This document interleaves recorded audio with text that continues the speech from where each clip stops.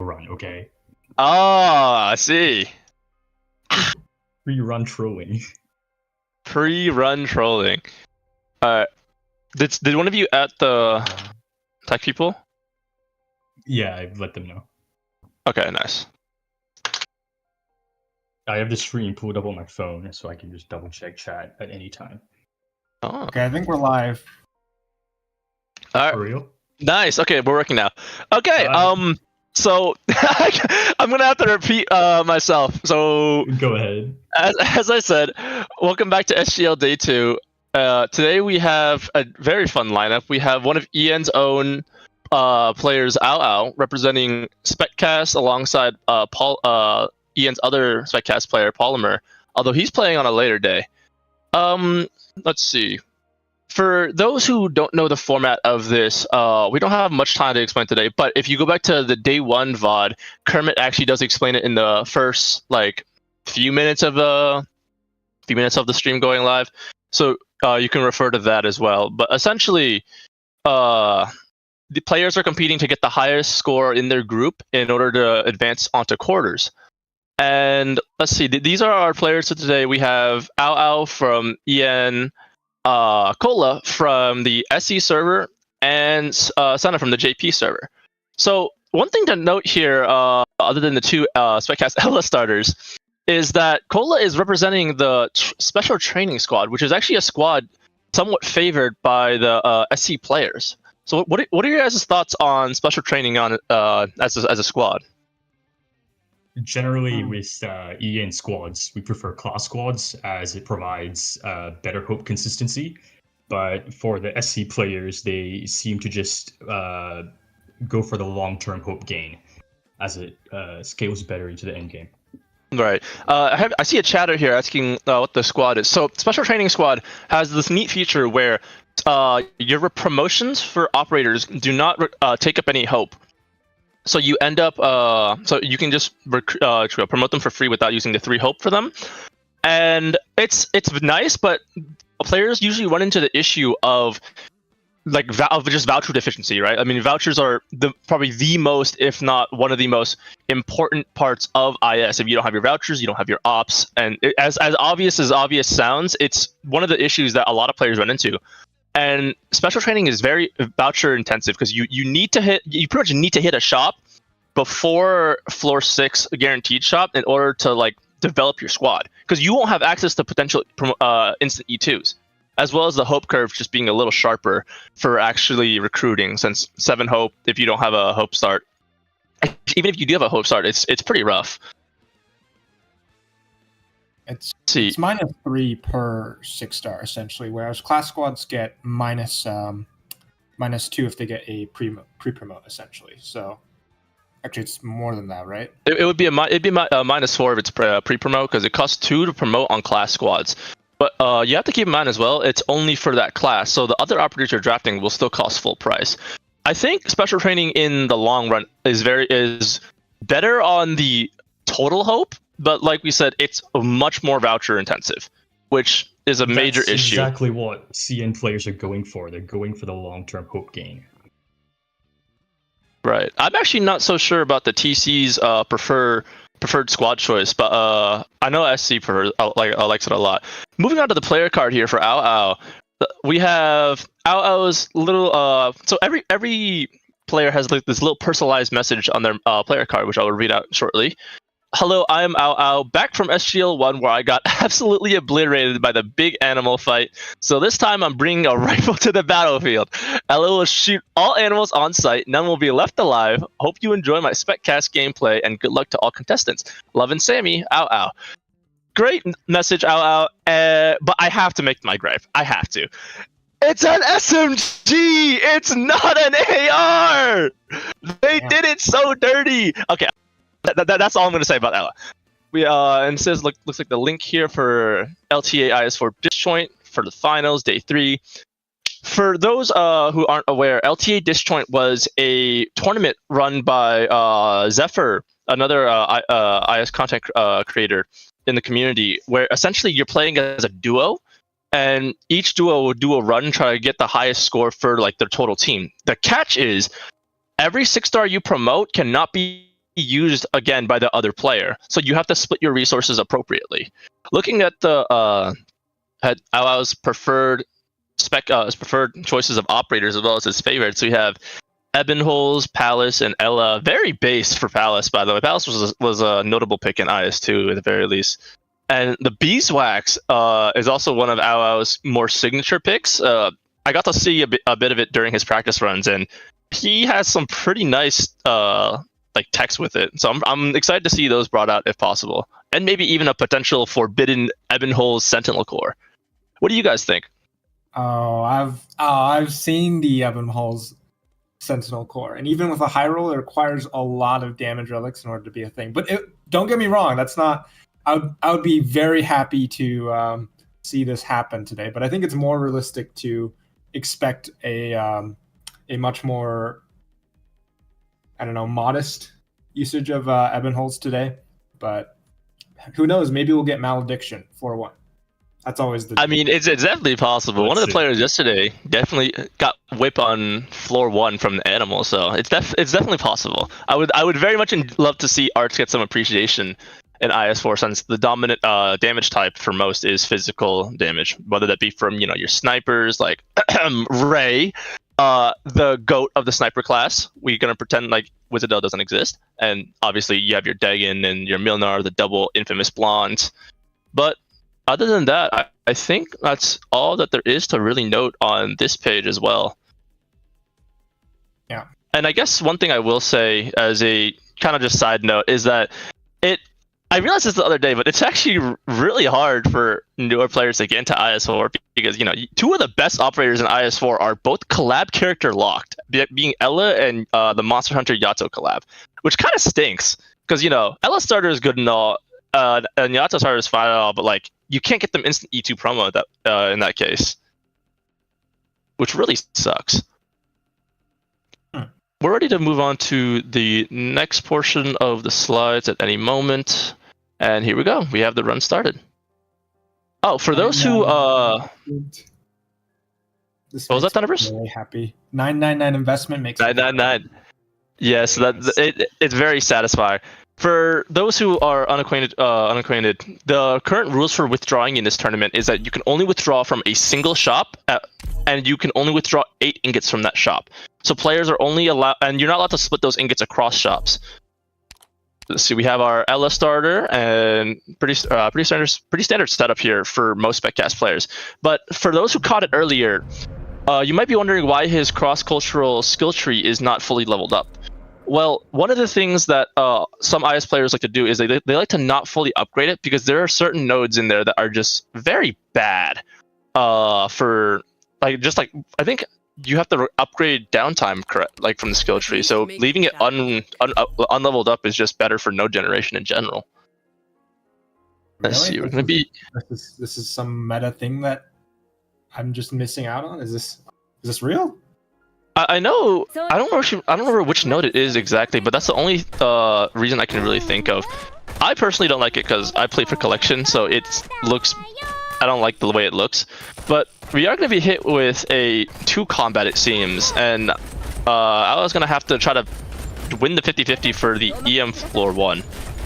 First match being prisoners. There's nothing really to see here.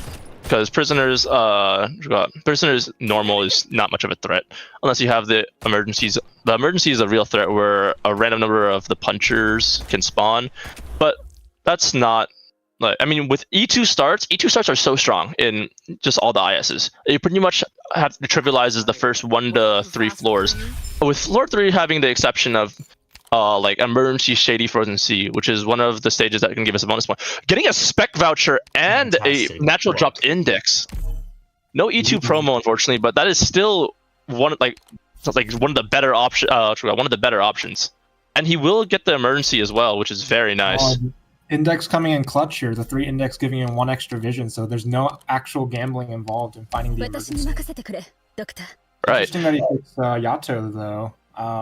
He's not going to level up from this combat, so he's only going to get 2 hope moving into the shop. This means unless he gets a hope item in the shop, he won't be able to recruit Reed or Enos, which are kind of the 2 most common vouchers found in the shop. Right. No, he's kind of gambling for a specialist voucher, ideally, from this combat as well, which I'm not sure I like. As much as I like to call myself a gambling man, I don't know if this is too much gambling for me. All right, that is true. And with specialist vouchers early on, it's I mean, you have the 2 E2s, so you have your strength. But I mentioned this yesterday during one of my during my cast. But specialists are like, the way they differ from guards is that even though they're very strong, right? They don't feel like they necessarily solve stages entirely on their own like guards do. Like when you have Degen and Milnar, or like just one or the other, they can pretty much solo solve some of the higher floor stages, while specs need other supplements in order to help them, you know, clear the stages on their own. So it's gonna be interesting to see if he takes a floor 2 net here. Oh, getting a comprehensive book. And so, is he gonna draft the beeswax immediately? Oh, wow. Okay. Wow. That is nice. This is already quite the spicy run.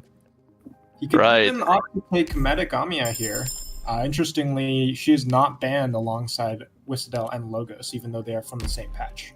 Yeah, neither is Fang Alter, simply because Fang Alter actually sucks, but Metagamiya was deemed too hard to balance for Medic Sniper, even though we only have one Medic Sniper player in the tournament. But getting into the floor 1 shop here, we are going to be seeing a Broken Wand training, so you could get his E2 right now, as well as heavy E2 Beeswax and heavy Music Anthology for a +2 hope. But it might be a little waste, because he doesn't really have any collapse right now. I don't think it's a good idea to spend 8 ingots on the training.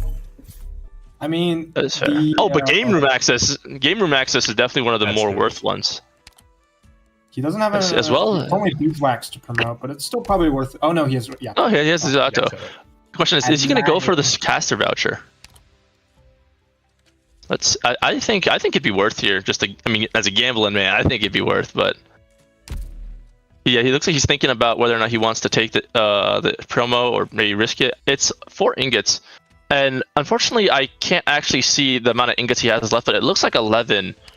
Oh, and he is going to be rolling an E2 promo for 6 stars as well as a temp recruit. So temp recruits this time around, unlike in the other tournaments and SGL1, do not give bonus points. So there is no real point in taking them unless they're just cute and you don't really need the voucher. But looks like he's thinking about Mosty. You could have a Phalanx caster tribal. Just think about it. If you have all the Phalanx casters... That is true! You won't die. The collapsals will, in fact, just disappear. And Phalanx tanking is one of the options for ending for Yellow King solution. That is not the Liberator cycle. Ooh, great pathing here on floor 2 as well for a scout into Bosky. His squad is looking decently strong right now as well. Would one of you like to? Oh, you did take the temper recruit. Actually, never mind. I thought he picked the Mosty. I was gonna say if he took the Mosty, it could be an early sign that he wants to go for the burst strategy on ending 2. Since in this tourney, ending 2 is heavily favored over ending 1 and ending 1 normal, with ending 2 normal giving 200 points, while the alter version of ending 1 only gives 150. The tournament format is very heavily favoring ending 2 if you want to maximize your points. Now, what do you? Yeah, Phalanx casters the correct. I mind controlled him again. I'm sending telepathic waves to him as we speak. We have rigged the stream, everyone. Indeed. 18 enemies here isn't going to be a bonus enemy though. So, what I'm still curious as to whether or not he's going to take the floor 2 net here, and still go into Bosky, or maybe even just send Beeswax out for promo and then go into Bosky. It's definitely a little bit of a risk. For taking floor 2 nets, and his squad is looking decently strong right now, so I'm currently expecting him to take the net. We'll see if he gets. I hope so. Because if he takes floor 2 net, one of the downsides of floor 2 net, other than just the increased difficulty early on, is that it pretty much kills your floor 3. And for those who don't know, floor 3 gives double vouchers, which I don't think I have to explain why double voucher choice is very strong. You get access to your the ops you actually want much quicker, and maybe might not be stuck with only defender or supporter vouchers for the entirety of the time. Let's see. Thinking about it now, actually, how would you guys path this? Because I think I would probably personally send out Beeswax for promo, and then greed the Bosky. Oh, another caster voucher. Oh. Oh, the Carnelian. Oh, okay. No. Okay. Well, you gotta go. Are we seeing it? It's gotta be Phalanx caster tribal, and then we need the Auk for the synergy. He wants it. Oh, is he thinking about taking the Beeswax promo and then sending Mint out? Oh, in all honesty, it's probably not the correct play to take Carnelian here, but it would be really funny. It would be really funny. But if you said this is still a good play though. Yeah, promoting Beeswax. Let's see, is he gonna take a floor 2 net here? Oh, and if he paps up, he can get an emergency as well. Yep, he will be taking the floor 2 net. Let's see, and now that he has the net, he only has to worry about finding the lost and found. But he will be taking the boss key here, and it is going to be the minion boss key, which is very nice. Fairly simple to navigate. Now, let's see. Would either of you like to explain the node generation, like the node generation for boss keys and lost and founds and scouts on floor 3 and 4? I would love to, but I honestly don't know how it works. Do you know, Jack? And if I see a scout or a boss, we go in. That's how we go. We ball. Fuck it, we ball. I think that's my favorite phrase that I've learned since my time playing Arcade. That is essentially a phrase. If there's a lost and found in floor 3, that means there's also a boss key. Wait, it's the opposite, isn't it? It's should be right. It's not. Oh, I just straight up spread misinformation yesterday. Oops. Damn. Misinformation successfully spread. But yeah. Lied once on stream, so if we just lie all the time, then it's fine.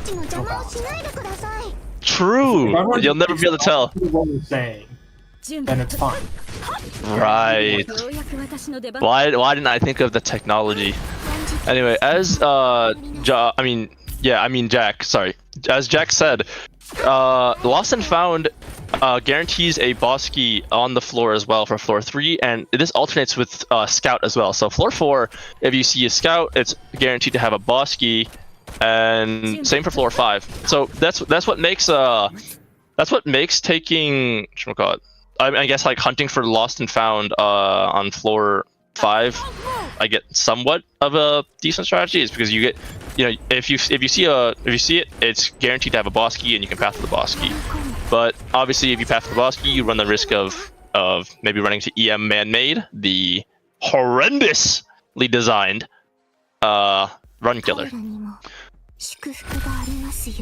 Gonna be promoting again. 15 hope is a lot, and the paradigm apparatus comes back. That is a tricky collectible, because it can, specifically for ending 4, it can actually desynchronize the kings so that they walk slower during certain parts of the map. Oh, I actually did not know that. Is he taking the he's taking the anticipate here, but I did not know that actually. So it's another relic that can break. As far as such bad post-expansion relics. Oh, that is amazing. The Ascalon pre-promo. Very nice. Respect for not taking the blonde already. Taking there. And he did unfortunately roll the wish fulfilled. What's he looking for here? Nothing to concord. He's just looking.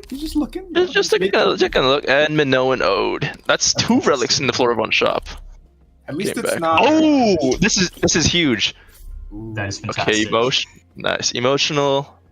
That is not as good, because you now run the risk of getting the emotional world cursors or word cursors in Hollow, which very much stinks. I know there's another certain EN player that loves to mention how horrible the emotional world cursors are. It's almost bad enough to where I think he plays a very specific squad to avoid that.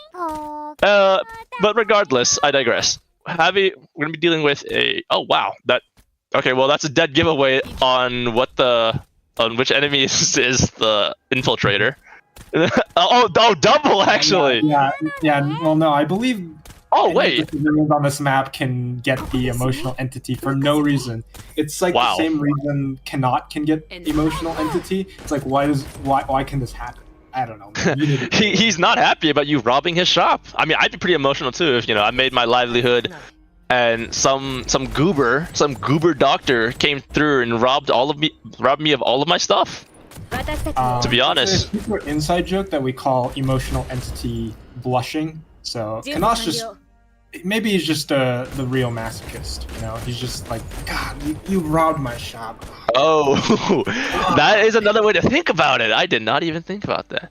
And loving Sammy is great and all until you get two blushing kings. Yeah, that is not the greatest. It's two blushing. Yeah, I mean, it's either 50-50. You get the double blushing kings or you don't. That's not how probably. True. Everything is 50-50 when you think about it like that. True. But I heard good players don't get emotional. That is true. Good players just simply don't. But I also heard from another player that good players simply have squads that can beat all emotional enemies. So I think that's a pretty good mindset as well. See, now I'm kind of considering, not considering, but I'm a little worried about some of the floor 3 emergencies here without if he doesn't get a medic voucher from this combat.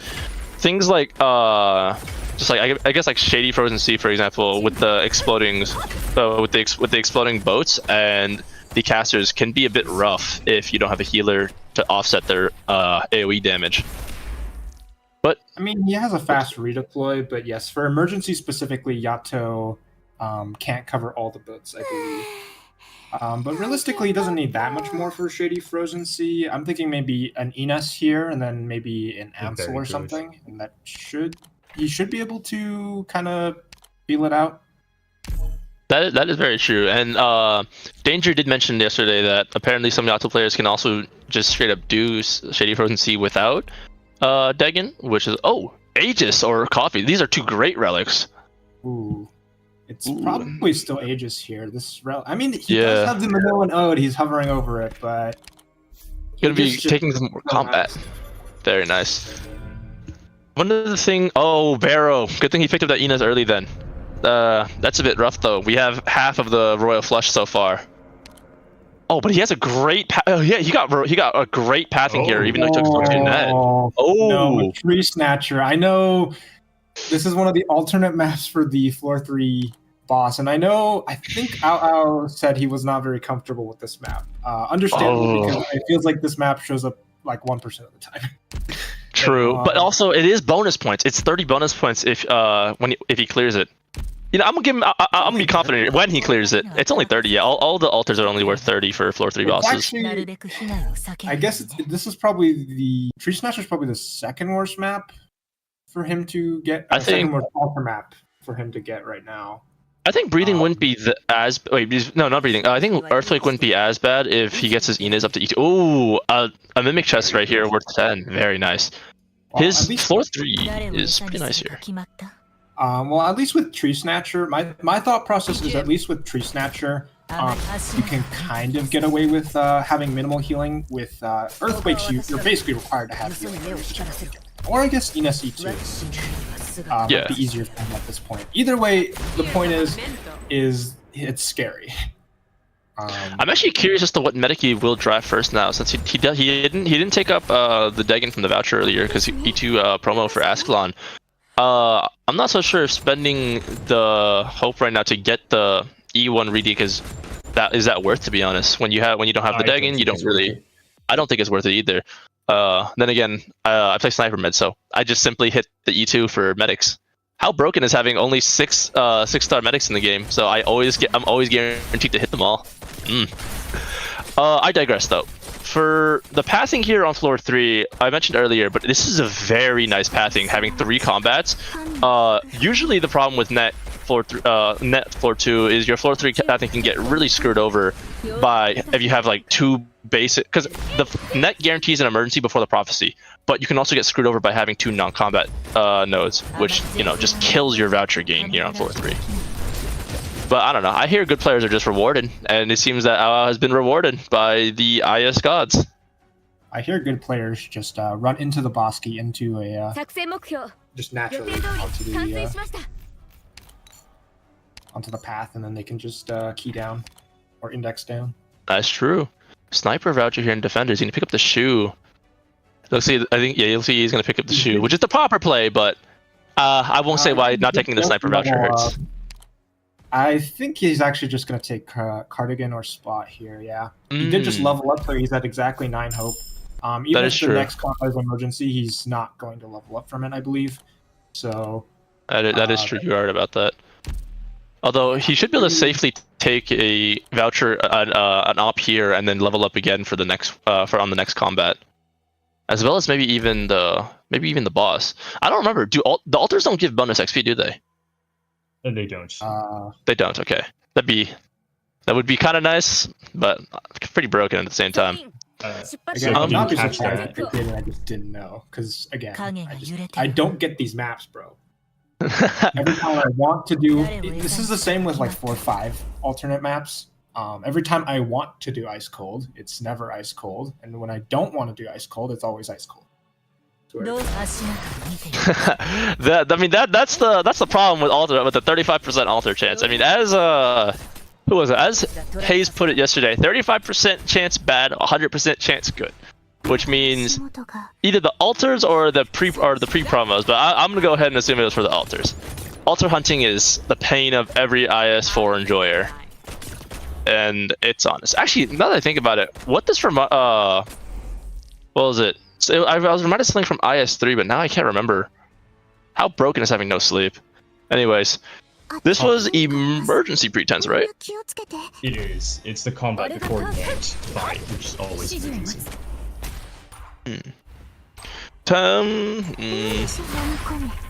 I don't. Oh, yeah, I remember now what I was reminded of. That reminds me of the IS3 Alter Floor 3 bosses, and how it's such a pain to look for them because there's just such a small chance. I was doing it to fill out the codex, and I just like didn't find it for a lot of runs, which is kind of tilting. Anyway, I forgot to mention. Yeah. I know the ranged camo relic is locked behind you defeating the alternate version of Carmen. I think for SGL 1, I was grinding that. I did not have it in my collection. I was just like, I need this as a possibility. So I distinctly remember at least grinding for an hour for one of the relics. It was one of the alternate maps. That sounds painful. But worse than Carmen is the silver encounter one. Yeah. Oh, the silver forks. Yeah, the encounter fort. Yeah. Yeah, the stupid cleric encounter that you have to do. Oh, this is nice. Okay, he hits more deployment slots here, which is huge for all the boss endings, especially Sentinel. But he also gets the bonus 4 hope from it, so he will temp recruit in the end. Oh, it looks like he's gonna take it.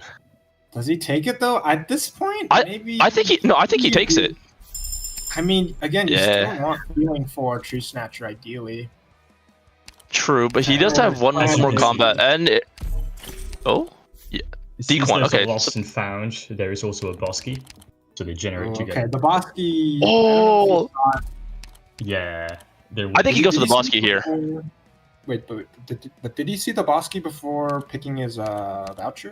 I don't know if he did, to be honest. I think, but then again, he does have 2 more combats here on floor 3, so there is still 2 more double vouchers, and the boss has a potential to give another voucher that is a 4 selection, which is very nice having double vouchers like that. It is Tree Snatcher. Crafty here as well. Crafty is pretty trivial here, actually. I think with Ascalon, there is a cycle for her that I don't know because I can't count. As for his like all of the Avengers somehow got emotional, it could maybe be a problem, but yeah, I think this was normal, right? Yeah, that would be the worst case of the just hit technology gone horribly wrong. And he does also have support piles. Congratulations, you've won the grand prize. Now enjoy your emotional Red Avengers. Or, yeah, just Red Blades. IS-10. IS-10. Do you mean CC? Wait, no, IS-10, yeah. The fabled IS-10 in about, I don't know, 4 or 5 years. Hey, IS-3 to me feels like it was just yesterday to me, so surely we can get to IS-10. I'm trying to think. Do I want to call you old here? Probably not. Damn, we Actually, got a new player in the chat here. I am a new player. I only started playing February of 2023, so after the Gavia Alter event. I'm a wee baby in the face of some of these older players. I mean, Jarvis is even young. I mean, Jack is even younger than me. That was actually an accident. That was actually an accident. Okay, but yeah, he's a even newer player than me. This guy isn't even level 120 yet. It's okay, I'm better than you anyways. Damn. Oh, you're better than me. A person who drafts Fartooth and Via Meta every run. How broken. Okay, well, I respect the Via Meta pick. I do not respect I the do as well. But trust me, you don't understand that there are. Oh, he's thinking about the voucher. He should take the Ina's E2 here, to be honest, just to have that, because Ina's E2 is very strong on floor 4, especially restricted to scout. Maybe take some form of healing from supporter voucher if he's really scared of it. Like a Quirkus, yeah. A Quirkus would also make sense. But then again, like, yeah, very likely to somewhat fix his tree snatcher problem, at least a little bit. So I think it's probably better to take Ines. But the safer line is probably going for either Sculptor or Quirkus here. Quirkus, yeah, he definitely has the hope for. Yeah, he's going for the Sculptor here. Good call. The thing about E2 Ines on floor 4, as I was mentioning, was it's very useful on a lot of the stages, but also specifically restricted, where you have invisible revealers, and that can really ruin your run if you don't have any way to reveal them, because then the drones just start bombing everything, and airstrike incoming, not fun. The Fartooth pick. Yeah, you guys don't understand. There's a vision behind it. Oh wait, he didn't activate it beforehand. That would have been nice if he activated it before he hit the node and get even more shields. Well, I believe he just got the nest. It looks like he's considering declaring. Oh, you just got it? Oh, okay. I can't see it, apparently. I was too focused on the vouchers. But probably would have declared it. Yeah. I don't know. I'm again. Wait, this is huge though. The Ultra maps. I played Tree Snatcher maybe like fantastic Bosky. Yeah, this is huge here. Now he can pick. He has so many voucher choices. But can it be once again? C is for Chalice. C is for Chalice. We've seen he's gonna get the Sculptor E2 actually. We've seen a lot of No, he got Sculptor. Right. With the Heidi E2 right after. Hey, there's better Sculptor. Thing is, does he want to take Vampire Bet here, maybe even to start shield stacking early, or Gargoyle? Sorry, not Vampire. That's overkill. I don't think you can greed in a shop Bosky. I don't go for these like very mediocre relic picks. Even the supporter voucher, in my opinion, was kind of. You will take it though. I wasn't sure about that. Yeah. But the thing about the Rogue Trader Bosky is that it's usually like you kind of want to have like another node you can use to maybe like potentially kill the second Rogue Trader, just cause like, or yeah, like just to kill the Rogue Trader, or if you have multiple pathing, you can even kill one if the first shop was bad, or if the first shop was good enough, because then you have more value out of it. And squad size with Glass Bird is really nice. He doesn't really need the. He has one deploy from the bow tie. He does.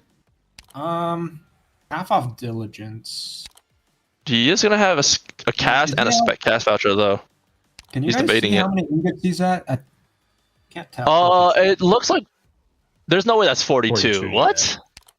Yeah, he's at 42. Yeah. Okay, yeah. In that case, oh wow, yeah. Seems pretty good here. I get just take it. I guess. I don't know about the map. He hasn't withdrawn yet. Honestly, I think the map is fine though, because now he's at a comfortable 8 and doesn't have to look for any more deployment for later on. And Tree Fruit. Tree Fruit is insanely high value, and the medic voucher there, so he can recruit an E2 medic immediately. This is actually like the perfect shot for him.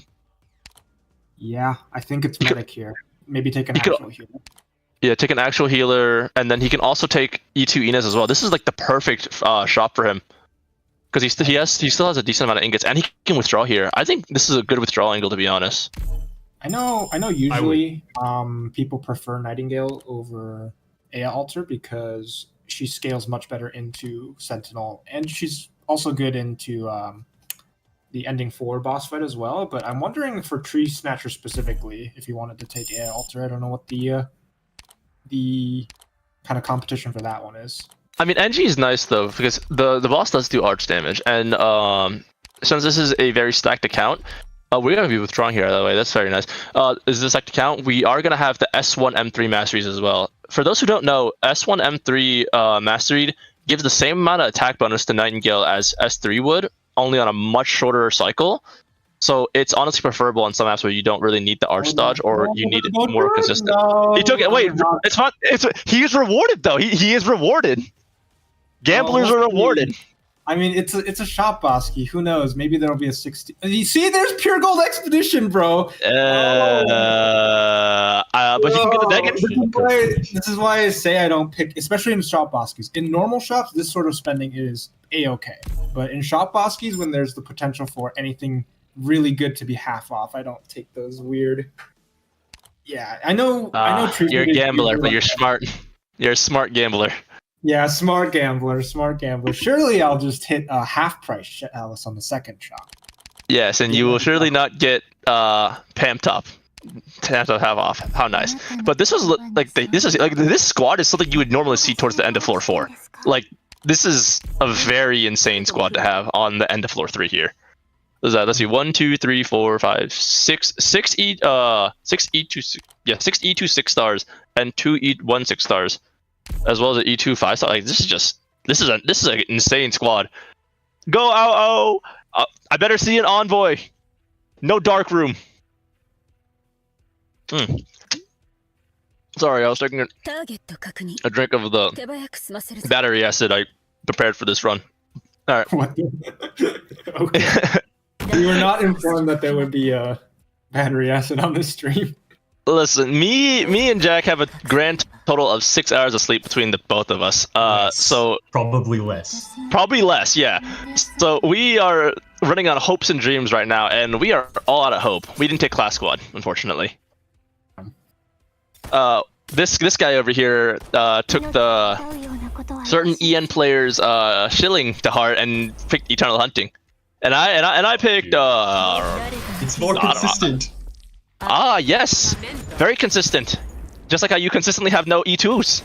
How nice. Despite being technically more consistent, it's not good for this tournament format as it is not. Yeah. As many E2s. Yeah.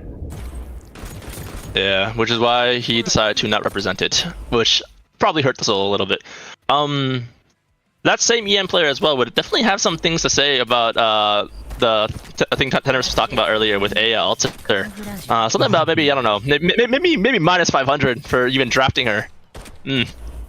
Curious. Then again, I sort of agree, but you know, again, just gonna say real quick, Sniper Med, just simply hit all three. Just simply hit all 3 E2 promo. How easy. Anyway, this is going to be pretty simplistic.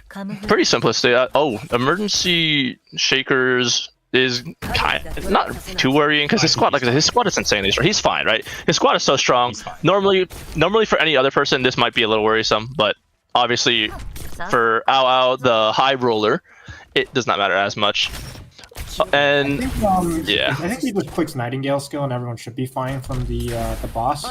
But he still baits with the end, most likely so that the cold doesn't hit his plate to decrease attack speed. And as we say that, Ascalon could have died. He is blocking. Yeah, because he's blocking with Yato. Did he take skill 3 or skill 1? Did anybody see? For Nightingale.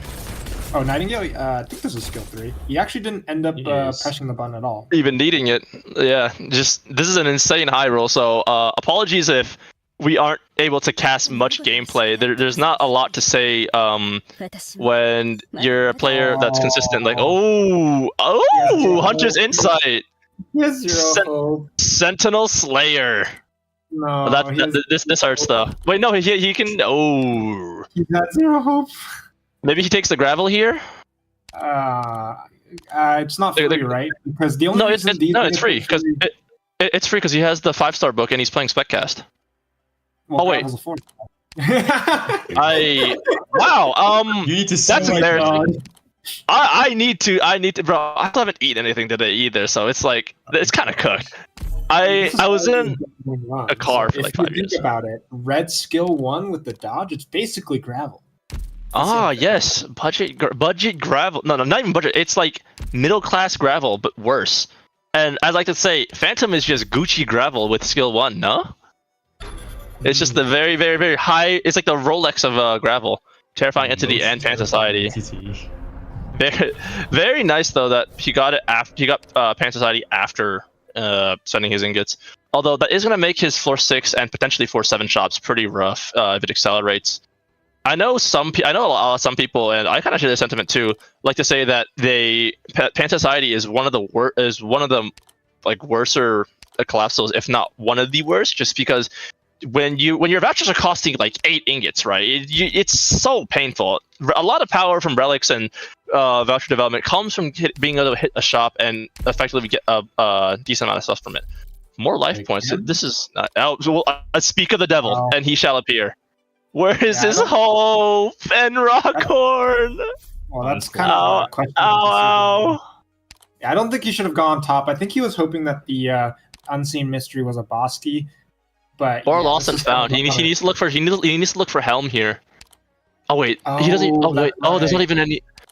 Oh, this is kind of bad. If he doesn't get index here, he's gonna go into floor 5 blind and maybe potentially not even be able to find a lost and found, which is insanely bad because ending 1 only gives you points if it fulfills 2 requirements. If it's the altered ICI Icefield image variant, and if you're currently holding Treskar Helm, which is a kind of like, it's kind of hard to do. Because not only he had to hit the 35% to hit the altar, you also need to get the helm itself, which it can kind of ruin your pathing. Not to mention if you're blind. If you're blind, you're obviously blind. You can't see. You can't find the thing. And I'm sure Oyana does not have. Aoao does not have blindness blindness discovered in order to limit the relic pool. So no potential to even cope that. I can feel the coffee coming from your mouth right now. I'm really trying my best here. It's really rough right now.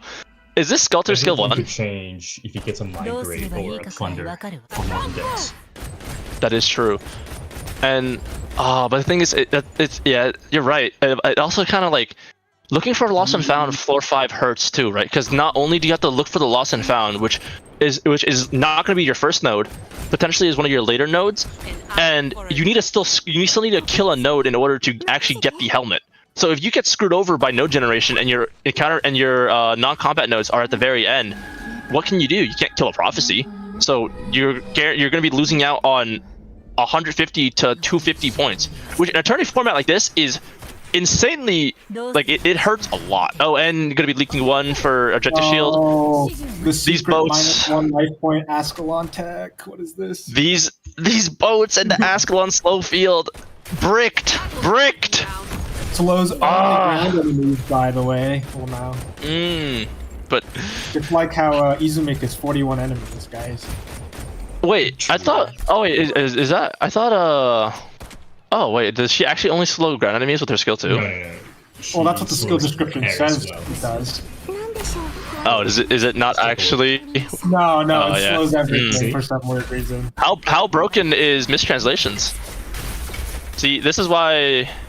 This is why. Really EM translations. To this day, I hate the fact that Inez's skills, like they have the word steal, and then there's no space in between steal and the number that she steals. And it bugs me so much to this day. I hate it. That sounds pretty. Ugh, I would hate that too, actually. Well, I'm gonna pretend like you didn't say that, and pretend like I never see it again. The casters are hitting you with some cursed information today. Some forbidden knowledge, some eldritch Cthulhu-like knowledge that you never want to see or hear. But losing 1 here is fine, because he won't raise Collapsal since it's only an objective shield, and he's still going to be staying above the threshold, which is 11, to start shield stacking, which is nice. I'm just a little worried right now about his... even more life points, and another spec voucher! Thing is, does he want to take it here and take a higher cost if his... Because his hope curve right now, right, he just leveled up, if I remember correctly, and he needs to try to find Degen E2 here. As much as it pains me to say, Degen is pretty much a requirement unless he plans on going full in on the Ebon. But you need so much to set up the Ebon core for Sentinel. You need the relics, you need the ops. It's viable at this point. It's not viable here at this point. Yeah, it's like it's kind of you're hinging on way too much RNG here. No E2 promo, so probably just gonna take the red here. We saw, yeah, I mean, we saw quadruple fast redeploy, I believe, yesterday on the last run on stream. Actually, it was technically 5 because Hayes brought ESGL 3 quite a bit. So we had the Kafka, we had the Gravel, we had Texas, we had Yato, and we had the ESGL 3. And I will say, as crazy as his gameplay was, or whatever their gameplay was, the apps, the management of their DP and not using medics to a decent amount of success was insanely well. Because he played with Bear too from floor 4 onwards, which is very difficult to begin with. And he didn't take the flag, opting to wait for an E2 Doro. So that was another thing he did. But no flag, only having Fang and Ina to generate his DP. That's really impressive. Oh, killing Dequant here only is actually pretty bad because now yeah. Well, this is the worst. It looks like he declared Stone there, hoping to hit a way to hit 2 of the nodes because he needs to spend this index if he doesn't want to just lose it. Yeah. For those of you who don't know, on higher difficulties on floor 5, you automatically lose an index. So he was looking to spend an index there. So he was hoping that it would hit in a way where he could get 4 shields total, but that's the worst way it could go. Yeah, and right now we're just banking on a lot of from floor 5 to be generous to Aoao here. With help, yeah, this is unfortunate as this is, it's a good example of why 4-2 net is more consistent, as at least he has his ND3. Which yes. is the most important part. I think the real punish was actually taking Scalter. Maybe he listened to the casters yap too much. She actually was not really needed for Tree Snatcher at all because he ended up picking up more healing. And I wonder who it was that suggested Scalter. Well, I mean, I also said Squirkus. I'm unreasonably okay. I'm a caster, so I have the glass window. You know, I can admit that I'm more scared of Tree Snatcher than I should have been. Like when I saw the clear on Tree Snatcher, I was like, oh, that actually wasn't that bad. You know, I can admit that. But right. when it definitely like, Tree Snatcher. It definitely would have been problematic without a healer though, and he didn't get the medic voucher until shop refresh. So honestly, your line of thinking makes sense because at least if you have Scalter, you have healing or you have the skill one, which is honestly I love Scalter. I love drafting Scalter when I have the hope for it. She provides just so much roll compression and decent utility if you know how to play around her correctly. So M9 your Scalters. For the chatters watching, M9 your Scalters. I'm not shilling wrong information here. M9 your Scalter. But Heidi is also one of the preferred ones. This is also LS starter, and he picked up Beast Wax very early. Maybe he was picking Scalter for the empty Foul Beast. You know? Oh, that is true. That he didn't pick up. Yeah. And he has Nightingale too, actually. Empty Foul Beast kind of goes hard on this squad. I thought he didn't. I thought he wasn't able to pick it up. He didn't have enough money. Yeah, he wasn't. But I mean, hey, maybe he'll come back on the Wisher field. Yeah. Wait, did he have the option to take Empty Foul Beast? He didn't have the money, but it did pop up. Yeah. Oh, the game knows. But I do want to say though, I like the beeswax usage here, for the Devourer, because the Devourer normally would just eat your operator, but if you place a summon in front of it or anything, that it'll kill the summon, but you know your operators are safe at least, and you stall some time. I think he's realizing now that he really needs to try to find an E2 Degen here. Without E2 Degen, a lot of the floor 5 stages become much harder. Sorry, what were you saying? No. I was just gonna mention, for Beeswax Enjoyer, I'm noticing that there's a lack of masteries on Beeswax. I didn't even notice that. Curious. Well, he isn't to blame for that. Whose account is this? I mean, I think by TOS we are required to say that it is his account. So I'm going to play. Yeah, I'm going to say that right now. That the support, no support, sorry. His vouchers need to be generous to them. His floor 5 no generation needs to be generous to them. He's banking on a lot of things right now that are completely out of his control. Not IS3 reference. But it's it's rough, right? Because like his floor 3, he couldn't find a lost and found, if I remember correctly, because he was forced to take the bottom path for prophecy. Floor 2, obviously you have to take the net, and floor 4 was not kind to him with the node generation and giving him insane amounts of combats, which normally would be good because you have all these combats of floor 4, which gives you amazing XP as well as the floor 5 ones. But you can't find the lost and found. You bricked so many points. It's pretty bad, especially considering the fact that. Like I said, normal ending one, not Sammy's entropy. Lofty Silverfrost is not worth anything, so you're just missing out on just a flat 150 points at the very least. Yeah. What I'm considering here is that. Sorry, what? What is? Offer us your insights. I was gonna say it was just a bit of a nothing, but I was gonna say I was wondering like what are your guys' opinions on support item tier list? Because I've seen a lot of people say support station, but personally I think Crane is the best. Crane is the best by far. It just helps with the repositioning so much better in so many stages. It does, yeah. Like for example, I often find that with how fast the maps in IS4 open and how often they pressure you, I feel like it's not that useful except for on the boss stages. Yeah, like Ice Cold, for example. Redeploy your like higher cost operators, even if they have reduced redeployment time. But for example, I think it also Sentinel is very useful. Right. Yeah. Because in Sentinel, exactly. when you kill Crescent, you have to reposition on the left side for a rush of incoming Shattered Champions. But the thing is, if you do the bottom Dagon placement for Sentinel, you end up having to like leak a few champions, I believe, in order to reset back up properly, since they come out really fast and they sprint fast as well. Shattered Champions are they froze. This is not like this. Not like this. Okay. Okay. Stream is fine. Okay, never mind. Okay. Oh, 4-5 now. Okay. Oh, this is atrocious. No. It's Ice Cold image, by the way. Okay, Ice Cold. Okay, so if you can find Treskar Helm, even as one of the, I don't actually know. Okay, this is so cooked. He has to take the middle path here to hope for it, or maybe even this is gonna hurt because now blind. I don't think so, to be honest. I don't think it's fine, because think about it like this, right?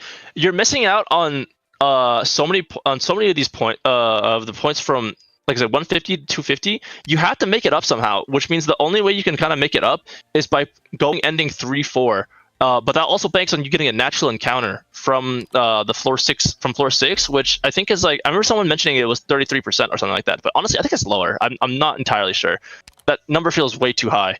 But then again, maybe it's just, I just realized it's a crack in my monitor. I just realized, it's feels way lower. But maybe it's because I've seen a certain EN player roll Dark Room, Penalty, Envoy, anything but the Invitation encounter, which has a 95% chance of hitting if you have the Horizon Invitation.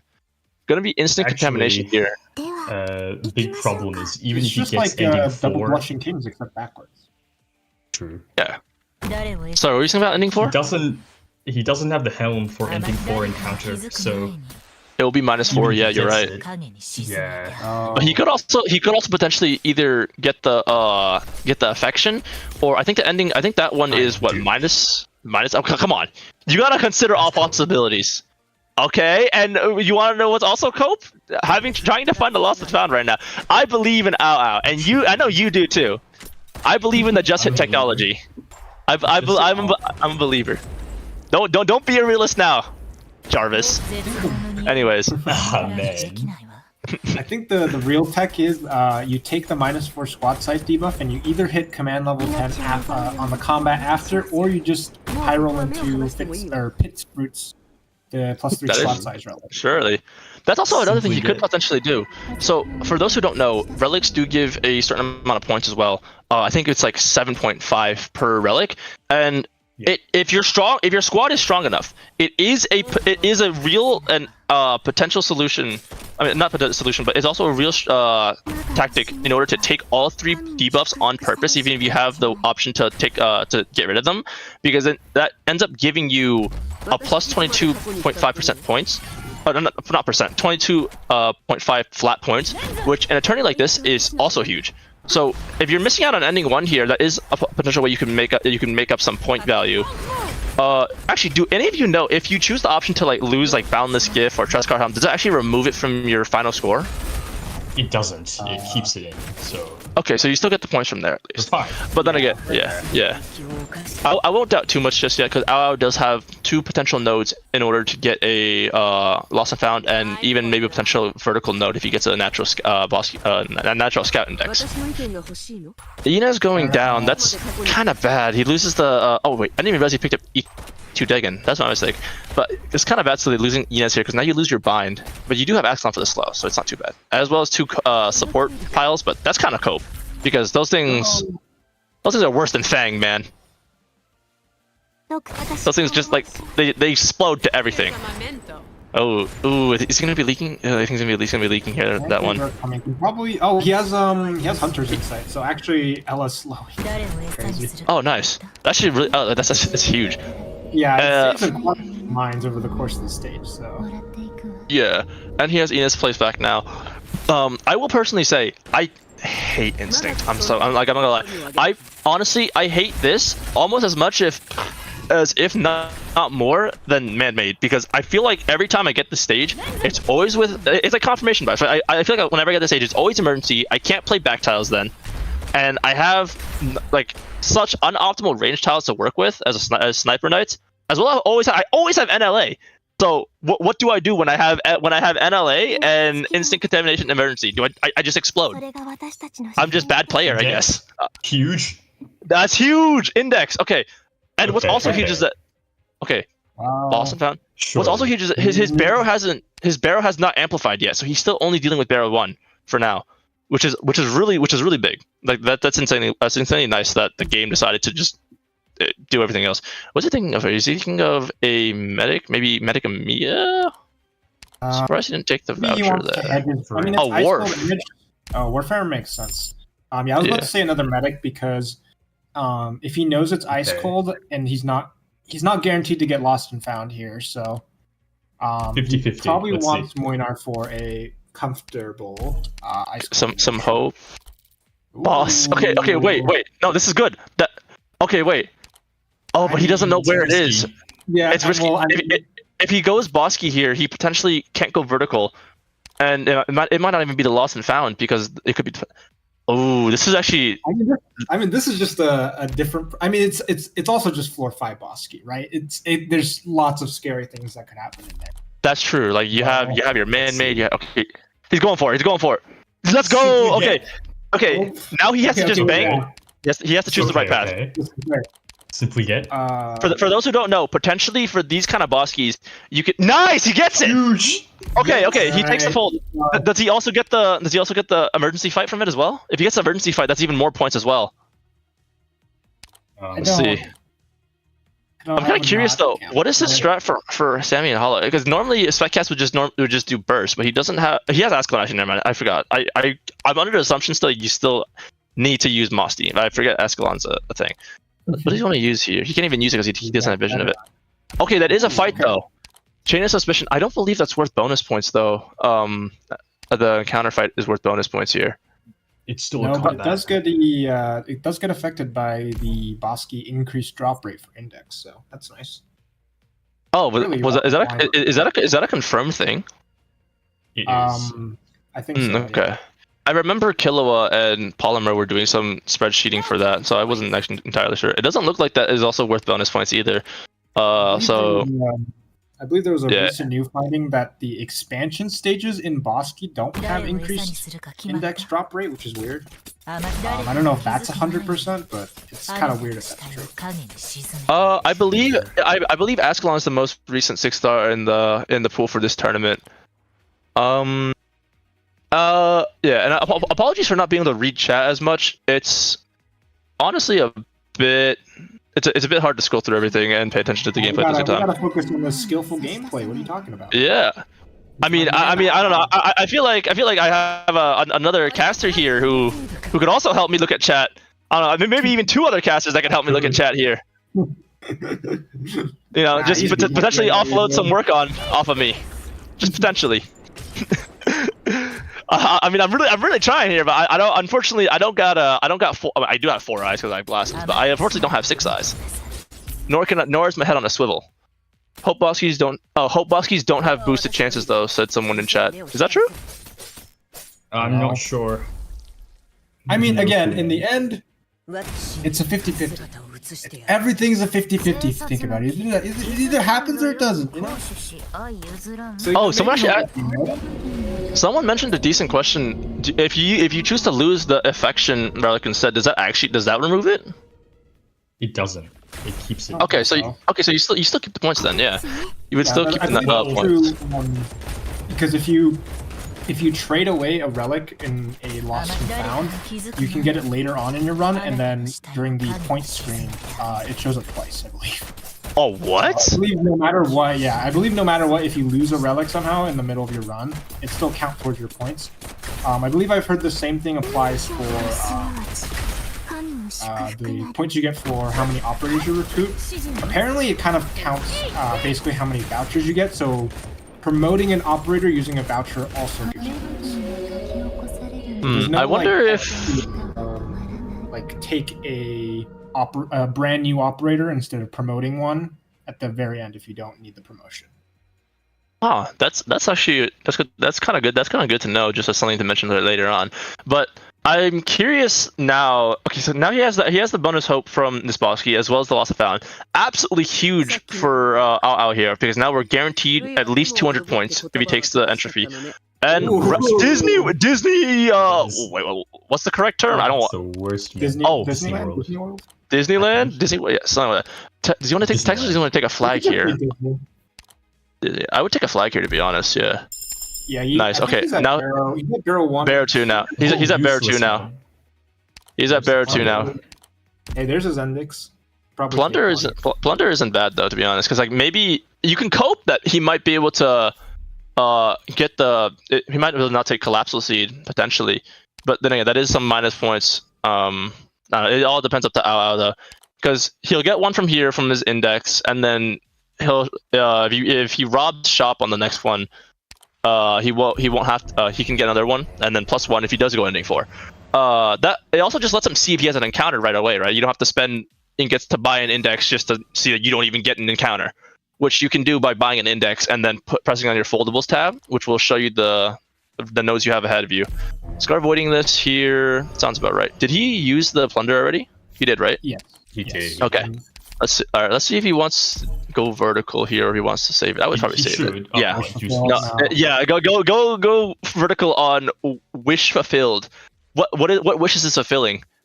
Nothing. Realistically, I don't think there was a node he could have gotten there because he already saw the Bosky. He doesn't want to shop because he's not desperate for power right now. For Ice Cold Image, he's going to get a shop next floor anyway. Right. He already had the Lost and Found at that point, so I don't know if there was a node that he would actually. I'm curious now. I'm curious as to if he's going to try to go for the Phalanx. For the Phalanx Yellow King solve instead. Simply because, I mean, he has a lot of hope, right? But you're also banking on more vouchers. And Hollow! Okay, that's 250 points right there. When he clears it, I believe he will clear this. So long as he doesn't roll the immersional word cursors. Actually, this is dangerous, isn't it? It's dangerous. It's very dangerous. It is dangerous. Yeah. He doesn't have the Milnar, but... What's unfortunate is that if he had a bit more life, he could weak the boss, but he can't do that anymore. He can't. I mean, right now, okay. So right now for like left side, right? You have the Ascalon to help solve it, but you don't have the bonus. The biggest issue right now is going to be you have to burst it, right? You have to burst the boss here. You don't have the necessary tools to block shift here. And if your burst goes wrong, obviously that's like the run's over. But at the same time, he does have let's see, six. He has barely any offense. Actually, yeah, he has barely any offense. This is way more worrisome than I thought, because now if he does surpass this, he has to think about his sentinel. He has to think about his sentinel. He has warp from earlier, but his squad size is less than optimal right now. He's gonna have to swap something out for Eli as well, just so he can open. It's a little worrisome because think about it, right? You need the Ascalon to burst the boss, but then what do you hold for left side? You can't just leak all the shield guards. I don't know if he can actually burst the boss. He really only has degen for damage, right? He has Ella with. I mean, maybe. He wouldn't do anything even with Hunter's Insight, which Ella was hovering over earlier. I think potentially some attack up. She has Necklace for ranged attack, so. I think potentially here, what he's gonna try to do is try to like threshold the boss at least once when he spawns, and then block him at the. Maybe block him at the usual shoe tile, just so he can and then just go from there. Because if you kill him, if you threshold him once at least, you should be able to just straight full burst him after the stage is pretty much over. So it's very much doable as long as he figures out a solve for his left side. Because like I said earlier, you can't just leak all these shield guards. There's way too many of them. They come out rapidly. That's why like burst skills aren't as preferable. For those, you want long lasting skills. Not to mention, you still need a UFO solve as well. Like, what is your solution if the UFO becomes emotional? What is your solve if the word curses become emotional? I don't remember the exact amount of bonus damage you need. Do you, Jack? Do you remember the bonus for emotionals? I know a certain EN player mentioned emotional, Degen can kill with Elamine. I think she can kill here. But, if that certain EN player is still in the chat, would you like to enlighten us on how much of a damage increase you would need to kill the emotional word cursors with Degen? A lot. Dude. Yeah, it's quite a threshold, and I don't even want to think of the possibility of emotional of drones right now, because like drones are going to be kind of rough, right? If he uses his Ella on the left side, what's he going to do about his right? Degen doesn't exactly cycle for the mud rock thing, so he's going to have to leak some there. It's kind of tight right now between his squad size and his. It is sketchy, but I believe in Aoao's play. I have faith. It's just rough all around. It's so bad. He can't burst the boss when he first comes out, so he needs to tank it ideally in the middle. Degen can probably handle the world cursors and the zealots, and maybe leak some of the zealots. But the real problem is the artillery. The artillery, and he has to. I think he has to at least threshold once, but when the boss spawns before he starts tanking. Because if you block Ike at the usual shoe tile, right? You threshold, he runs to the bottom. He thresholds again, he runs to the top side, and then you can't reach the last threshold before he sprints again. So you need to threshold at least once. But he has the secret riot pile technology. Surely they'll last more than 2 seconds. Yes, the 2-second riot pile that just blows up. With the pretty much no defense. Did he take skill 2 here actually on Ascalon? He did, right? Okay, he did. So yeah, one thing to know about skill 2 is the potential issue that skill 2 Ascalon has this spreading effect for her passive, which can potentially spread to the word cursors a little bit outside her range still. And if that wakes up the word cursors, well, your run will very quickly fall apart. Because they do massive damage. You don't exactly have the healing required. I mean, you can bail yourself out maybe with skill activation on NG once if he took skill 3. I didn't actually see if he took skill 3 or not. Do any of you remember? Nightingale, no. I believe this is skill 1. Okay, so he has faster scaling. He didn't take Elysium for a flag bearer, so his DP is very problematic. Oh, he didn't, and Enos is already dead as well. This is okay. That's gonna be way rougher. Yeah, probably should have opened. Look at this. Moment of truth. Moment of truth. Is it okay? It's not emotional. First one's not emotional. Only 2 spawn on this map, right? I think it's 3. Oh, 3. Okay. Yeah. So what were you saying, the numbers? No, I think I was just saying. I did not realize the first artillery came out this early. It But with does, barometric, man. it feels Yeah, like it's been ages. yeah, it's rough. I mean, I guess this is. Oh wow! Ella actually just murders the drone. Okay. Oh what? Oh He wow. has damage on Ella. He has necklace and Yeah. razor. So Yeah, and the beeswax actually can tank 2 hits as well, which is really nice. If you cycle his Ella correctly here, you can just kill. here's a problem. I didn't. I thought you were about to say that he was emotional. I was about to. Oh, no DP It's either. still a problem, man. Yeah, it's still a Doesn't problem. No matter. DP. Yeah. Yeah, he needs Ah. 5 for both Nian and Nightingale. It's sketch. Oh, no. Oh, no. Actually, maybe he got too excited. Maybe you Enos on the boss. Is that crazy?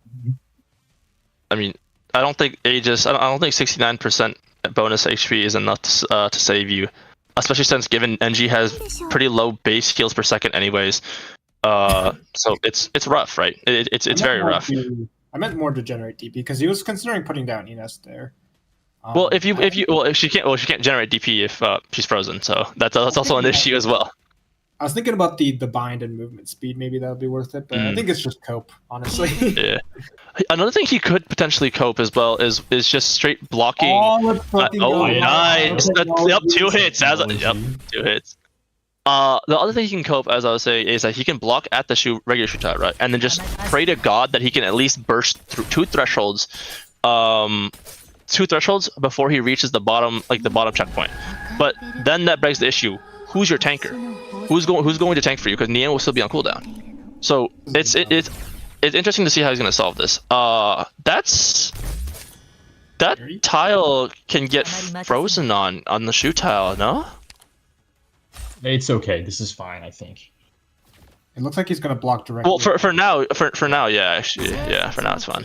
I've seen from the runs I've seen so far on Hollow, I've seen some pretty interesting medic placements. No. Nian's gonna attack the World Cursor before the boss reaches her. Oh no! Fuck! Oh no! He has no DP either for anything.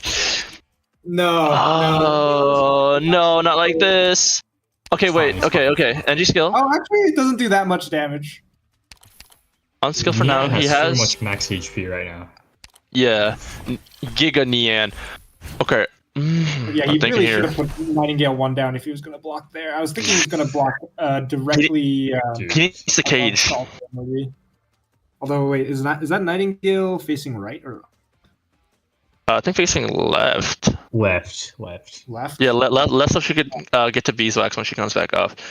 The thing, like I said, the issue with this placement is that NG can get frozen here, lowering her already at like anemic levels of heals per second, which on a heal check like Ike, it's you really don't want. I was saying earlier, but I've seen a decent amount of runs so far in the tourneys that have just exploded to bad medic placement on Hollow.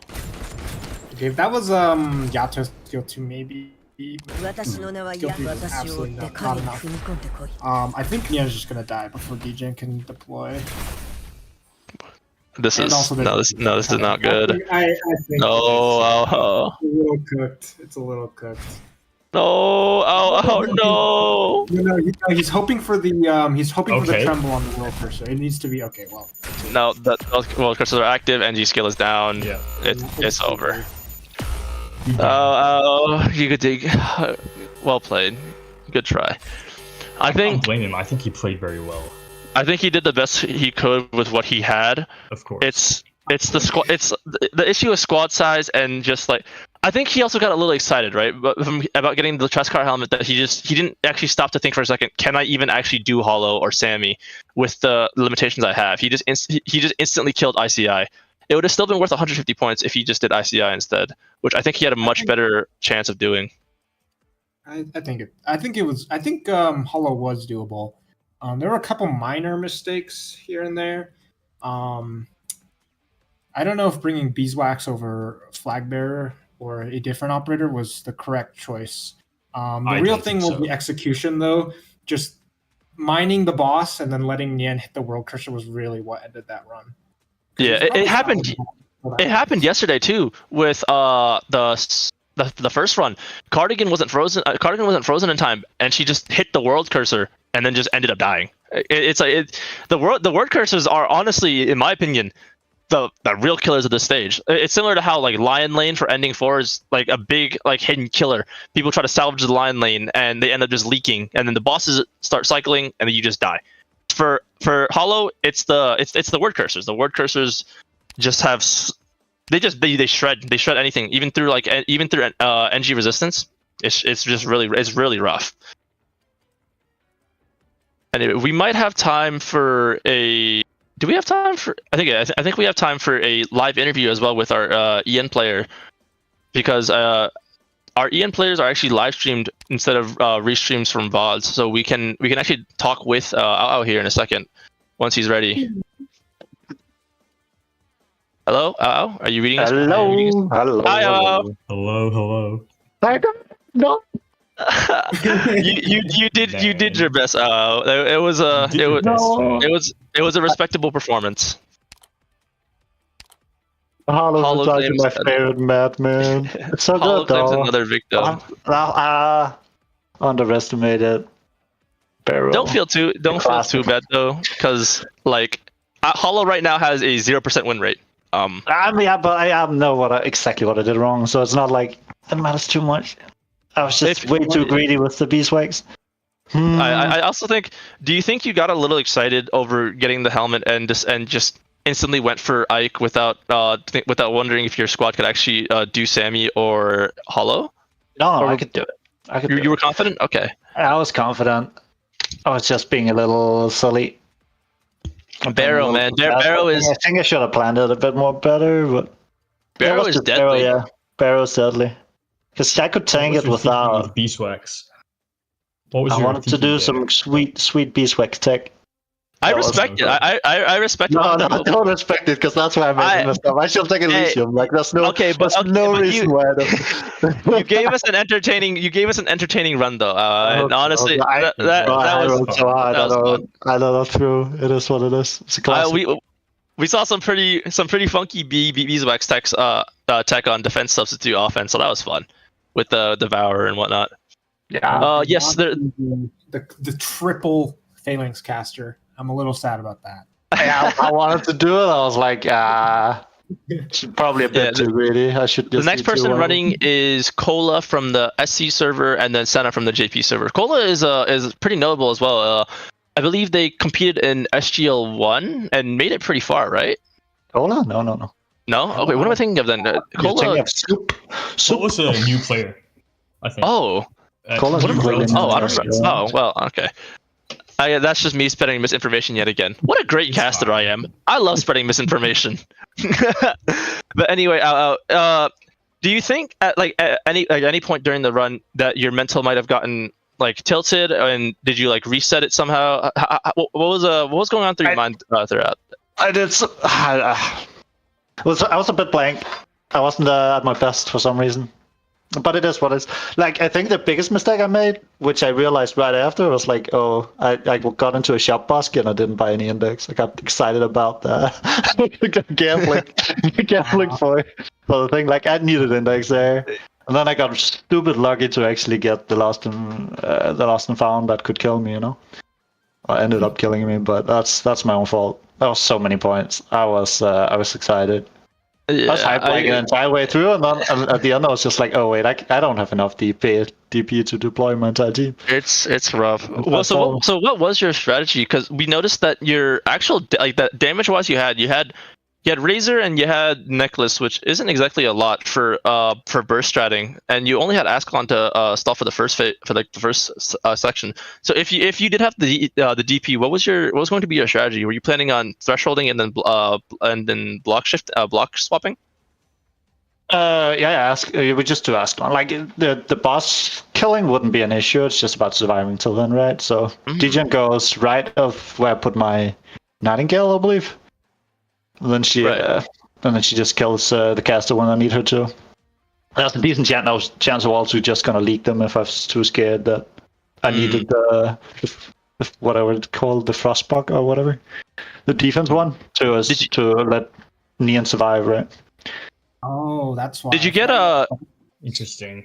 Yeah. So Did I you was get? trying to play really hard about like lining it up. Oh, But okay. it's also I ended up stalling too long, right? I could have just Yeah. stalled the casters a bit as well. The Were current you, world curses, so I didn't trigger them. I didn't have a plan to kill it. Yeah, because I was gonna ask, did you have a stall for like emotional drones or even like, the emotional drones? Yeah, that was part of the beeswax strat. Well, basically have Okay. beeswax like to tank, so my Ascalon doesn't get killed. Okay, it's always nice to learn more about the spec casters. That was the idea, right? And you have Ascalon to like basically kill all of them, while Illa can then kill the drones. That was the basic idea. But I had to league a lot of right side regardless. I felt like my team wasn't. It was pretty much just squad size actually. The rest of us pretty high work. Not thinking that coffee ended up really hurting. Yeah. Dude. Johnny, I believe we're still calculating the score right now, and then the final should be thrown up. I think there was a slight issue with using the same like format that the other players got yesterday with like the really cool CC looking score for Yen. I'm not sure. We don't have I don't know if we have a graphic for it, but Aoao's final score is 1748. Okay. Good game. Yeah, sorry, I don't think we have a cool graphic. We don't. Yeah, we don't get privileges like that, unfortunately. Man. That's rough. We're not cool enough for the CC graphic. Yeah. But anyway, thank you for the performance. It was nice. It was nice to watch. Yeah. I hope it was fun to cast. Well, man. Thank you. It was pretty. It was pretty. Oh yeah, I had so much fun. I was so scared of that tree snatcher as well. I probably overdrafting for it. I'm terrified. I was like, oh, I got everything, and I was chilling afterwards. Yeah. Oh, I didn't see the message earlier. ZZZ, there will be another run after this. Cola from the SC server. Oh, I answered that question. Damn, I really need to sleep, but I can't because I have to clip. I'm clipping for the last run today, so I have to stay awake for that. I agreed to like find highlights for a bunch of the matches, so I have to watch that live and then timestamp it later. But with that, I think we're transitioning over to a break. Yep, a break. We'll get the other casters on here, and we will be back very shortly for Cola's run. Stay tuned and don't go anywhere, or I'll find you. I swear.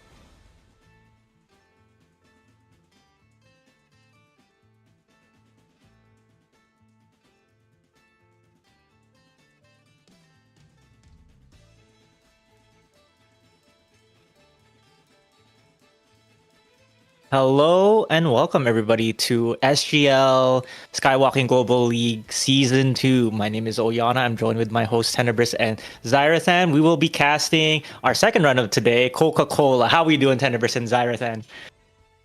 I honestly did not expect to cast a second run in a row, but it's a welcome surprise. How many hours of sleep did you get? Honestly, not a lot. But for some reason I feel completely awake. I think see, that's the insomnia kicking in.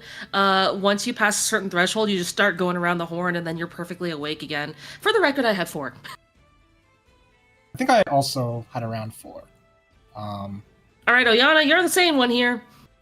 I'm sane, man. It's gonna be. I hope it's gonna be as sane as our first competitor, Aoao, who just finished their run. We have Cola from.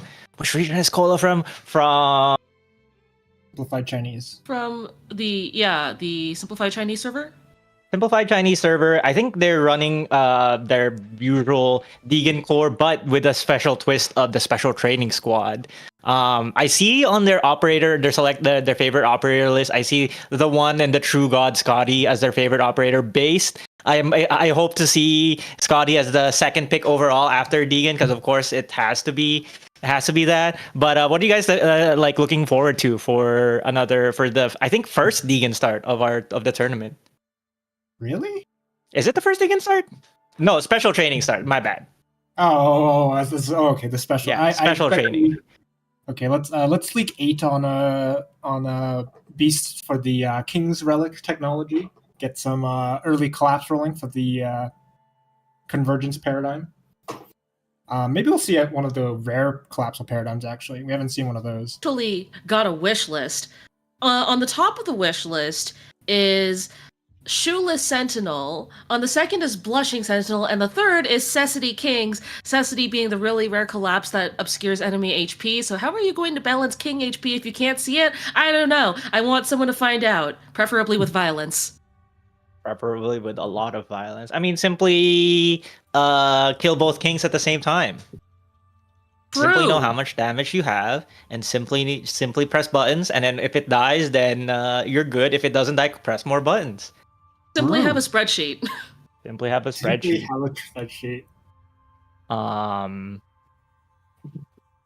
Flashbacks to Kensei, I think, during SGL1, where they actually pulled out a calculator during SGL1. Was that out of control? No, I think it was for Emergency Omen on the second floor. Oh dear! What? Yeah, it was crazy. That's a little early to see a calculator come out. I remember that Kensei run. I believe I was casting that run, and it was crazy. They had to calculate their exu timing because they also needed to calculate how they were going to use the Shamir doll with all their DP. It was pretty insane that they paused the screen. Pause the screen, nothing happening for like 10 minutes, and then they press play, put on times 2, perfectly done everything as if it was pure full auto. As if like everything's like calculated. Which was I hope we can see some form of gameplay from that from one of our players. Is Cola known to be one of those types of spreadsheet players? What kind of intel do we have on Cola? Other than their Scotty main. I got nothing. What about you, Xairathan? They left us a message. Are you gonna read it, Oyana? What message? Or you can read it. You can read it. I can't read! Okay, I can read I'm a bird! Alright, hello doctors. I'm Cola, just a normal guy who enjoys Sami. In the upcoming tournament, I hope to start with Deegan Brescher and show off her strength en route, as well as how well she truly shines in Sentinel. Okay, sounds like a pretty normal Degen core player. Mm-hmm. Sentinel player. Sentinel enjoyer. Maybe them and a certain EN player could get along well. So It'll be interesting to see. Sentinel. Emotion. It'll be interesting to see a special training squad for our competition. Normally, individuals would play class squads because of the cheaper Deegan. Special training squad usually entails that you have to pick a hope start to start with Deegan. and your hope curve is very special. Like the way the way you select your operators, the time you select your operators, is gonna be very interesting. I'm curious to see when they'll pick up the scout for Route Weave Net. If it's gonna be on the second floor, third floor, or gamble and risk it all on the fourth floor. I guess we'll just have to see it when they finally roll the video. Yeah, it's interesting when you take route weave because normally. And it looks like we're starting actually. Mm-hmm. So remind me, the special training squad, isn't that the squad where you don't have to pay hope to E2 your operators? Yes, you are correct there, Zai.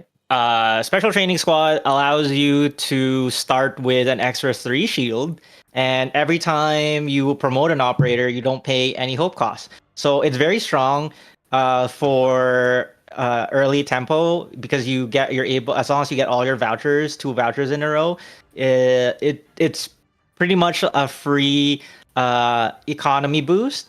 The big reason why we don't see special training that often in tournaments is because of how hope is distributed in IS4.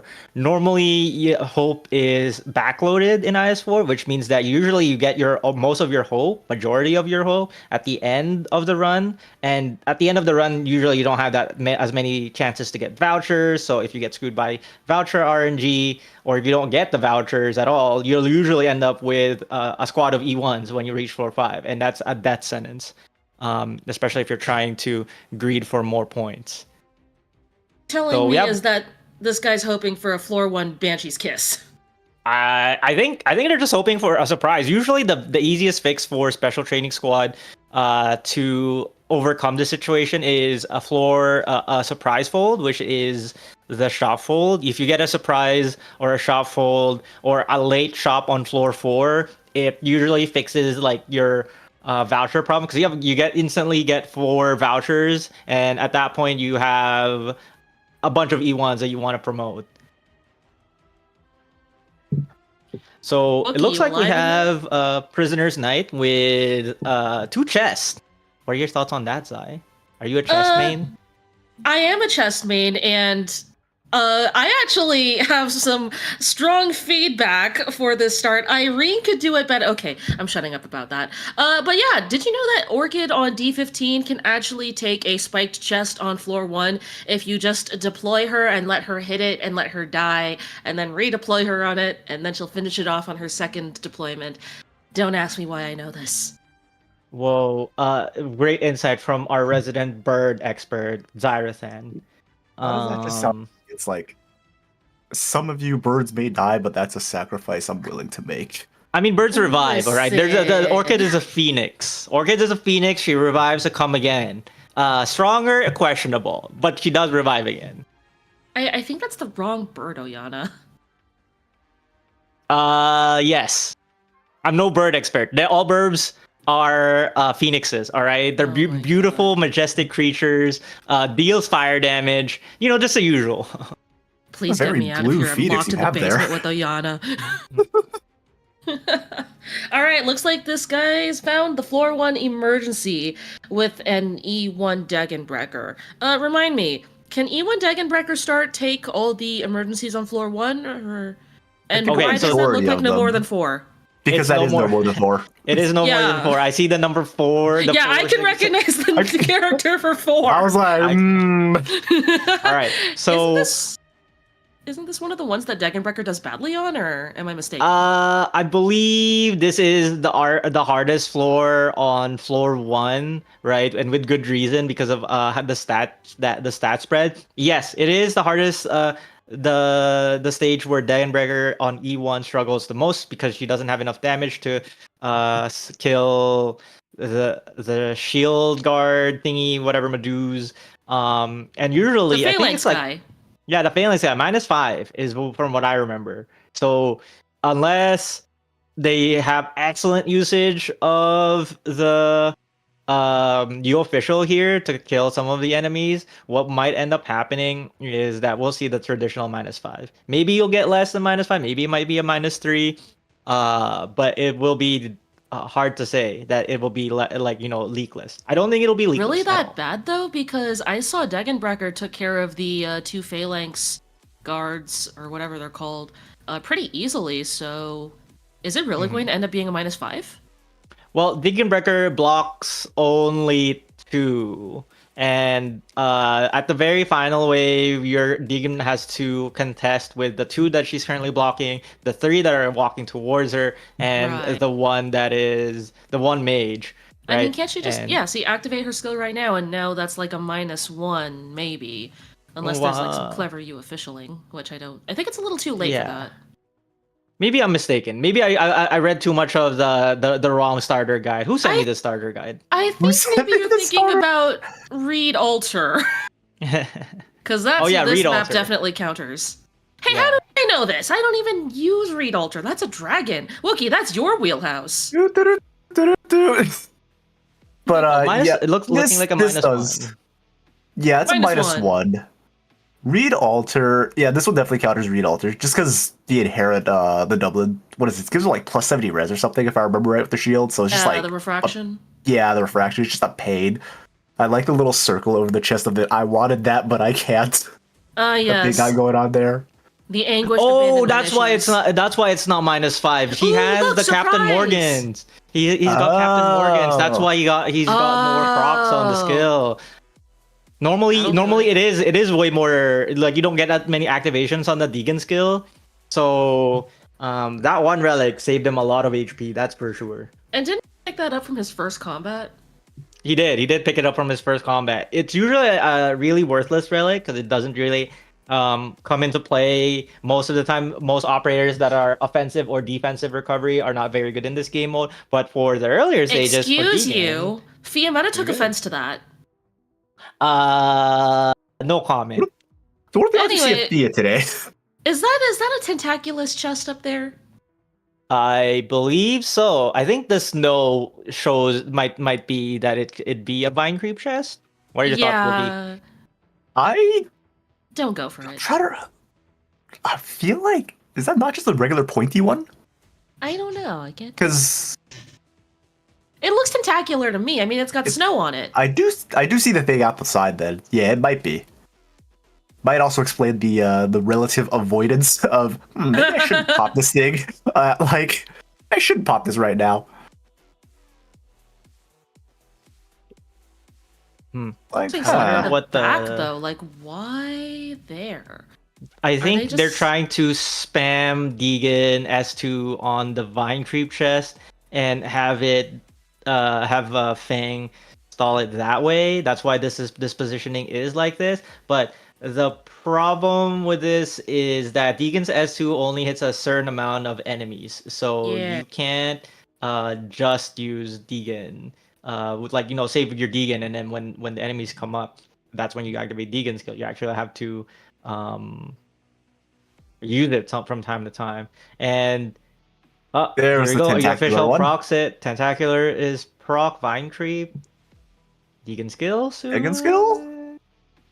We're grading. We're all right. Nice. Okay. That looks good to me. Should we get one more? That looks good to me. Chest attack. Another bound. Fang finishes. Okay, Fang and Orchid got it. Nah, Orchid's got it. See, Orchid's a good bird. Orchid's a bird? Oh my god. Welcome to this edition of SGL, sponsored by Endless Bird Propaganda. Presented to you by Lungmen Dragons. Yep. Thank you, Lungmen Dragons, for giving us this opportunity to learn about Orchid being a bird. And thank you for Lord Xairathan for telling me that Orchid is a bird. The more you know. Alright, so they got a medic voucher. What do they pick? Are they going to pick their Reed? Are they going to show us something? There's a Reed. Amy? Ooh, As our resident dragon and draconic relative adjacent expert, what's the viability of Reed Alter in the post-expansion IS4 landscape? Because she needs to do damage in order to heal. So how's that looking for her? It's still pretty solid. Like, it's not... Obviously, it's not as blatantly as, like, ending one where you just pop the S3 and just kind of watch all the ice explode, right? Like, you still need a little bit more, you might need a little bit more damage to get through the chunkier enemies, but she's still solid at clearing through, like, like basically the S3. The difference between S2 and S3 here is that S3 you're going to be using it more just to clear through like bigger waves and just clearing out mobs, like mob management more than anything else. S2 is still one of the better boss nuking abilities because you just sandwich two units by a boss, hit the S2, you just kind of let it go. But obviously IS more more stats, more everything. You're gonna need some more damage buffs. But she's very good to stabilize early on, I would say. Speaking of damage buffs, Floor 1 shop did not have any damage buffs, but it did have like a good economical relic in the Tranquil Spring interference Current, right? module. Yeah. The Tranquil Spring Current, which gives them, I believe, hope, HP, and the most important thing, which is 2 index. And they were able to E2 their read, which allows them to tempo up. They don't have to like go into Floor 2 as weak. Floor 2 is very scary with just E1 Deegan. Hate to interrupt, but what was that Fang placement? I believe it was a cannon bait. I think, But yeah. I believe that was a cat. Basic, because if you put down Degan too early before the cannon does the full proc, usually what happens, especially with an E1 Degan, is your Degan's probably just gonna explode. Your Degan's just gonna explode. But if you put down the Fang earlier in that range, it'll raise its 2 little prongs, right, to get ready to fire. But then you retreat the Fang and it just kind of whiffs, so you have nothing to worry about. And it's basically just a safe Degan placement. I guess that makes sense, but does no one back tank this? I think back tanking is a little risky, especially with when you have so much power. As usually, what ends up happening when you back tank is that the HP devices in the center take a little bit too much damage from either, especially if it's a wither tank that spawns. So most players just try to spawn camp the red box because you want to protect the terminals in the center. But no wither tanks this time. There's a dog that spawned. It's either a dog or a wither tank. Lucky for him, because I don't think Deegan's gonna live through a wither tank. Deegan's dead through a wither tank. And that is the stage Dead to a wither tank on E1 at least. I can say from experience that E1 Degan's kind of died of wither tanks. Pretty painful. Deegan's a dragon? No way, dude. Like, I'm not crazy enough to niche in IS5 or IS4. Me looking at Zai just like, look, not all of us are built different like you, Zai. Here, I have a fire whistle. Yeah, this is how birds opens. It's you put fire whistle down facing the tank. It's not that great. Anyway, we got Cruz. A lot of 3 stars in here. Oh, that did. They just swapped that read to Skill 2. S2 there. Yep, skill 2. This is Path with no end. No, low altitude. Hovering. Low altitude maneuvering, yeah. Maneuvering or hovering? It's something ing. It's definitely ing. It's something ing, that's for sure. Best here. Okay, yeah, they're using the read all here. They're going to sandwich, I believe, the shield guys, because normally I want to say what you do is you just have you just prop your Degan S3s, but we gotta have a lack of a Degan S3 at the moment, based on the lack of promotions. So it's kind of a do what you can. But that guy just walk into a hole. The old classic, the old fun classic. Just put a high ground unit there. Watch as the dudes get distracted. They take care of themselves. It's quite nice. Actually, it's only if you let them do their walk uninterrupted. If they get hit with, say, a movement speed reduction, then there is actually a chance that they'll be able to move far enough to gain a movement speed increase and take off. Ask me how I know this. How did you know this? Passive skill 2. Ah. Yeah. Was that kind of like a? Was that kind of like a what the heck moment when? No, he slowed one of them down. I kind of anticipated that it could happen. I just didn't think it would actually happen. It's one of those things that you'd never really account for. Speaking of things that you can't really account for, it looks like we have a guest here, and it's a duck. Summoned by my bird chatter, no doubt. Duck. So are ducks considered a bird in this game? Oh my god, Oyana, I'm going to turn you into a bird in this game. I'm getting turned into a bird. You heard it here first, guys. Oyana's the next operator. Trust. You're going to have a God, kit he's a worse than bird. Sand Reckoner. All right, looks Oh, like gosh, it's a poor guy. very classic read S2 sandwich. Very well played there. Running into And what the do we get rear for of the Christmas? Rita 2. Well, I hope they get a guard voucher. That's what they're looking for right now. I hope they They need a get- few. They need a few guard vouchers. They need a lot of vouchers actually. Oh, King's ooh, Ooh. King's Crystal. That For those would be of you- really good with their surprise. There is Their a prize. surprise, yeah, their surprise will be Omega strong. Yeah, they see the surprise and they're thinking about it. So King's Crystal, for our viewers out there who've never seen this relic or have never unlocked this relic, every time you pass through, I believe it's a combat. Combat. You lose 1 HP, but you gain hope and ingots for every combat that you've done. And IS4 being a very One hope heavy. and 5 ingots. Was it 1 hope 5 ingots? Was it 2 hope 5 ingots? You gain I hope. You don't gain hope remember. you gain hope and ingots after every single combat, no matter what combat it is. And in IS4, which is a very combat heavy IS, because of the ability to go up and down, you get a lot of hope and ingots to cash into a shop, which he has in his back pocket right now. So he goes for it. Big downside is that you have to start playing perfectly. He does have some shield, so there is some play with some mistakes here. But later on, you're gonna have to play a little bit more carefully to not make any mistakes, because one mistake will leave you when you're at like 4 HP total is devastating. Very, very, very devastating. But that's gonna be for way later. Right now they're doing. Wait, what is the stage called? Unwell. How many enemies is there in on it? Yeah, that's what I was about to say. It looks like we might have another guest coming. Because I'm pretty sure that's supposed to be a 49. Believe so too. Is that read gonna be on S3? I'm thinking that read's on S3 to catch any stragglers. It looks like it's on S2. S2? Could work Probably. very well, especially if you put Oh, I think I Reed know where what she they're going currently for. is. Yeah, they're going for another sandwich. Yeah. That is S2. They're going for the chest. Nope, that's... Oh yeah, that is S2, okay. And Yeah, that's there's S2. the guy. There's the They're tyrant. going for the S2. Reed also is going to tag up. Reed, basically, if you don't have any ground units, she'll tag up high ground units at herself if she's the last deployed. So actually, that's pretty crafty usage there. You get the heal and you caught the what's the dude's name? The tyrant? Tyrant. Right before? Yeah. Colossus. Mhm. Okay, very interesting. He looks like he's considering a retreat. And very interesting that we get the retreat now instead of when he was considering it 15 seconds earlier. He may be trying to prepare for the guest.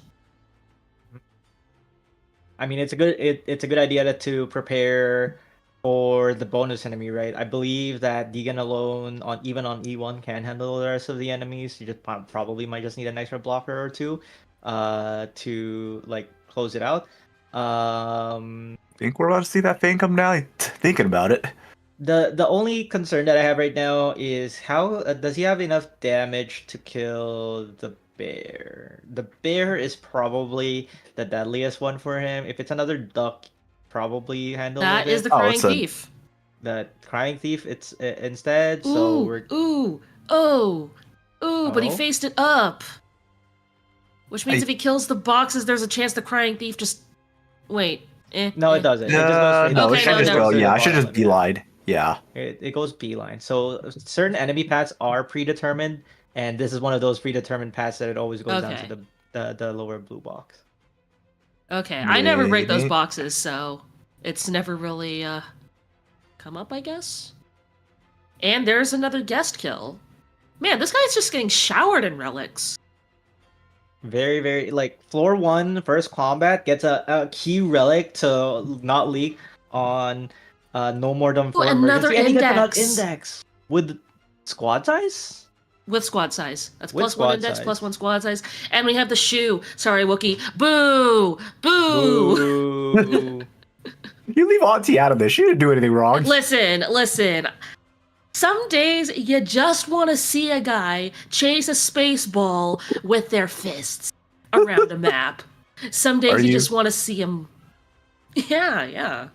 You're speaking from experience there. Look, is it so wrong for me to ask for a little variety in my gameplay? I mean, the meta is the meta for a reason in these cases. Also, Hobie has gone through like the entirety of this floor at this point, and still no Degen. Still no Degen E2. Yes. I think the only E2 they've had this entire time has been Read Alt. It has been Read Alt, yes. She's been holding down the fort. Your girl's getting some exposure, as they say. Does she get overtime pay? Because she's gonna need it at the rate she's going right now. I don't know. You might want to also ask if she has full health coverage and dental. Well, she is the health coverage. So right now, do you guys think they'll reset? Because they don't have any endings, right? We don't know. No lost and found. No scout. They can't reset. They have 4 index going into floor 3. They have near full vision. But that's a problem, right? If they can't see the scout on floor 3, or the layout for and pathing for floor 3 is really terrible. If they don't go for a scout on floor 3, it might have to be a reset angle. It's like you may have the best run, but if your run doesn't get the W, if you're not able to do ending 2, or even worse, you're not able to find a scout on floor 4, very, very, very deadly unfortunate situation. Not deadly, but like it's a it's a tournament ending situation where we've already had one player had the best ridiculously powerful run so far, but from what I've seen in terms of like economy, operator, relics, etc., but they didn't get the scout. They were not able to find a scout. No promotion. No scout, no promotion either. Yeah. They're thinking about it. They're looking at the relics. They're like, okay, do I continue with this, or do I just bail on this one and try again? Wait, they're not. Oh, they're no. They got Fonor? Interesting. Okay, so it looks like we've got Black Tulip, that is the damage. First Aid Kit, and that's either assistance or counter arts, and it looks like they're going for Black Tulip. Which would be helpful against Sentinel or Gardener, yes. The problem is you got have to emotional get there first. Too. All right, let's see what we've got going on. Okay, there's the scout. It is separate from the boss key, and it's on a non-combat route though, so that might be a problem. That is like wait, is that breathing? That is breathing. Ooh. Oh god. Okay, yeah, no, I would reset here. You would reset here. So, or are they going to gamble and hope that the safe house has a promo? Look, are they going to try to gamble this? With my roster, I can't do breathing. I'm not sure how full roster. Oh, and there's the free recruit. There it is. That is the free recruit. But that's the problem right now is that safe houses are low value for a special training squad. So he really doesn't want to see that safe house, right? He wants to do as many combats as humanly possible.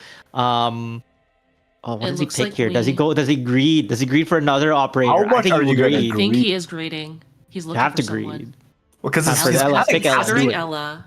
You need so many vouchers, sir. How are you gonna decide? Like, what do you prioritize? So are you gonna take the safer option, or are you just gonna go for it? Right. I mean, you also need a solution for breathing, right? I think Degen. You need Ella's a stronger solution than E2 Degen for breathing than any option. Because if they're trying to hit the scout node, right? They have to go through the safe house, right? I don't think I saw pathing for that otherwise. They both have to go for the safe house. So they're basically gambling the safe house as a promo at this point. Yes. You have to imagine that's what they're banking on, right? So do you take the LA, you just gamble it. Do you just gamble it?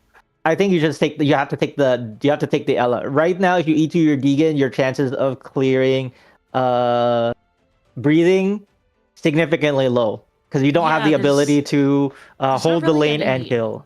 There's not really any outrange on this team. Also, we've got a question from the chat asking, isn't Fonor banned? Now, correct me if I'm wrong, but I think the rules state that it's the 6 stars from the Chapter 14 update that are banned, and then anything from Path of Life onward, so technically Fonor is allowed. Correct me if I'm wrong? Yes, Fonor is allowed. That is an encounter on the second. The other note too. He only has 2 extra vouchers to work with here. What do you select here, sir? Please pick the Ella or the Degen. One of the two. If it is Shu, they're probably cooking something. And they go for Ella. They're the going for Ella. Ella. They're going for the Yeah. Ella.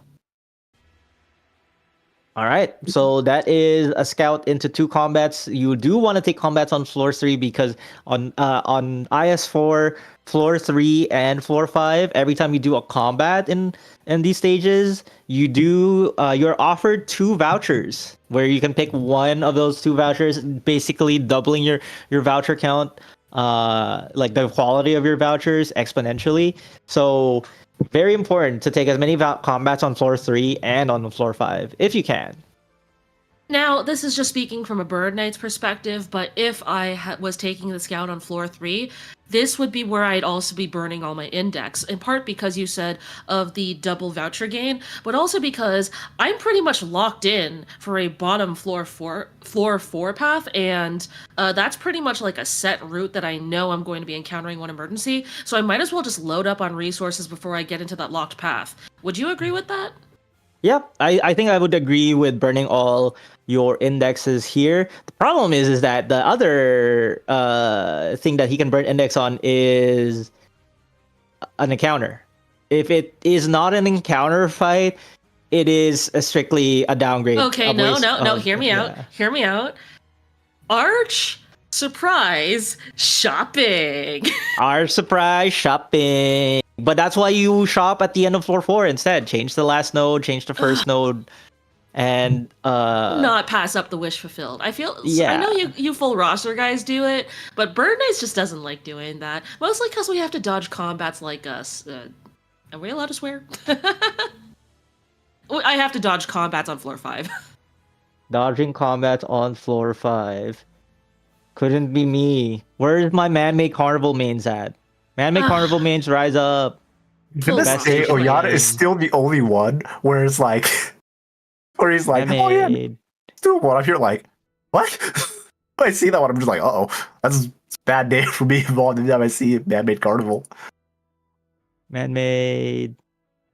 I mean, it's an artificial carnival. It's man-made carnival. Yeah, it's man-made because I'm usually the cloud in it. Damn. So what is the stage called again? Altar of Craving. Altar of Craving.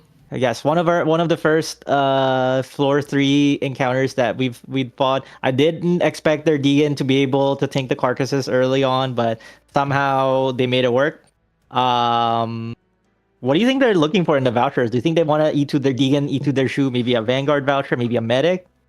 I think they're just hoping for an E2 at this point. Like, you get an E2 deck and that makes your life a lot more comfortable.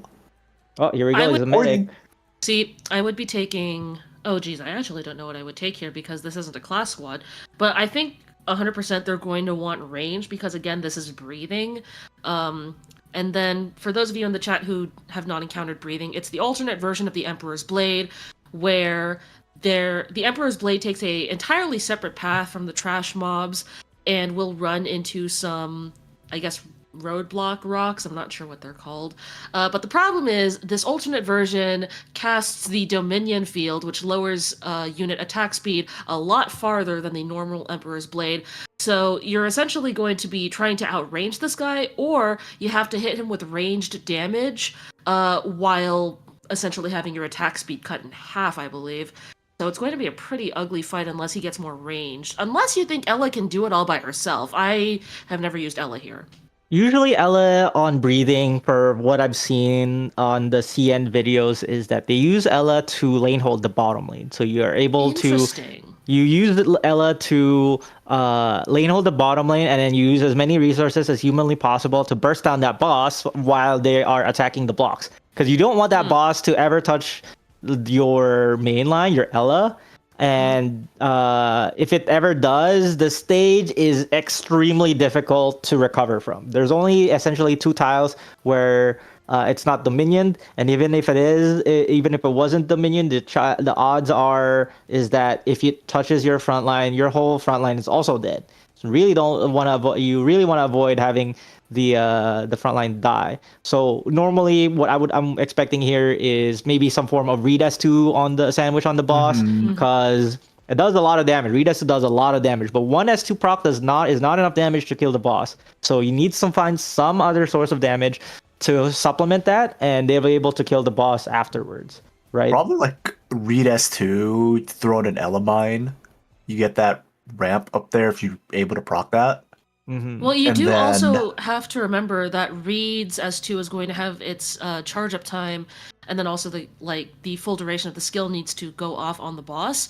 So the question is going to be if that rock that the boss is hitting is going to hold enough to get Reed's skill up, and the full duration of it as well.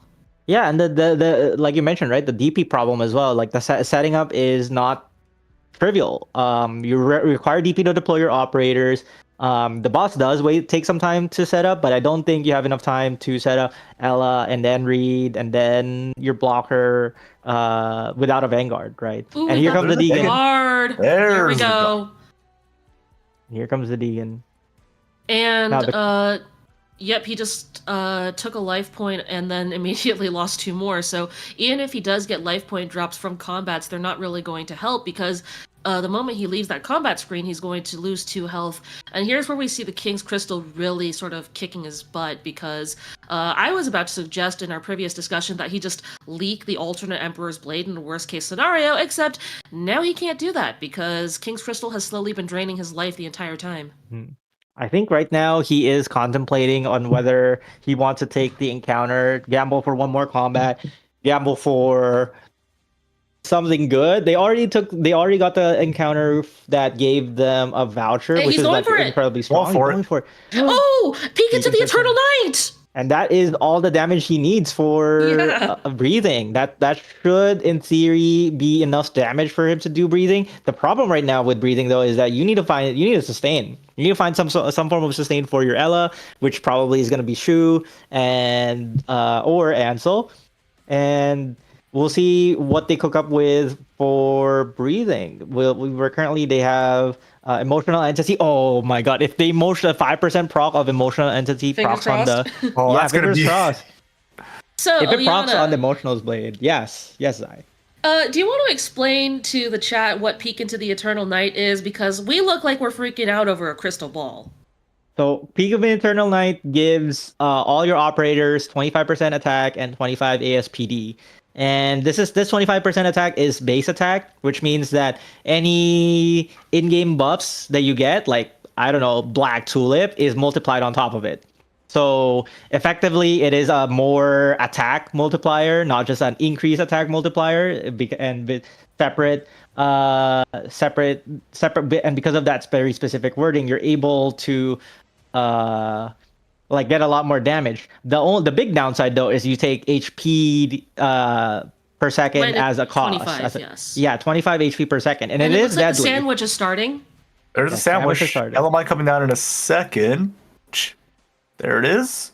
Hey, oh, that's so Yeah, they're much good. Yeah, they're damage. fine. They should be fine. Yeah, that looks great from here. Just gonna throw in another Elamine. another mine. That is a lot of damage. Yep. Yep, All there you go. right, You're good to go goodbye. now. And that is the power of the Reed sandwich with Peak of Eternal Night. So right now he just needs to make sure that his Ella doesn't die from Peak into Eternal Night. He's got shoot. He's fine. Yeah, it is a lot of damage. 25% attack is a lot of damage, especially with scaling from skills, buffs from skills like Warframe buff or Bard buffs, and so, etc., etc. It's a really powerful relic with a really annoying downside because it makes certain operators significantly worse, like Altar. Altar is significantly worse with their S3 with Peak of Eternal Night because you don't get the single target 6 heals on one operator. It's all spread out. Alternatively speaking, Peek into the Eternal Night could combo very well with Ring of Thorns and any medic not named Silence. Unfortunately, I don't think we've seen many Ring of Thorns gamers in this tournament so far, and, well, even if we did run into Ring of Thorns, you'd need Silence to capitalize fully on it, so, fingers crossed. Also, this is on the Simplified Chinese server, so they have skins we don't. What the hell is that animation? Magic. Ugh. Favoritism. Magic. Magic. All right. Leakless, breathing, no problem to be had. The gamble on the encounter paid off. 1 index for 25% attack, 25 ASPD. 13 hope, though, very awkward. HR letter, which means that they can recruit anything. Ooh, Dreaming Essence. Dreaming Looks pretty Essence, good. which gives plus 0.5 SP gain per second. Essentially, making things what 25 or is it 25 or 50% faster? I think it's 25. Yeah. Something like that. 33% faster. We're in the middle. Math is hard. Math is hard. This is why you need a spreadsheet. And you can get that spreadsheet from Lungmen Dragons. Join the Discord. Anyways, so we see Sing and Beast. What do they pick from here? But they go for the voucher first. What is pre-pro What are we mode? going for? Texas is pre-pro mode. Go straight for the Inez. Classic. It's the it's the hedge for Barrow in case they do go to the next one and get Barrow. Very, very deadly at this point. Barrow is quite annoying. That and Inez's invis reveal on the dagger just counters so many of the threats that you're going to be encountering on floor 5 and 6. For example, the invisible person from what is it called? Where Mountains Vernal Seas? Winds. Yeah, where Mountains Seas, yeah. the guy from the where Vernal Winds Never Blow or something. If I'm correct, when he's invisible and coming out of invisibility, his uncloaking hit deals 16,000 physical damage, which you're not taking that anytime soon. But Inez can totally just disable that threat. So, thanks Inez. Love ignoring mechanics. Sometimes that's the way to deal with it. Is to just ignore it. So right now they're contemplating on their pathing. When are they gonna arch? They do feel like it's time to arch. You do not want to enter floor 5 with an arch the light, because what ends up happening on floor 5 is it's very encounter heavy, non-combat heavy. Okay. So your arch is like harder to hit. But another encounter. The second encounter in the top part is another bossy, but they will have to skip that. I wonder what they're gonna do for this encounter. If they're gonna do shop on this encounter, it might just do shop on this encounter, maybe. Oh, that's tough. That's a very tough decision. Because he does have 62 ingots and 9 hope. And he's throwing it. He can do it. There's the shop. All right, where'd it land? Whiffed completely. But he did get rid of injury trigger, so that's nice, I guess. That's Wookie's least favorite. Hold on. Fruit. Minus 12% defense, plus 4 hope. HP and shield. HP and shield. And I call that Stoinks. Oh, it looks like that's Diligence, yeah? Yeah, it is Diligence. Minus 40% SP for supporters. Very strong relic. I would pick that up, yeah. All right, so now we can go shopping for vouchers. Here comes that shoe. Voucher shopping. Does he want a caster? 60% attack defender book, I believe. Man's just buying the whole thing out. More heals for shoe. Oh, more visibility. Very nice. More index. Hey, he had 62. Sir, do you want that caster? Yeah. Oh, he doesn't. Sir, a Kobe? A Nymph? A Logos? No? Okay, nope. Guess not. Well, he went for the 4-leaved Clover? Clover Enjoyer, let's go. Man is absolutely going wild with the buying. We got another a Guardian Day. What's on that top right? I can't. Caster? Yeah. They have it looks like a caster, so they have. It's very fuzzy. Adaptability. Is he withdraw? He's withdrawing. Now, in this tournament, you can only withdraw from a shop once, and there is a limit to 8 ingots that you can withdraw. So let's see if he goes all the way for it. And if you can't split that across multiple shops, you can only hit one shop with it, with the withdraw. So what are they cooking up? You know what? Maybe he's just going on a shopping spree. Sometimes, you gotta shop till you drop. And he's dropping the shopping right now. Dropping it till the drop. Okay, we're getting another index. That's very smart for some floor 5 visibility. And also some possible verticality. Going for a guard? Going for a Monarch? Okay. Nope. Wait, Monarch? Horse? What are we going for? Haunts? Haunts. Hey, you want that caster? This man has been dodging caster vouchers so hard. I'm like, nah, this isn't for me.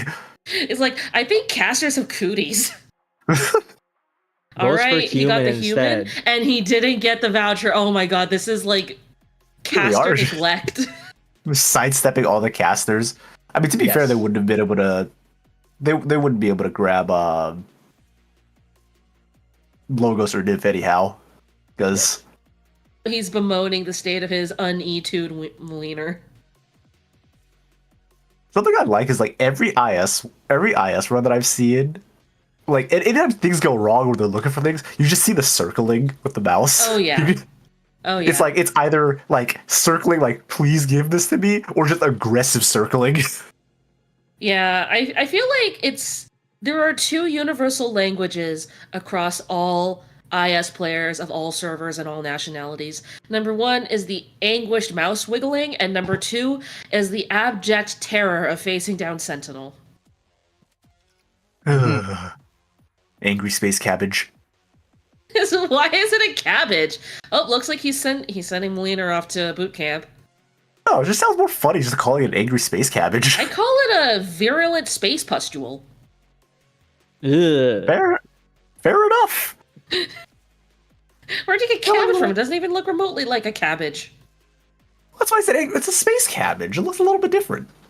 Okay. We're teleported back into the future. We're already Defense substituting offense. Yeah, 8 enemies into defense substituting offense. Looks like they're set up, and arguably one of the harder stages on 4-4 because it's a straight Kidding? DPS check without any specific special interactions that you have to watch out for. It's a straight up DPS check. That's why I feel like this is one of the harder ones. I would take this map over where ice condenses, especially on emergency. I would take this map over this map over emergency where ice condenses any day. Screw those ice spiders. Signed, the birds.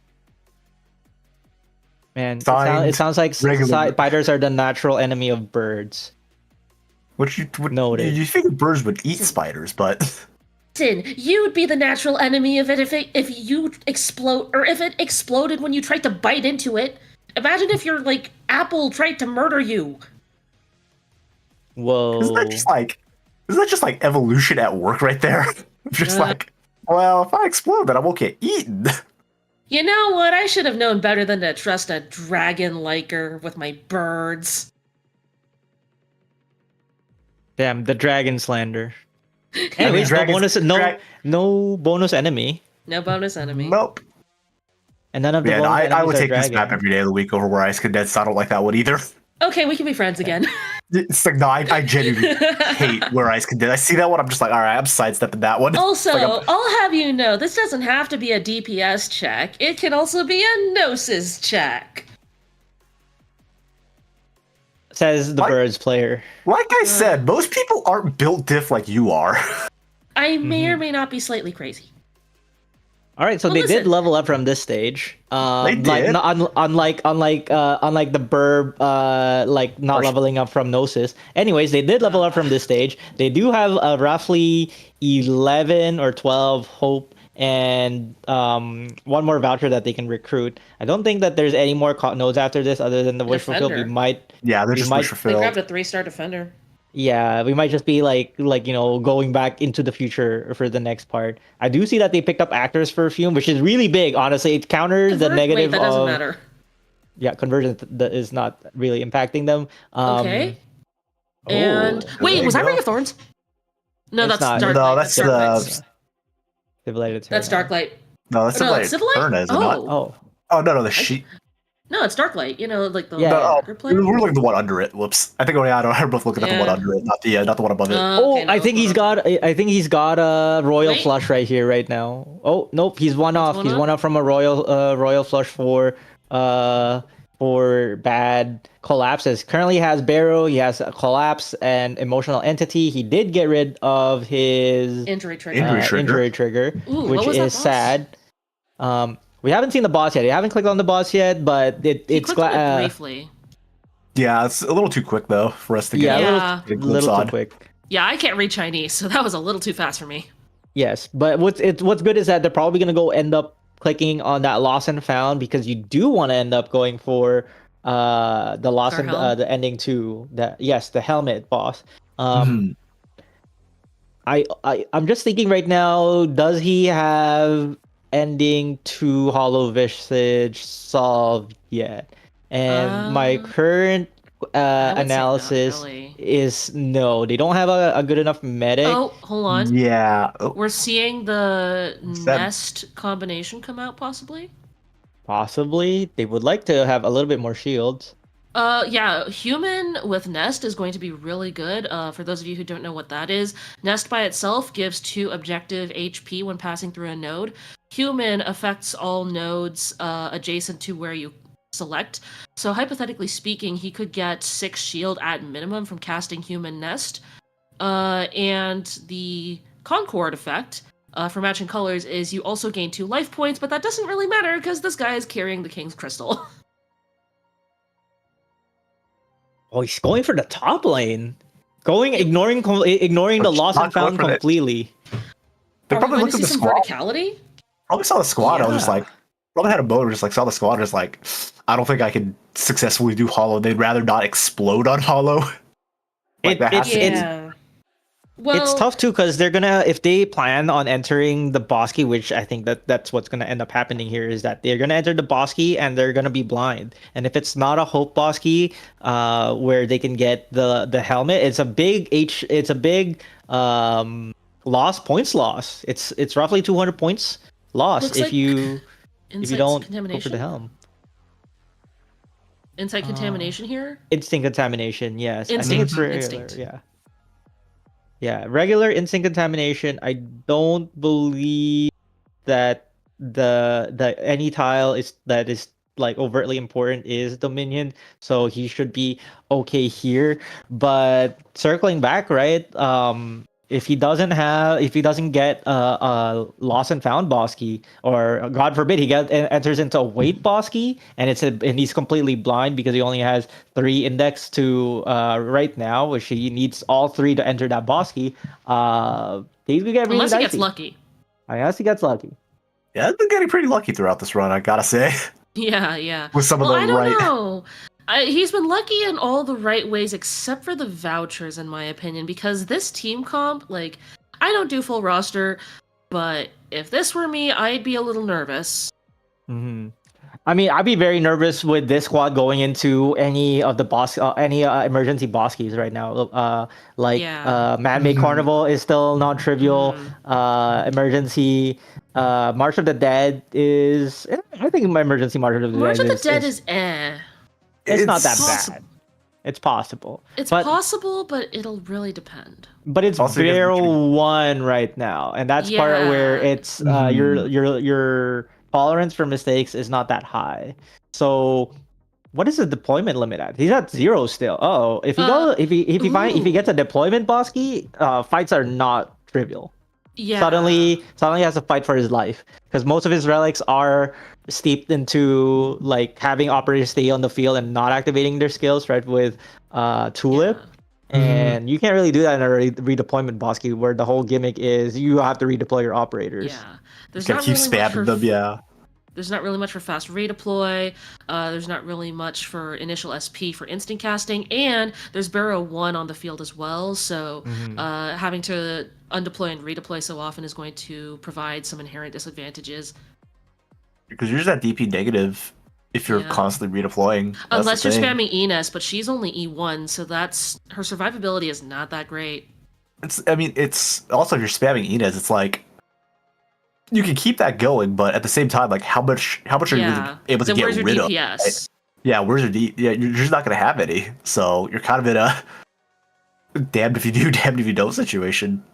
In entirely unrelated news, one time I got this map in a redeploy boss key with 0 deployment relics and did it leakless, but I was carrying a unit that is definitely not in the squad, and that I don't think anyone in their sane mind would pick. And who was that? Bybeak! With blood. All right. Someone take the bird player to the hospital, please. I think they forgot to take some meds. Maybe we would require some medical assistance. That would be really appreciated. Hey, But anyways, that is a leakless requested enemy. Contamination. Wait, Is the Requested enemies enemies? obtained. That's requested enemies obtained. Oh no, yeah, no, yeah. Damn. Requested enemy obtained. Instant contamination is it's the with the one where they all drones, spawn on the left side. Yeah, there's a couple of drones, and then there's the ones they have the angry tile where they get run through, and then The cards just hit like a truck afterwards. You're like, oh god. Yeah, you can tell how much combat I take on floor 5.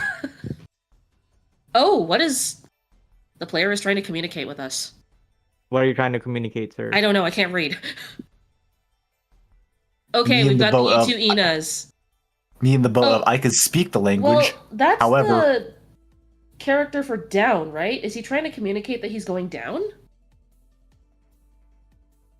I think they're like, are they resetting their stream or something for a second? They probably reset it. They're trying to reset their emulator per se. Oh yeah, he's restarting his emulator. Maybe. Yeah, that might be what it is. It's like I can speak the language, but I'm a little illiterate in in Chinese. But Zai, I just hear like Bybeak, and I'm just like, is this like old CC called? They want you to have carpal tunnel again?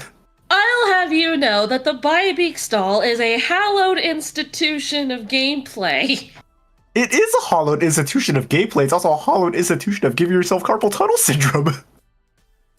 Telling me that high-level Arknights doesn't normally require this level of micro. I mean, it does. But Bybeak. You see, this is why people undervalue FIA meta. They can't stand the idea of clicking the same unit skill every 5 seconds. I mean, Ifia is just awkward to use too. Not only that, when you need the skill, it's not up, and when you don't need the skill, it's up. It's a issue. We have a commentator Civil War going on here. My FIA has always performed to standard. Then again, you are the legendary bird player. I would not dare to defy the will of the burbs. The D15 and Bird Sentinel clearer. Oyana, have we seen your favorite at all this tournament? Alter? Yeah, so Alter was picked last I thought last you round. liked Weedy! Yeah. Sorry, what? Who? I thought you liked Weedy! Who? Oh my god. Oh, this guy. Weedy, you're cheating on her. Who? Alright, looks like we're coming back in. Looks like we're coming back. Emulator is back. Back TM with an asterisk. Yeah, it looks like we're back. The words are still. Alright, there we go. Oh, I see an emergency stage right underneath the shop. Oh, yep, so I see it. The shop is gonna be very, very, very spicy for him because it's another opportunity for him to gain a lot of power. So the question now is that whether does he enter the boss key or does he just go ignore the boss key and go straight down? Probably he's gonna go enter the boss key. He does still have one index, so he can still see what the next combat is. But I have seen situations where it's a like you're just dead kind of situation where you get like 3 emergencies as the start of the node, and they're all like emergency man-made, emergency March, and then emergency. Wait, what's this one? This is Instinct. Oh, regular. This was Instinct. Wait, then what's the other one with the drones and the? That stay away from strangers. Stay away from strangers. No, the possessed throwers. That's confusing. Confusing appearance. Oh my god, I'm confused. She's definitely confused. The appearance of all of these stages. These floor 5. Yeah, the only floor 5 map I can recognize is Stay Away from Strangers because that one's free. Mm-hmm. All right, and speaking of free, this would be a pretty comfortable clear for Cola here. Very opting to go for the front tank. There's usually 2 ways to handle this stage. You either set up on the left-hand side of the screen, less range tiles, but you have significantly more melee tiles to work with. And if you're a melee-heavy player, this is where you set up. And that is where he's setting up, is on the left. But you can also set it up on the right side, although a little bit more claustrophobic. You have way more range tiles available. So going for the melee setup right now. Here comes the first champion, easily dealt by just Ella. Oh, Milner skill was active too, actually. Lots of damage. Lots of damage. Resetting Ella's skill, just going for skill cycles. Looks like they don't want to burn the Degan skill unless they have to. Mm-hmm. Opting more for just Ella skill cycling. I mean, Deacon probably hits like a truck now with the full stacks of Tulip, right? Here comes the big wave. Throw the mines too. Yep. And they're dead. That's a lot of damage. Just evaporated, poor things. Cola, he's so confident he hasn't even put down his SP charger on Dagon or anyone. I mean, he already has. It's called dreaming essence. He's dreaming. He's a dreamer. Like, He's dreaming. What if he could have more? I am staring disdainfully at Dagenbrecker's auto charge. So far, no problem. Even drones, usually drones are a really big pain point on this stage because of how nobody drafts snipers, so nobody prioritizes drones. But because you have 3 drone killers, 4 drone killers, 5 drone killers on the field, you can just easily dispatch of drones without needing to activate a skill or anything. Certain squads will have problems with the drones for sure. Ella's like basically a sniper. It's like ground sniper. Look, he's like a sniper with extra steps. Sniper deployment tiles. Unfortunately, Ella's not good enough as a sniper. She doesn't prioritize air. No. But she kills them fast enough that they don't pose like, a target. You can prioritize air, just kill everything on the ground first. Yeah, exactly. It'll work out well enough. Most of the time. I'm curious. Supporter. Supporter, Sculptor? There's Sculptor. There's a Sculptor. So, Oyana, why do you say people don't recruit snipers? Because, to my knowledge, obviously Wishdale is banned for this tournament, but I thought Ray and or Typhon were still decent picks if you were hunting Ending 4. So, Ray is more of a niche pick because of how Ray performs in the squad. Ray usually performs very similar functions to, say, an Ella, right? Mm-hmm. Where they have... but Ella comes with the fragile. Yes, and that's the problem though, is that Ella comes with the fragile. Wait a second. Ooh, what is this? Hold on, let me consult my handbook and see if I can. Oh, jeez.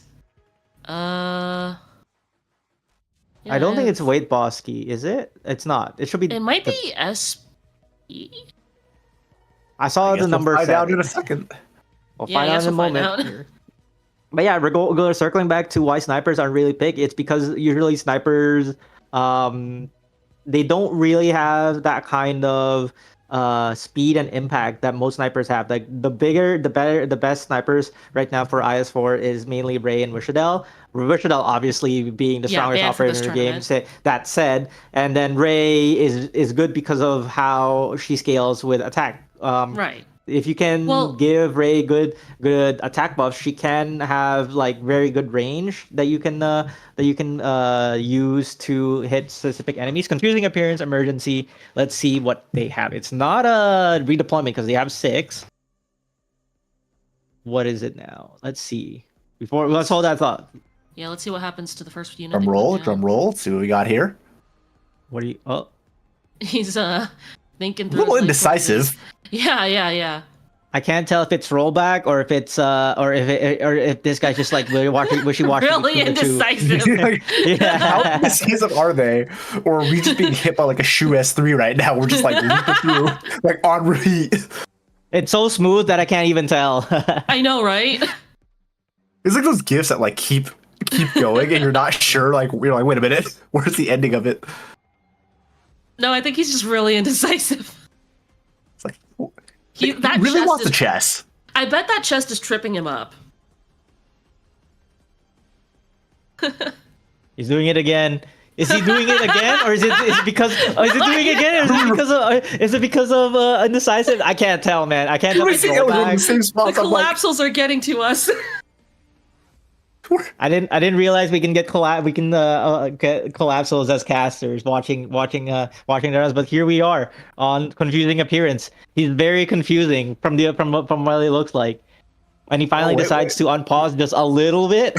For about 5 seconds there. Wait, yeah. All right, yes, I was right. It is an ADHD Bosky.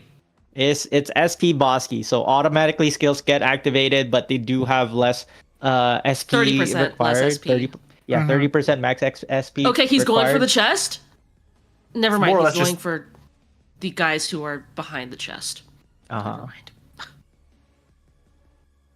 You're basically insta-activating skills. And this inner skill lasts for so long, dude. It summoned the second enemy already. She's still going. And the chest is awake, and Wiener's got it. I think. Should. Hey, Uncle Horse, how you feeling? Might need an Element there. There let is Mr. no, 5. there is no attack buff on Milnar because it's an auto SP boss key. The Milnar's like weakest True, boss key. Yeah, he got like maybe He's hitting like a squeaky toy right now. 10 seconds of stack, Yeah. which is nothing. 1,500 damage per swing is what it looks like. Hard to tell with this amazing quality streaming Oh, wait, that we no. have right now. Ella's got it. Ella's got it. Yeah, Ella's got enough damage. Okay, so this kind of ties into what I wanted to ask. So Oyana, if people don't pick snipers, mainly because of like, the overlapping rules that a sniper might play in a squad, then what do you do if you need to outrange someone and don't say Ella? Well, that goes into context, right? Like, what do you mean by outranged? Most enemies in this game can be outranged using a sniper during sniper range, but most enemies or most units that we have in the game have sniper range, right? Like Milnar's tip range is a sniper range. Deegan's tip range may not be sniper range, but they have invulnerability, so you don't need to outrange them. Ella, of course, has sniper range. Yato what are the S3 technically, if you launch her far enough. Yeah, Reed as well has sniper range. So there's not really much need to outrange most enemies because they like sniper range like completely outranges them, and usually Deegan range also like is the tip of outranging. And it's a sad state of affairs to see. The snipers were really good on IS3, definitely power crept on IS4, just because of how.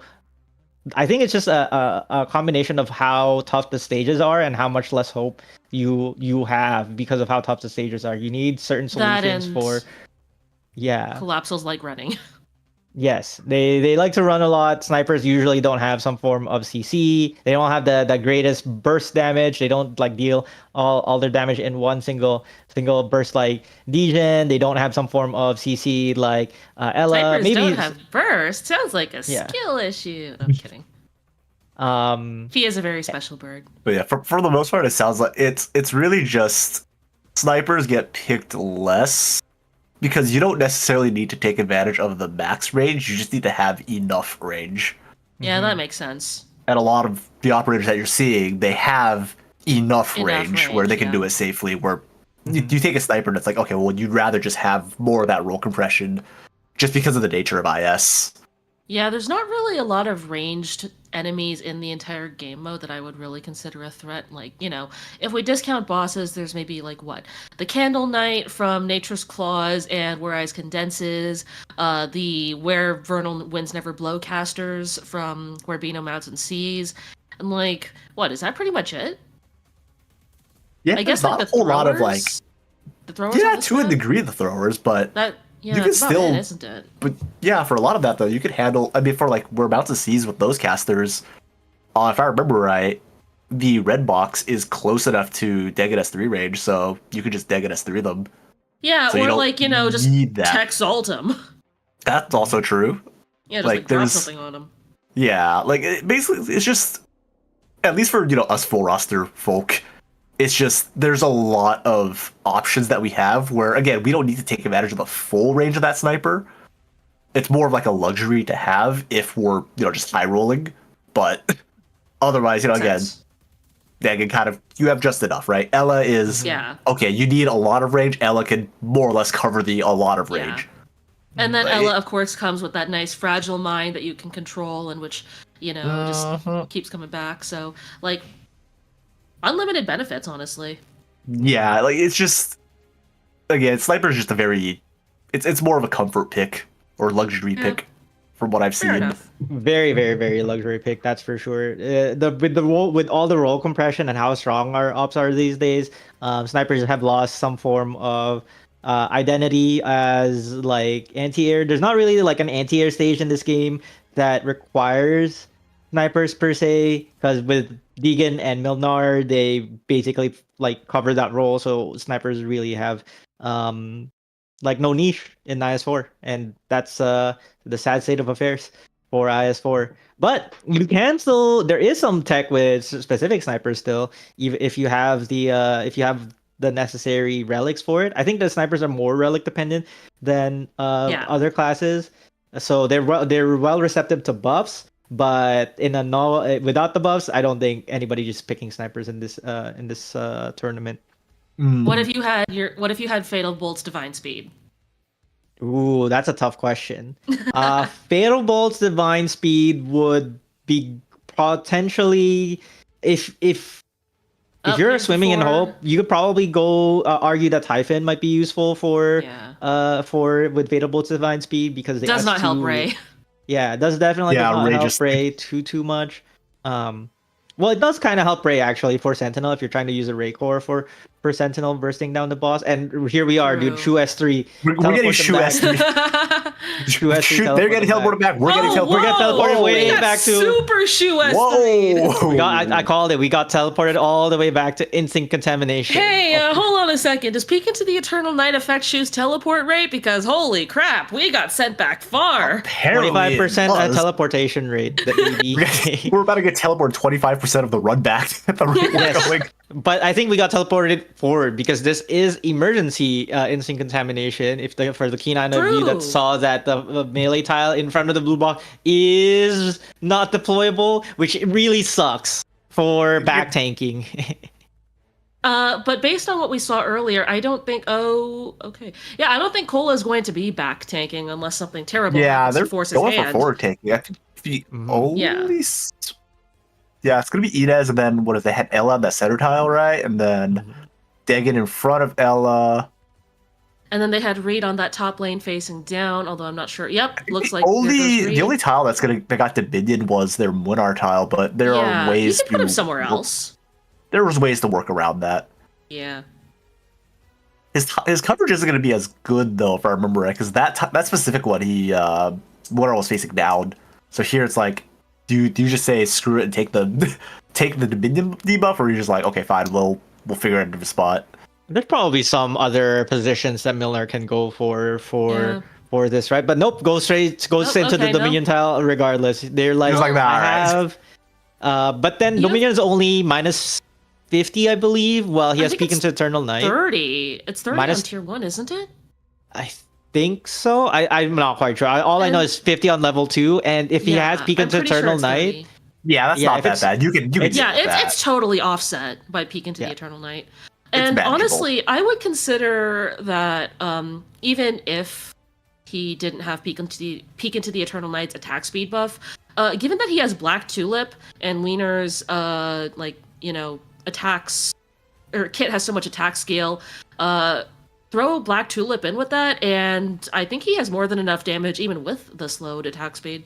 Unfortunately, Black Tulip is not that good on Milnar because it's an additive to his already 400% multiplier. It's not that big of a buff, unlike I thought it kicked him before. No, it's an in-game buff similar to how it stacks with calculations. Deegan's 400%. My butt. See, this is why I refuse to do calcs.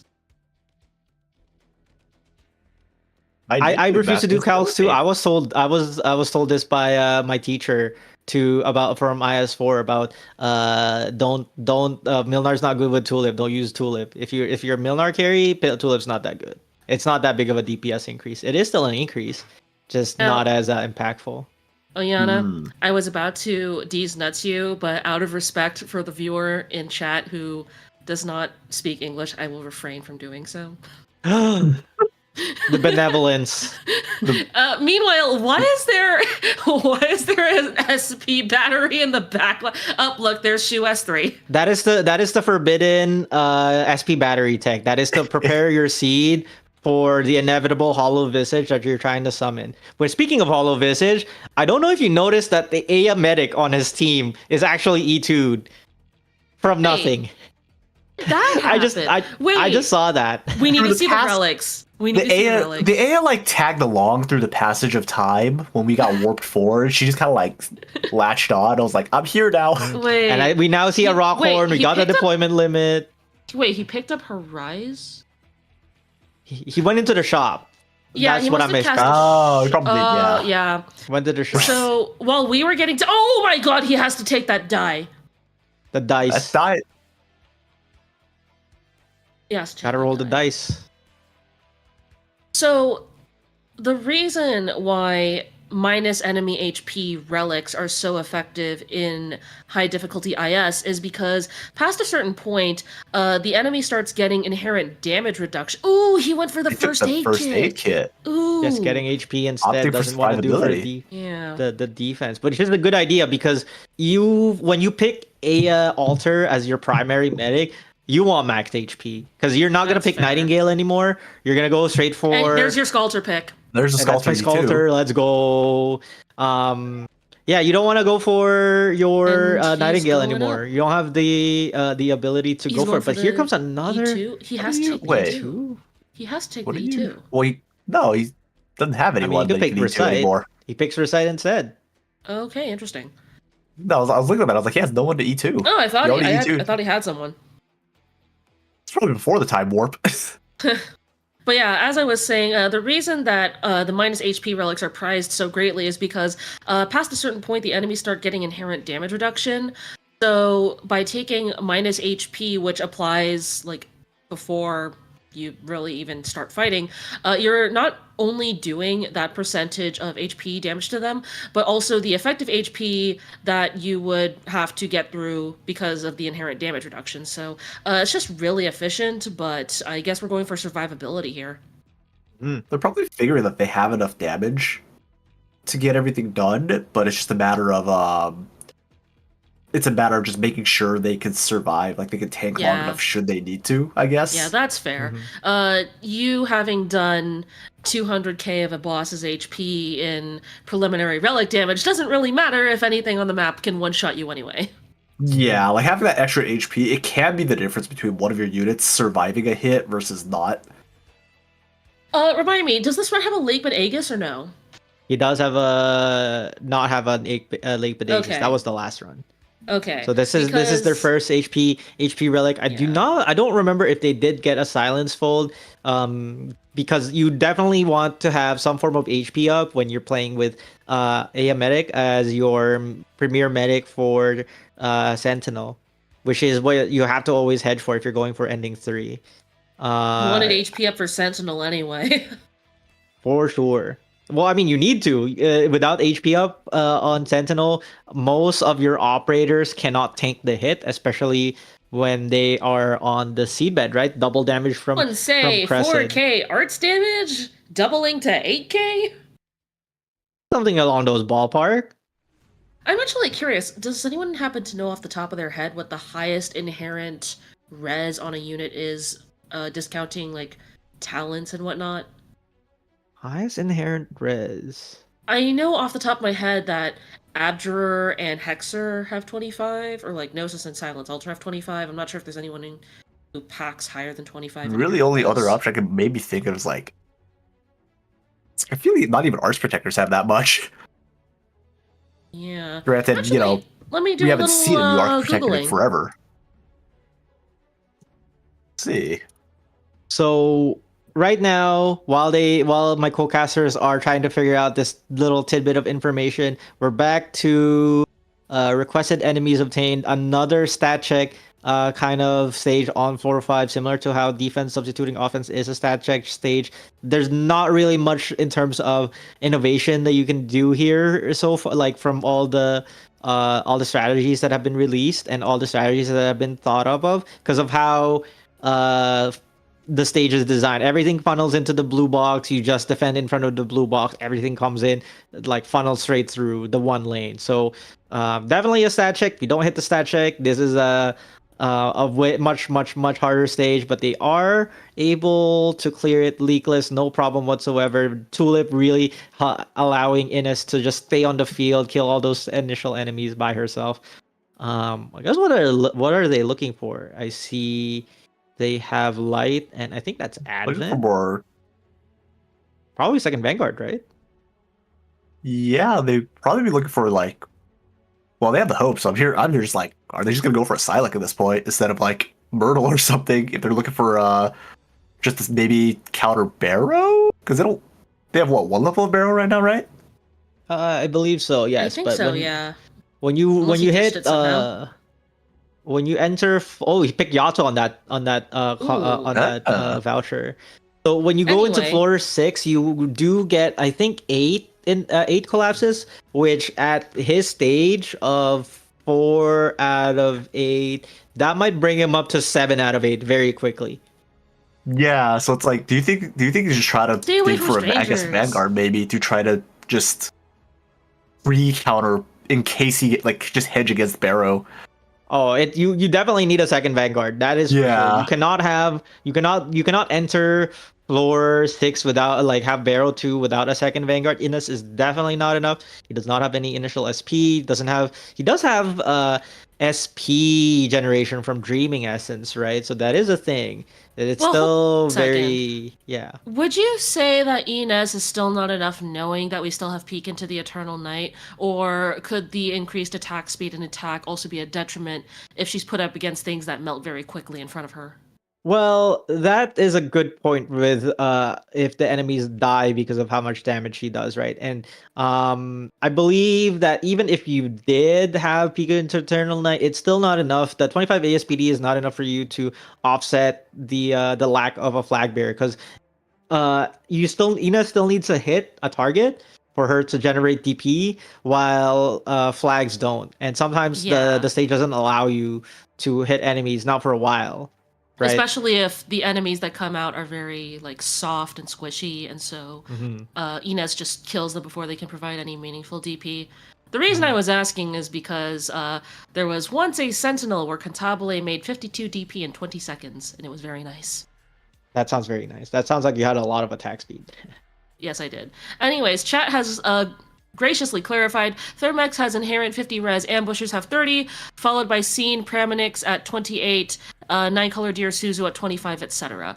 So it looks like some are getting boosts from talents or traits, but Thermex has the highest inherent, followed by ambushers. Wow, interesting fact that ambushers have the some of the higher res numbers based on It's a little interesting considering how the negative taunt, right? So it's like just Ascalon. Yeah. Oh, that's fair. Just to be like, all right, fine, I'll do. Yeah, you've heard of Silence Ultra tanking. Now you have Ascalon tanking. Don't try this at home, kids. Everyone's a tank if you're determined enough, surely. Everyone can tank something at least once. That kind of has the same energy as everything is edible at least once. Speaking of tanking, their ending 2 tank situation looks to be pretty much solved. The only thing that's left is some form of hold for right lane for Hollow Visage if they ended up going for that. Which is going to be pretty interesting. A guest. Oh, another animal. Another burb, as Lord Zide mentioned that it is a burb. Confirmed. Lots of ducks are dying for this run. I think that's our 3rd animal of the run so far, or 4th animal. What do we have? That's a lot of animals. We've got what? 2 ducks and a crying beef? Ducks. Yeah, that's 3. Do you happen to know off the top of your head what the percentage rate for an animal to appear is? I think it's 3%. 1 to 3%. For every stage. Right. Is it not? We got Squeeze Wrath. So maybe not dev time. What is this? We have. That's what relic choices here. They have Squeeze Wrath and then the bind one. Yes. Squeeze trolling. The dog. I swear that. Oh, I swear the Squeeze. Yeah, the puppet. It's like you're only bind. It's like I have to you're just like, all right, forget the Squeeze Wrath. I'm not. They got the Vanguard. Are they gonna go for the Vanguard? Are they gonna go for a Vanguard? They're gonna hedge. That they have. They're hedging against it. Who are they going to go for? Are we going to see a Sail H? I do see the pot 6 Sail H. Oh, pot 6 Sail H? Pot 6 Sail H? Are you go for Sail? That's pot 6, I think. Go for pot 6 Sail? Is Wookiee about to see his fate? We're getting teleported again. Wookiee, enough with the shit. Yeah! Oh no, that's pot 5. That's pot 5, I think. But yeah! This is nepotism. Yeah, though. I wonder if they noticed their S3 like going into the stage. 5% chance for any animal to spawn. I feel pretty low odds, especially if you're getting 3 animals in one run or something. Well, how many combats has this guy done? Enough to nearly get to level 10. This is just standard ending 1. This is Lofty not icy. Silverfrost. Wait, what happened? Did they not? Oh, they didn't go. They didn't get a lost and found. I completely forgot about that. We completely missed. Yeah, that. they just opted not go for the lost and found. They took the top route at the start of the floor. Which it could honestly be a big blunder in this tournament, where most players points, are right, for the general points play. But it is refreshing to see that we can at least top one of the stages that a lot of our viewers could potentially be fighting against in their respective difficulties, right? Lots of interesting strategies have evolved over the years regarding how to handle this stage, but there's always the tried and true classic. Reed opens the stage. Definitely need module one level of module to tank the first hit for the boss. He has HP from a relic, so that's no longer required. Reed can definitely open the stage, and right now he's just setting up for potentially phase 1 and phase 2. His last 2 deployed is currently Shu and Ella, but Ella's never going to get targeted. It's going to be Shu and then Milnar as well. So this is completely set up for phase 2 already. No extra steps required. Just need to activate skills, and that's what he's currently doing right now. And there's phase 2 before all the phase 1 enemies have even been killed. So he does do the correct principle here, which is don't let your main blocker be the one that's gonna get to be stunned, right? So he keeps the Degen as his main blocker, and the Degen is and the Shu is the second blocker, but the Shu and the Milnar are not blocking any target. So if the boss does decide to stun them at an inopportune time, you're not gonna have to fight for Leech. You don't have to chase for Leech. Right, he's going. The boss is gonna get the stun anything ever again. Boss is down before wave 1 is even dead. Yes, dreaming essence plus Tulip really hurts, especially when you put that SP battery on that Degen. Is it even on the Degen? It's not even on the Degen. It's on the Ella. Didn't mind me. I didn't even see that. That's crazy. He has so much damage. Yes. So I mean, you saw the Reed killed all of it just on a single skill activation. So I was like, there was a good bit of damage buff just from that Reed. Because if I remember, normally Reed can't without damage buff, Reed actually can't wipe out the ice at D15 at least. I think she does. I think she wipes out the ice if you have some form of attack, which they do. They have. Yeah, as I'm saying, you need a damage buff. You need some form of damage buff in order to pull that off. Otherwise, she doesn't. It'll leave at lower HP. I believe they have roughly 40% attack from. Yeah, it's more than enough then. Yeah, some big amount of attack. Very easy clear of Lofty Silverfrost. Just remember, don't let your blockers be the one that tanks the enemy, and it's pretty much easier clear of Lofty Silverfrost. But unfortunately, there's no bonus points for ending 1, and there's only bonus points for ending 1 altar if you have the Tree Scar Helm, which unfortunately they don't. And you know what this means, right? If they somehow get an encounter on floor 6 and they have to go on floor 7, they're gonna have to eat a -4 squad size debuff, which is gonna be very interesting. But I mean, points wise, that's kind of what they have to bank on at this point. They're banking on. Look at that initial SP relic. Yeah, initial SP here is really, really, really strong right now. But I don't know what they're looking for. Do they need more damage? It looks like they went for initial SP. Yeah, they do. And now we're picking a unit. Looks like their choice of high ground. High ground. Yeah. Are they gonna continue avoiding casters like the plague? I mean, who would you pick though at this stage? Against Sentinel, it's kind of not really sure if anyone really would be that helpful. Oh yeah, let me pull up my encyclopedia. Maybe question mark. Boss. Maybe it's a Kyobe pick for. Yep, it is a Kyobe pick for.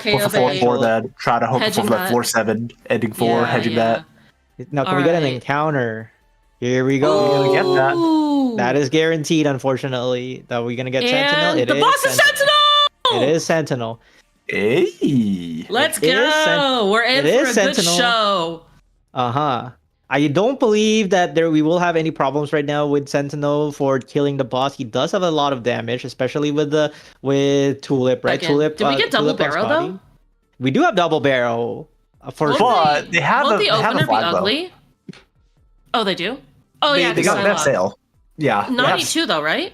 Naughty 2, but they have right, initial with Dreaming SP. Essence. Dreaming They Essence. have initial SP Okay. as well, so it's not the end of the world, but it's still not problematic. Ooh, Ooh, don't do it. don't Don't do it. light. Don't do light. it. Don't do You're- it. I think they did it. Oh no. Oh shoot! No. Teleport. No. Teleport. What's he doing? I mean, Someone in is chat it is a asking. Cows or is it not? We don't know. We don't know because It's a he's mystery. going for some relics to give himself some buying power. We've got a question in the chat. What are the chances of getting an alternate boss? We think it's 35%. Yeah, roughly 35% to see an alternate boss. But 35% seems really low when you're trying to actively try to practice a boss. When you're because hunting it takes, yeah. it takes about an hour to get to this point of the run to only find out that you need to do another 35% roll. Yeah, right. It does happen. There's also a 0.0001% chance that a maintenance happens and borks your entire fun times. 07. It's a very, 07. very low chance of that happening. Very low chance. But right now, so going back to the stage, right? Like he needs to E2 his KOA for floor 7 if he wants to do that. But before that, he needs to find some way to lane hold right side. Well, right now his lane hold for right side is not trivial. Well, I mean it can exist if he puts Ella and Milnar to work on that lane, but it's not very fun. There's Not better very fun at all. options. Yeah. Looks like we're hesitating for some reason. What they're thinking of right now. I think we're getting teleported. I think they're doing shoot teleport that was free strats on us from while we're looking at this, right? So I'm looking at the waves of the screen at the edges to see how. Oh yeah, it's resetting. Yeah, I'm seeing it resetting. Oh yeah, okay, I told you. We're doing another reset. teleported. We're doing another reset. One more teleport. Emulator reset, not a run reset, but emulator reset. I didn't realize we had. I didn't realize Shu was on the team today. With on the streamer team today, doing popping that S3 left and right. While we're waiting for the emulator reset, though, I will say though, even though Cola didn't get the Tree Scar Helm, I do think that the floor 5 routing was actually pretty well done because we got the extra combat from the boss key, we got a shop from the boss key. It looks like, and I mean, we were concerned about the viability of the team entering floor 6 when Cola stepped into floor 5, and now we've got like a very decisive anti-Sentinel team. So even though we're missing on that Tree Scar Helm, and if there is a floor 7, Cola is going to have to take that -4 HP relic, or sorry, squad size relic. I still think it was a pretty good decision as opposed to going for that Tree Scar Helm. And then, of course, do remember that there is a non-zero chance that somehow we get our hands on an Ama's Affection and skip that entirely, although I don't want to calculate the odds of that. Chances are... the shop? Yeah. Oh, Okay. Shop time. Ooh. No horizon, no invitation, Hunt. but have another He already chance. has the Oh, you got the invitation. encounter. He already has the encounter. Oh, he already has it? Yeah, he already has. Okay. He has the invitation. He does get a natural encounter spawn on floor 6. Very, very, very rare, by the way. Wait, how And could you tell? Oh, so this thing, there is a mechanic in IS4 where if you buy an index or you gain an index at any point, you can click on the fold and it will update the screen for you. It will update the map for you. So he bought the fold, he immediately go into the fold, like he bought the index, he clicked on his fold, and now you can see that the next nodes are safe house and encounter respectively. So you can plan your route much better. Today I learned. I've been playing high diff IS4 for like 6 months and I still didn't even know that. Shows you that you can still learn some new shit. Learn something new every day, y'all. I know, right? Thank you, Oyana Dalao. Lord Oyana, giving us One the of the knowledge. one of the few things they don't explicitly tell you on IS4, and was something that our participants very well have exploited just to get that every little bit of intel. And speaking of intel, That implies that IS4 tells us anything explicitly. They don't teach you this at IS4 school, y'all. I mean, You went to when they IS4 send school? when they send a Shattered Champion down your blue box, they're trying to tell you something. They're trying to tell you we love you. Have a Shattered Champion. We're Does he setting a start running? champion. Is that what he yells when he's running towards your blue box, just like arms out, just going, "I bring you love"? Is that what he's? Be collapsible, unfortunately. I had a crash course through Lord Oyana's IS4 school. Very good teacher, 10 out of 10. Would recommend. That's Thank because you. use the shoot teleport method. Yes. You leave Auntie out of this. She may have only teleported our stream like 15 times at this point, but she's done nothing wrong. Looks like we're having some intense deliberations over the quality of our relics. So what are they going for? What are they looking for here? They do have a silence. I do see that silence. They do have a recite, and they do have the HP healing thing. So if they take the HP model life station here, it actually increases their like HP by quite a bit. Especially it's like it kind of negates Originium Crystal almost completely. Are we going for the KOB? You have to go for the KOB E2. Yes. Yeah. KOB E2 is free, so you do have to take the KOB. Okay, and there's the refresh.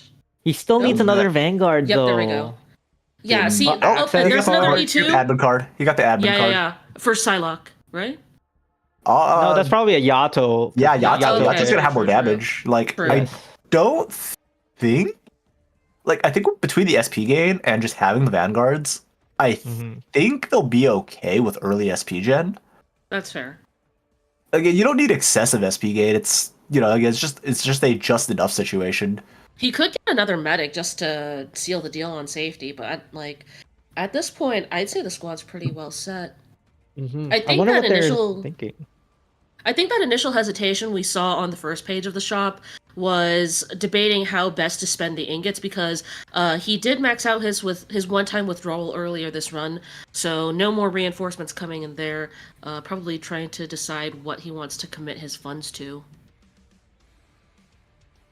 Looks like he's thinking about that E2, and yep, that's going for the Yato. That is the Yato. Okay, that makes sense. So that's the And Yato. we're getting another index. 5 ingots. Are you gonna go for a medic here then? Or I don't understand the index buy, because there's the index buy Yeah. might be for floor 7.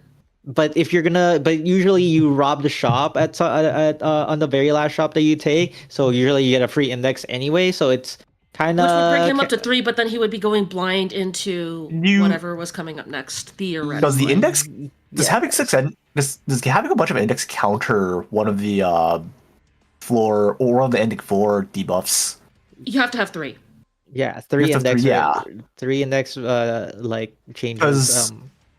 Because the only one he can't counter at this point is because he doesn't have helm, right? So yeah, unless we somehow get as a faction somewhere. Yeah. Or he somehow doesn't care, and he just where's the wind? Where's the wind?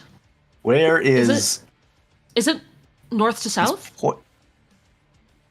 It looks north to south. North to south, yeah. It's a north wind. So I honestly don't know the priorities for wind identity crises. Is north to south a favorable or unfavorable wind? It is a favorable wind for melee. What is this, Mahjong? I mean, it could be. It probably what is it's based out of.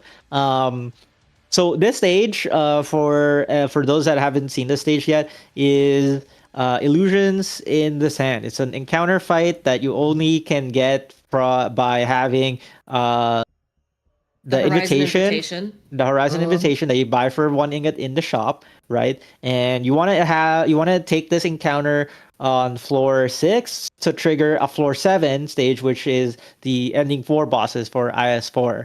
And the stage usually has a random direction for a wind to start that destroys all the blocks. In this scenario, it is a north to south wind, but it can come from any direction. And there is a solution for each direction of wherever it goes, basically. So And- whatever you fortify depends on whatever wind you get, and so you have to quickly identify it, fortify your position, and then start setting up your units to take care of the enemies. The enemies themselves aren't that much of a problem, and in my opinion, if you can't take this fight, then you're definitely in no position to attempt a triple ending. And then, of course, just a little bit of clarification. If you are seeking a triple ending of 1 or 2, and then 3, and then 4, you do have to do the specific format where you take the floor 4 or the ending 4 fight on floor 6. Because if you acquire the dimensional fluid any earlier, you will not go to Gardener's Sentinel. You will pass directly to ending 4, Sands of Time, Enter Eternity. So this is the only way it can be achieved. Do not And collect 200 ingots. And it Go doesn't straight to matter. ending 4. It doesn't matter what you do, as long as you have the dimensional fluid. You'll always go to the ending 4 routing. You're locked in there. It overrides ending 3 completely. Which is why, again, for triple ending, you have to get this on floor 6. And there we go, dimensional fluid. Oh, come on! Deployment limit, very, very, very powerful. But it's another caster voucher. Caster, so it's like, who do you even take here? Wants For to Carbon Golden Golden Glow Glow? potentially. I mean, Golden Glow? Like, who do you even take here at this point for caster? I mean, hypothetically speaking, if you were doing a setup, a right lane setup with Weedy, you would be getting most Stima, but you'd need her E2. So I don't know. I mean, technically, Golden Glow is not that bad of an option because if you have enough relics and you have the attack speed too. That's you true. have some form of attack speed. So you kind of want 3 things for Golden Glow. If you're gonna bring Golden Glow into your squad, you want attack speed, right? Oh, he's casting another shop, and he got rid of Miro. Oh, very good. Okay, there we go. So now they're extra okay. To answer chat's question, is encounter guaranteed on floor 6? No, encounter is not guaranteed on floor 6. So that's why triple endings can be a little bit like it's pretty cool when it happens, since the encounter is. If you've ever heard our casters referring to love in Sami, it's a bit of an inside joke where the Foldartal to force an encounter via Foldartal interaction is called love. And so love in Sami is essentially like you have the love Foldartal, you force the encounter, you get the encounter and the ending 4 fight, and so that kind of guarantees that you get a triple fight, and also then you can make the 2 kings kiss. No, Keith. What are they going for here in the shop then? They have 22 ingots. What are they going for? I don't know yet. Clearly. Probably go for the deployment limit. They should go for the deployment limit. More deployment limit is always always welcome, especially for Sentinel. I think they are currently 8 deploy limit. Life points. Max HP, okay. I think they're gonna rob. And Blossom, it looks like they're robbed. Yeah, the Blossom was a smart pick. I mean, if there's nothing in the second shop for them though, like in the second, nice Liskarn. Free Liskarn? Yeah. If there's nothing on the second page for them though, I would not rob for the sole reason of getting the chance to rob the floor 7 No, you shop. want to rob here because you can beast hunt the next floor. Oh, that's definitely true. robbing through here. Yeah, Okay, that's 2 deployment limit for here. Yeah, and then also the Spectrum Analyzer if you want. I mean, at this point, it's like any collapsal reduction is just probably going to be handy. Oh, the Spectrum Analyzer isn't collapse reduction. Wait, no, never mind. I'm getting that mixed up with a different one. It's 1 anti-interference and 1 objective shield.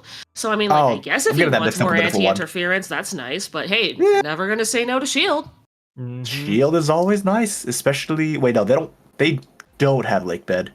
They don't, but they do have King's Crystals. So, like, you might as well just stack up any on extra that padding. Shield. Yeah, right? So I'm getting Spectrum Battle and mix up with a different one. It's like there's a different one where you get, Alright, Nature's Claws, the good old cannot shop rob, and that is some ugly looking Dominion right there. Some of the Dominion tiles are definitely icky, like the 2 range tile Dominions on the right that's what side. I'm thinking. That does are not really look detrimental. Because you really want those range tiles to put your Elo on so that you can spawn camp the top right red box. Like, worst case scenario, you can put Ella on the ground and that puts her in danger a little more, but like, I'm more worried about the real estate for the medics. We're getting Shoe teleported again. That's 3. That's 4. 4? Rice Experience Requiem? All right.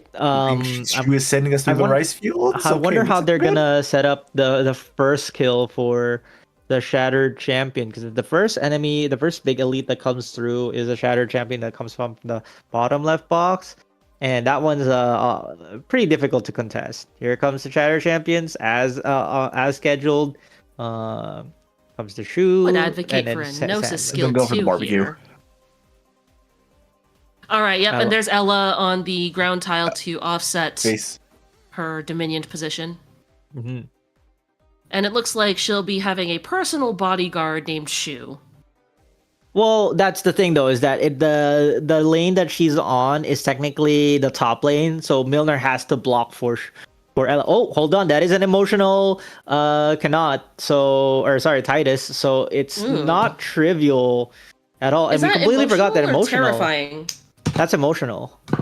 I mean, like, is it 50 or sorry? Is it 100? It's 50 or 100%? It's 100. It's 100. Okay, It's 100%. Yeah. And he's dead anyway. Phase. And look, he's dead again. Phase. All right, well that works out. Yeah. But that's like not the big concern, right? The big concern right now is that if sniper and that's dead. If the Sentinel boss gets the double emotional, please let it happen. Remind me, do we have nonlinear? I don't think we have nonlinear. I don't think so. We have Dequan. Can you imagine getting nonlinear to terrifying Sentinel? Oh, that sounds nasty. Isn't that like plus 130? 100? It's an obscene number. It's a really big number. Yes, HP. It's yes, HP. Yes. Simply have HP. Just have more HP. True. You don't need defensive stats if you have all the HP stats. Silence Alter approves of this message. But yeah, it's gonna be very difficult. He has a lot of damage relics, right? But I don't know if that translates to like if he can kill double emotional entity. I'm kind of excited to figure it out. Please give us double emotional entity. Double emotional boss. What, 10%? 10% chance? 10% chance times 2, something like that. So 1 in 100. Yeah. Hey, wait a second. He's not saying goodbye to Kanat. Oh, that's definitely a recipe for double emotional. That's a demerit, and your penalty is double emotional. Collapsals, get this man. Get him. Man. All right, Vanguard. And picked up another combat full dartle just in case he wants to use some E2, concords. yeah, you just E2 sail at this There's the point. Psylocke, very nice. Only Scylla? I would have gone for the second. And then there's the second torch. Vanguard, deploy 2. Increase life. Got the that's heal. 2. That's plus 2 2 objective shields. Another combat full dartle, very nice. Index. And now we get to go shopping. Guard specialist. That's where Specialist. Who they pick? Weedy! I'm kidding. They go for. They might actually pick Weedy because Weedy is a decent operator for. No, they're going for Ascalon. No, you go for Ascalon. Is better. Yeah, Ascalon's way better, especially if you have Guard here, Zola? Especially if you don't have the E2. You go Zola for Guard here, or you go? No, you want Chobai because you do have attack speed. And you Unlimited Chobai infinite stall. Yeah, for ending 4, you need to start hedging your bets. Castle. You need more damage. Neither goes for Castle.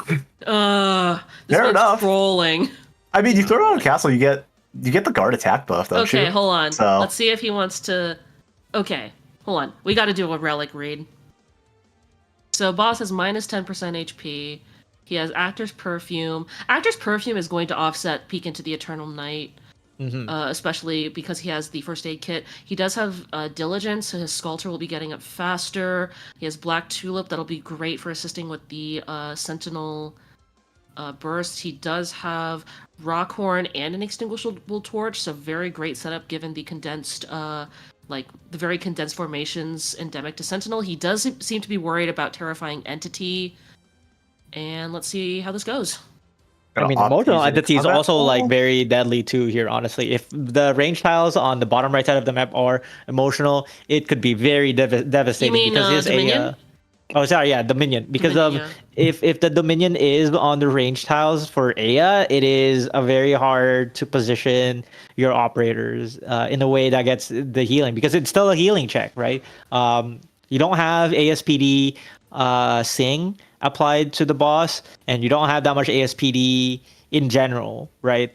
Other Okay. than Torch, so it's gonna be an uphill battle still, even if So- it's not.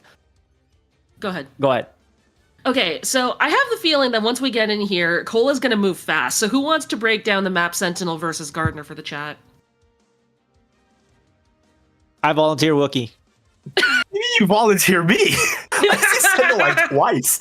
But for the most, I mean, you Talk have quickly, we're entering! Anywho, if I remember right, it's you have a lot less time. It's when you activate the tower in the middle, it charges a lot quicker, but it debuffs the space cabbage for less time. And then Okay, mostly, bottom right looks good. oh yeah, no What's the Dominion. drone? Drone is a res drone. That's very good because there's more physical damage on this team. Wookie, you mind if I just yap really quickly? Yeah, go for it. Okay, so Gardener. Boss starts top, rotates clockwise, and it only goes to 4 spots. Sentinel, on the other hand, hates your guts and wants to teleport all over the place, leaving seed beds all over the place. And every time it moves, it drops 2 seed beds. Seed beds do arts damage per second, which is good because we have the Relic Blossom, which gives 1 SP per second because of the arts tick. However, units on seed bed take double damage. Okay. Thing in the center is called the pylon. On Gardener, the pylon takes 40 seconds to charge, another 40 seconds to enter overcharge, and for each charge, the boss becomes vulnerable for 5 seconds. If you're overcharged, the seed beds in the middle of the map get cleared. On Sentinel, the pylon takes 20 seconds to charge, 40 seconds total to overcharge, but the boss is only vulnerable for 5 seconds, so you have to burst quickly and you have to burst aggressively. In addition, on Sentinel, there is a 50-50 chance for a resist up drone or a defense up drone to spawn. Given that this team is very physical damage heavy, there is a resist drone up there, which is great for this team because they don't have to worry about it because it's not buffing defense. So no problem there. But yeah, Sentinel is about to come down in less than 20 seconds and start wrecking stuff. So hold on to your hats and get ready for some fun DPS burst, assuming that this team can get itself into formation in time. And yeah, get your popcorn out, chat. Oh, he wants to put down the Aya on the minion tile, which is not good at all because it's gonna reduce the effectiveness of their torch and their peak into turn on light. So they're all like Aya only has roughly plus 15% ASPD, maybe plus 30% ASPD instead of the 95 from 2 plus. She's plus 35 right now. Yeah, plus 35, right? She's and 2 adjacent units and then peak. Okay. So really quickly for the chat. The reason that people like bursting Sentinel down on the right side is because there are 3 positions. This is the first one. The second one is where Ines is, and the third one is 2 tiles above where Sculptor is. After those 3 positions, the boss is going to leave the area, and the player is going to have to chase them down, unless, of course, you have Shu, in which case you can just keep teleporting the boss back to the place where you want to burst it, because screw mechanics, I have dragons. So this is probably what we're going to be seeing here. So an interesting tidbit is that the drone that Ines is hitting right now is a res drone, right? And you might think to yourself, oh, what if it's a defense drone? How much defense does it give? And well, it gives the ball all enemies around it 600 defense after your defense downs and after defense ignore. So it's a substantial amount of defense that you can give, but that's not applying right now, right? Because it's an arch drone. Well. Yeah. That drone still has 300,000 HP. That drone has more HP than the boss. Every phase of the boss roughly only has like 240k HP, but that drone itself has 300,000. Granted, you have no time limit to kill the boss, but for this part of the boss itself, you only have a 5-second window, and we're about to see the first boss, like the first window, and see if they can kill it. I don't believe that they don't kill it on the first window. Deegan does. Right? Oh, that looks so good. That's look at that chunking. Yes. Okay. Yeah, that's phase. That's phase 1. That's phase 1 so far. But the problem right now is that for phase 2, it's going to be a little bit more difficult to get your skills back up because usually you don't have some form of SP regen, and then the next first phase is in the 40 seconds. Right? But I think it's emotional. Look. Oh, it is emotional. Double HP. Ooh. And he's still evaporated. No, the first one is. Oh, the second one is was not. not. Oh, yeah, the first one was not. when you phase the boss, it rerolls. So every phase of the boss itself is a separate roll track for if it's emotional or not. And right now the boss is double the HP, so the boss roughly has 480,000 HP that you have to burst down in 5 seconds. By the way, and if you don't burst the boss down, if you don't burst the boss down in 5 seconds, well, bad things start to happen because, as I said, this boss starts teleporting all over the place. And there's 2 boxes. And may I clarify something really quickly? Go ahead. So the boss is going to get yanked back to that corner because of the shoe teleportation. However, the boss is still teleporting, and because it's locked to that corner, the seedbed is going to spread outward from that corner because you can't negate the seedbed even if you negate the teleport. So we're going to start seeing units taking double damage, which is essentially 4k arts damage minus 15% from Abyssal Weird Mask, doubled. So about high 6,000, low 7,000 HP. It's actually 6,000 damage, Zai. It's 3,000 base, and it gets doubled when you're on the tile. But this is phase 2. Yes, 6,000 for phase 2. 6,000 damage for every hit. The boss hits twice to 2 targets. It hits once to 2 targets. So he needs to activate skills now. You need to have a skill active if you're going to try to survive phase 2 of the boss. And A is skill active, but this is where the problem begins. Where with raw HP. Yes, overcharge is Pylon's about to go up. Overcharge is going to is right about to happen, like 1 second away. Mm-hmm.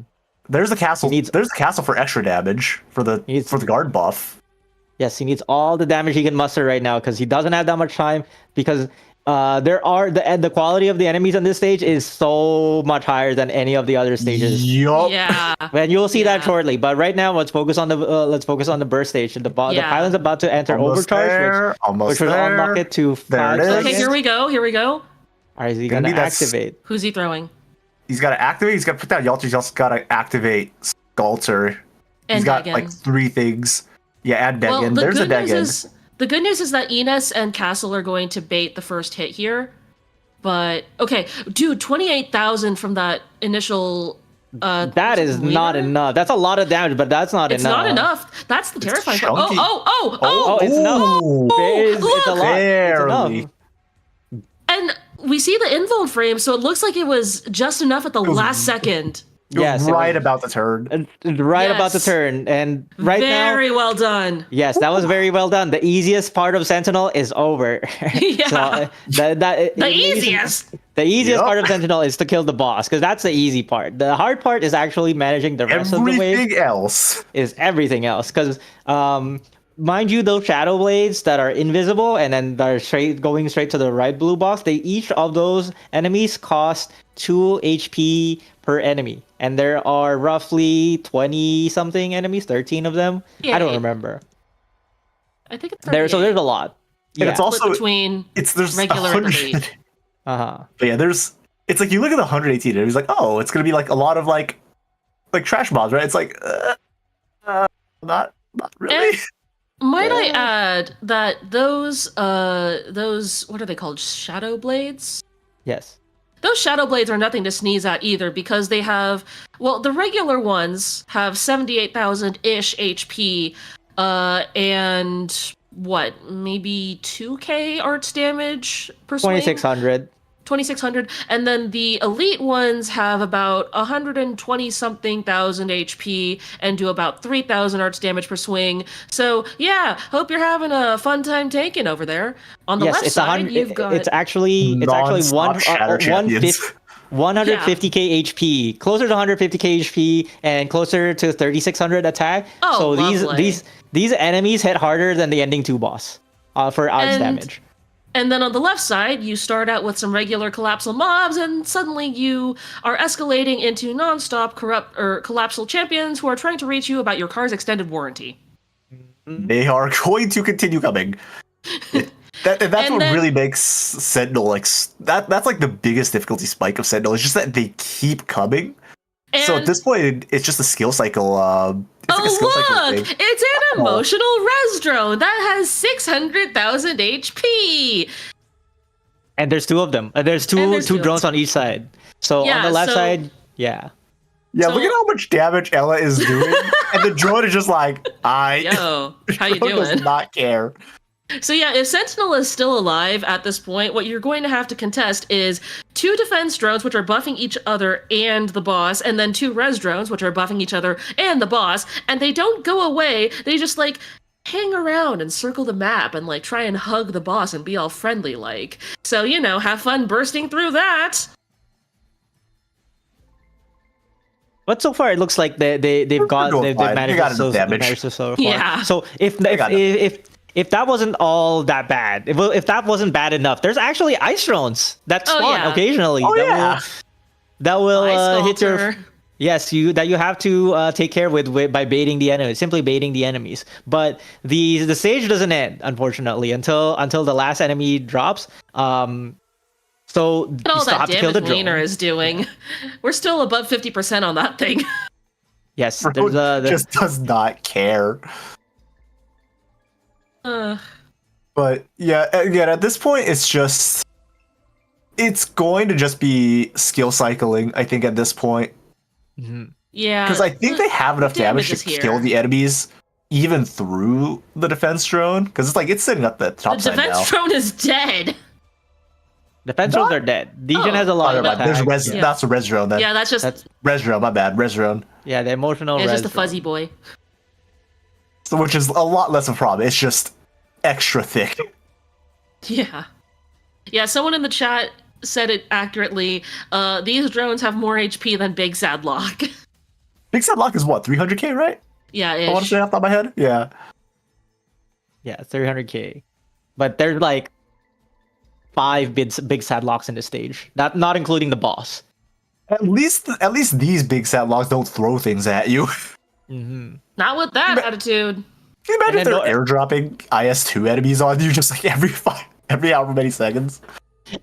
And remember, if the Shadow Blade, the Elite Shadow Blades get double HP, that's another big sad lock. 300k HP, baby.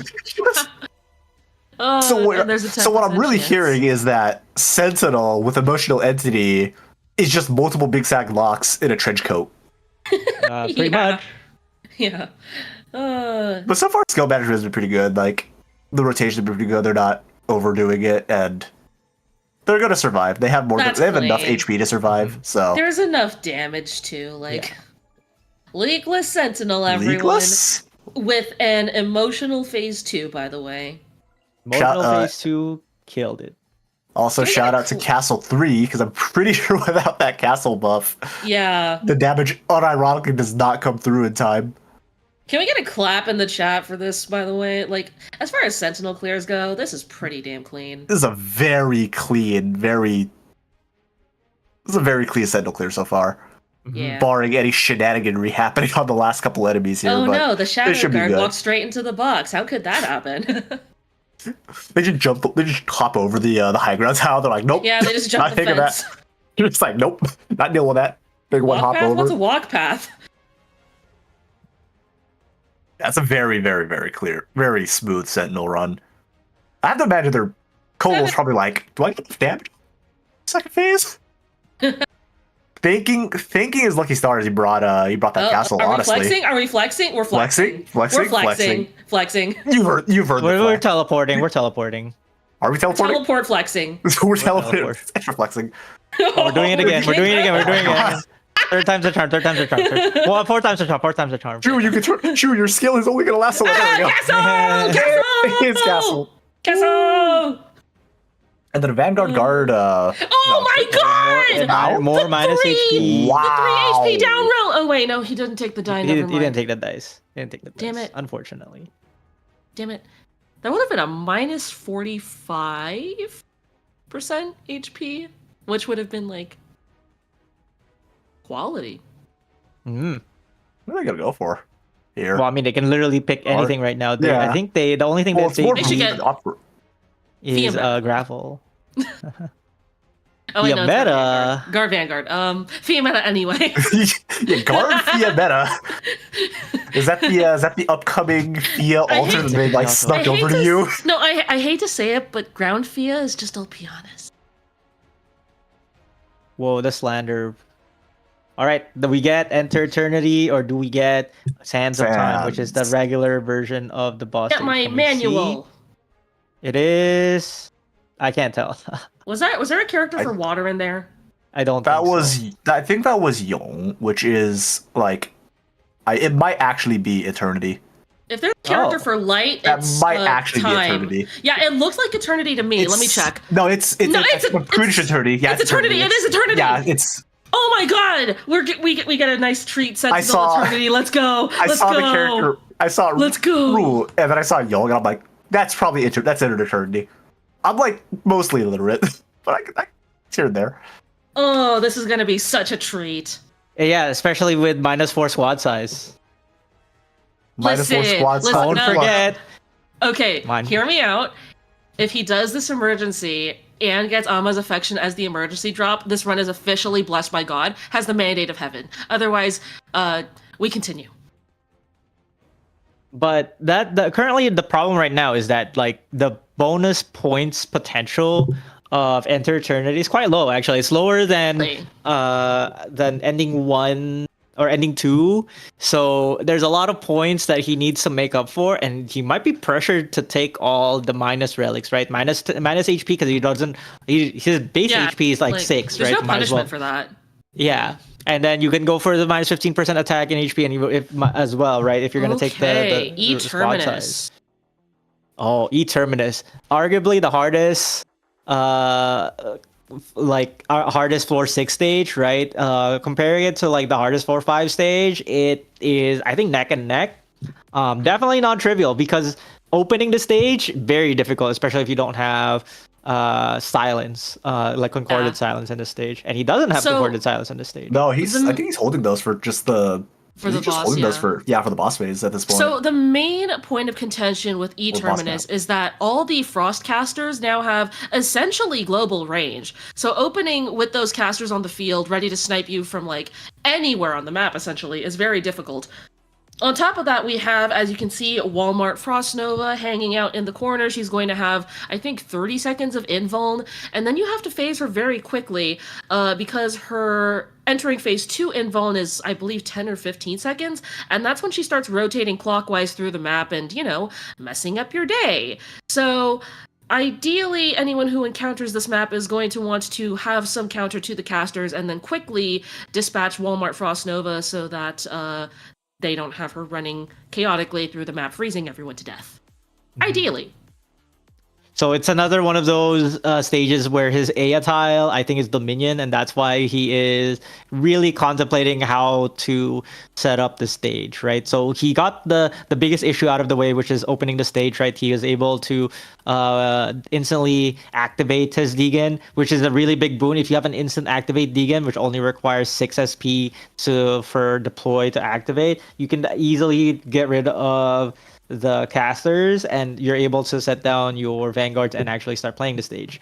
Right now he still needs to set up for bottom lane because most of the enemies at the start is coming from the bottom lane. So, and also start setting up for the top lane stall because you do want to stall Frost Nova. Frost Nova still hits like a truck, especially on floor 7. Don't mess around with emergency terminus on floor 7 stats. Because it is technically a real floor 7 in the stage, they get even more stats. Way more stats. Oh, true, because you have the still trying inherent to think about how to do the stat gain from going to the 7th floor on top of it being an emergency. Fun. Very so setting up a looks like in the middle there, or okay, there it is. I was like, are they being indecisive, or there's a read S3 going off bottom side? They're going to try to opt for that for the lane hold, which should work out fine. It's really just that Lancer. They're good. Ooh. They're set. We got the Inez there. I think the bind did hit the Lancer. Yeah, the bind did land. Yeah, she's good. Yeah, Cola's good to go here. Now, At least for Walmart Frost Nova is now vulnerable. Oh. Let's see. That's a Shu S2. That's not a Shu S3. That is a Shu S2, yes. Which is very interesting to me because normally you would have a different like Shu S3 instead, and you'd have a bigger range for where you want to put your seed bed. But are Soul Tile, but like what really is concerning me is this Milnar placement. Usually you want to stall the boss, not trigger their phase 2, because on phase 2 they deal an extreme amount of damage on phase 2. Really don't want to be like, trigger phase 2 when you're trying to deal with the rest of the stage. You can stall the boss and then deal with the boss after the stage is pretty much over. But if Milnar's facing left, Milnar is going to be able to hit the boss. Wait, does he have some form of like resistance? I don't think so, right? Yeah, no resistance whatsoever. He's frozen. I thought that Wiener was going to be facing left in order to try and take care of those casters, but because of his inherent taunt, he's just getting frozen instead. So I think this might actually be the stall with Shu as the perma-frozen stall and Wiener to draw the fire of the casters so that Shu doesn't get overwhelmed and killed. And then Degenbrecher on the right side is going to be killing those casters as they walk in. Also, Sculptor's on S1 there. I don't know if you guys noticed that. So this is definitely just a... I think this is opting for a stall. They're just repositioning, I think, is what this is. This is a very creative way of tanking this, I'm going to admit.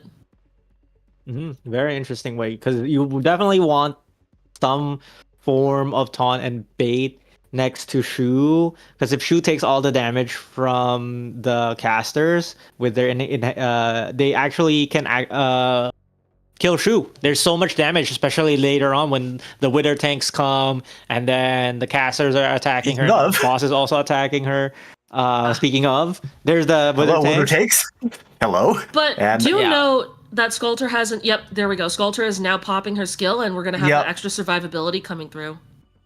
Now it's just dealing with the Wither tanks on the bot side, which appears to just be Inez and Reedalt just dealing with that. Yeah. Which should be in relatively short order here. And Sculptor's skill is lapsing, but most of the casters have already reached Degen range and I guess Ellen range. Yeah, there's absolutely no threat there, and looks like we're going to be seeing a very clean dispatch. Just holding on, just making sure, again, don't make him Yato into danger. Okay, never mind. Yato's fine. Yato's like, it's not a problem if I kill him first. True.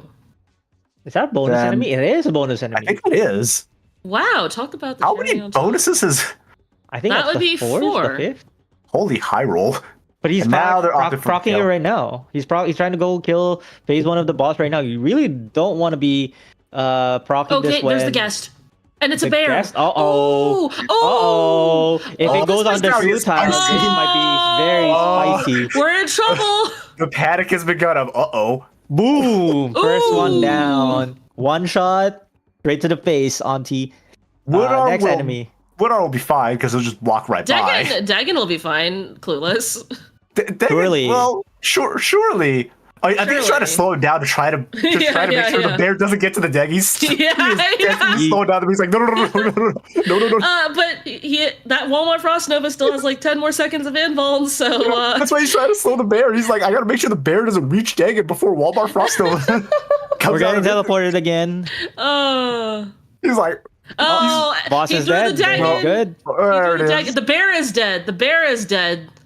And Walmart Frost Nova is about to be dead. Yep, there she goes. The amount of operas would be like, oh crap. 07. And that is bonus points. Bonus points equivalent to Man-Made Carnival. Very nicely done. That does, however, overwrite his bonus from Instant Contamination on floor 5 because of the rules. So let's see. Is he gonna pick Gravel? He surely picks Gravel here, right? One of the strongest tech picks. Oh, Lodestar? No, Lodestar is banned.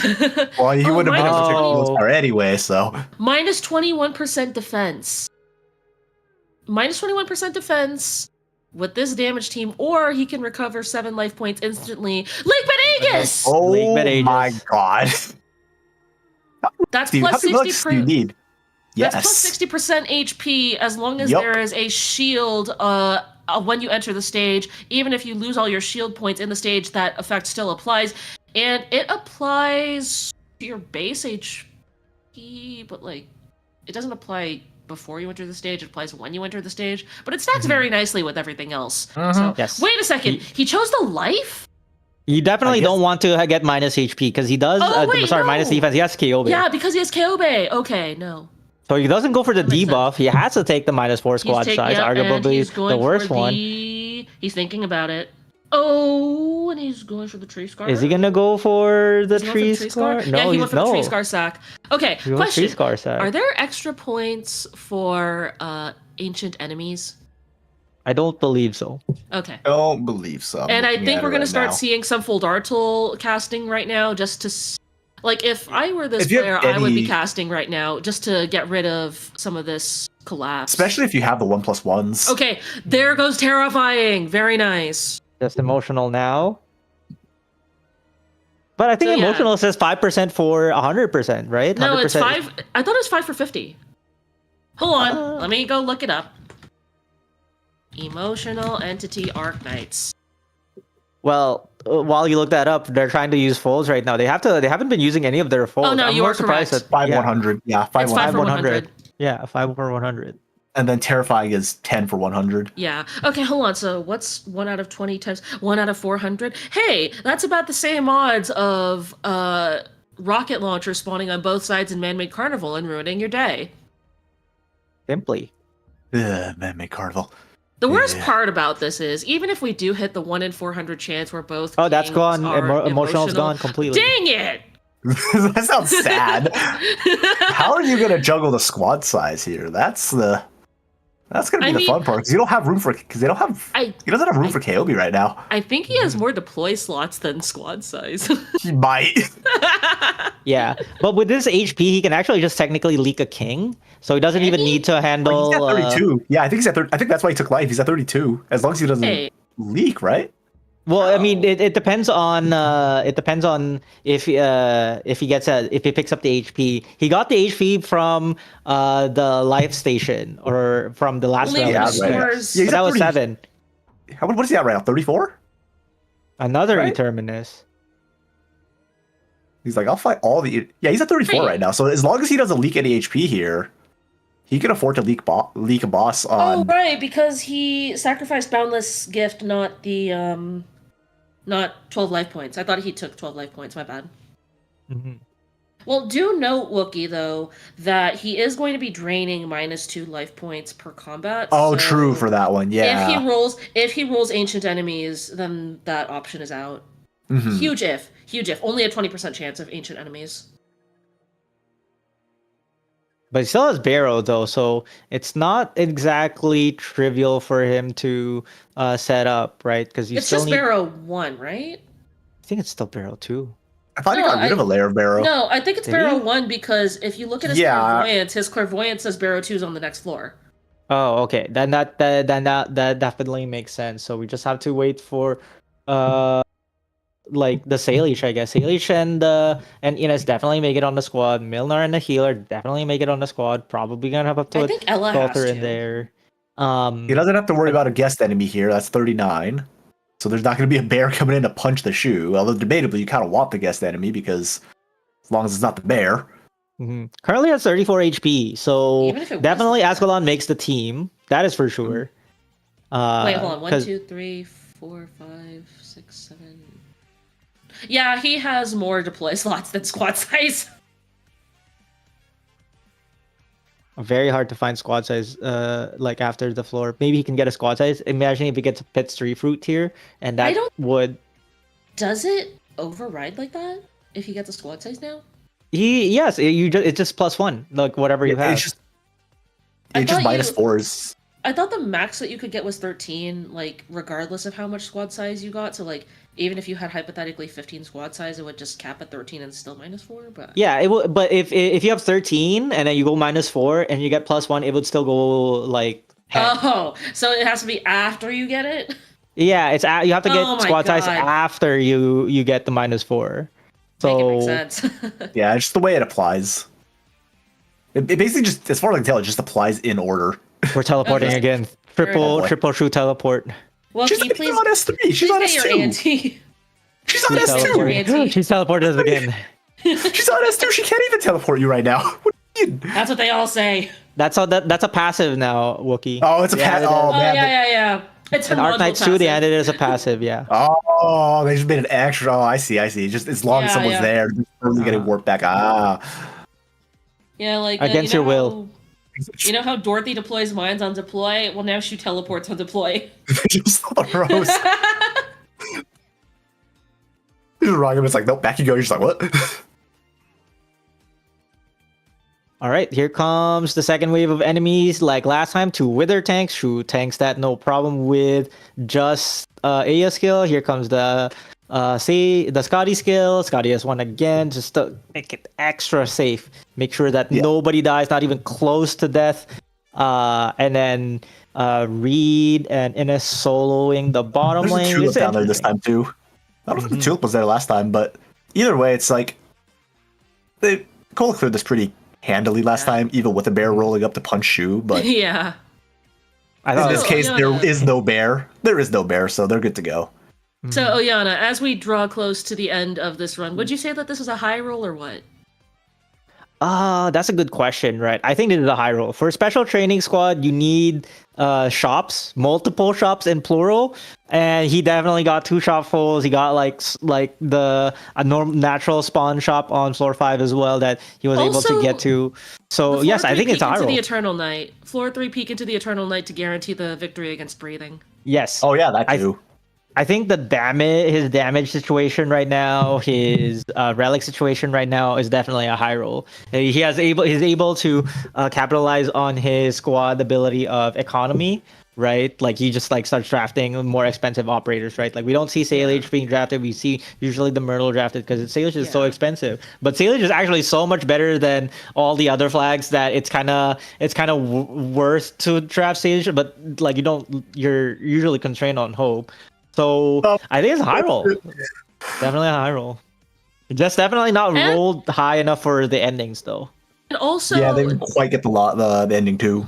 And also do note that he did encounter all 3 HP down relics over the course of this journey, so that's pretty high roll too, even if he didn't take them all. He still has 2 of them, by the way, which is like pretty formidable. And not to mention, right? He has like King's Crystal, and he's still at 14 at like 34 HP. Yeah, and 20 shields. Yeah, so as long as he doesn't leak at this point, he's good to go, right?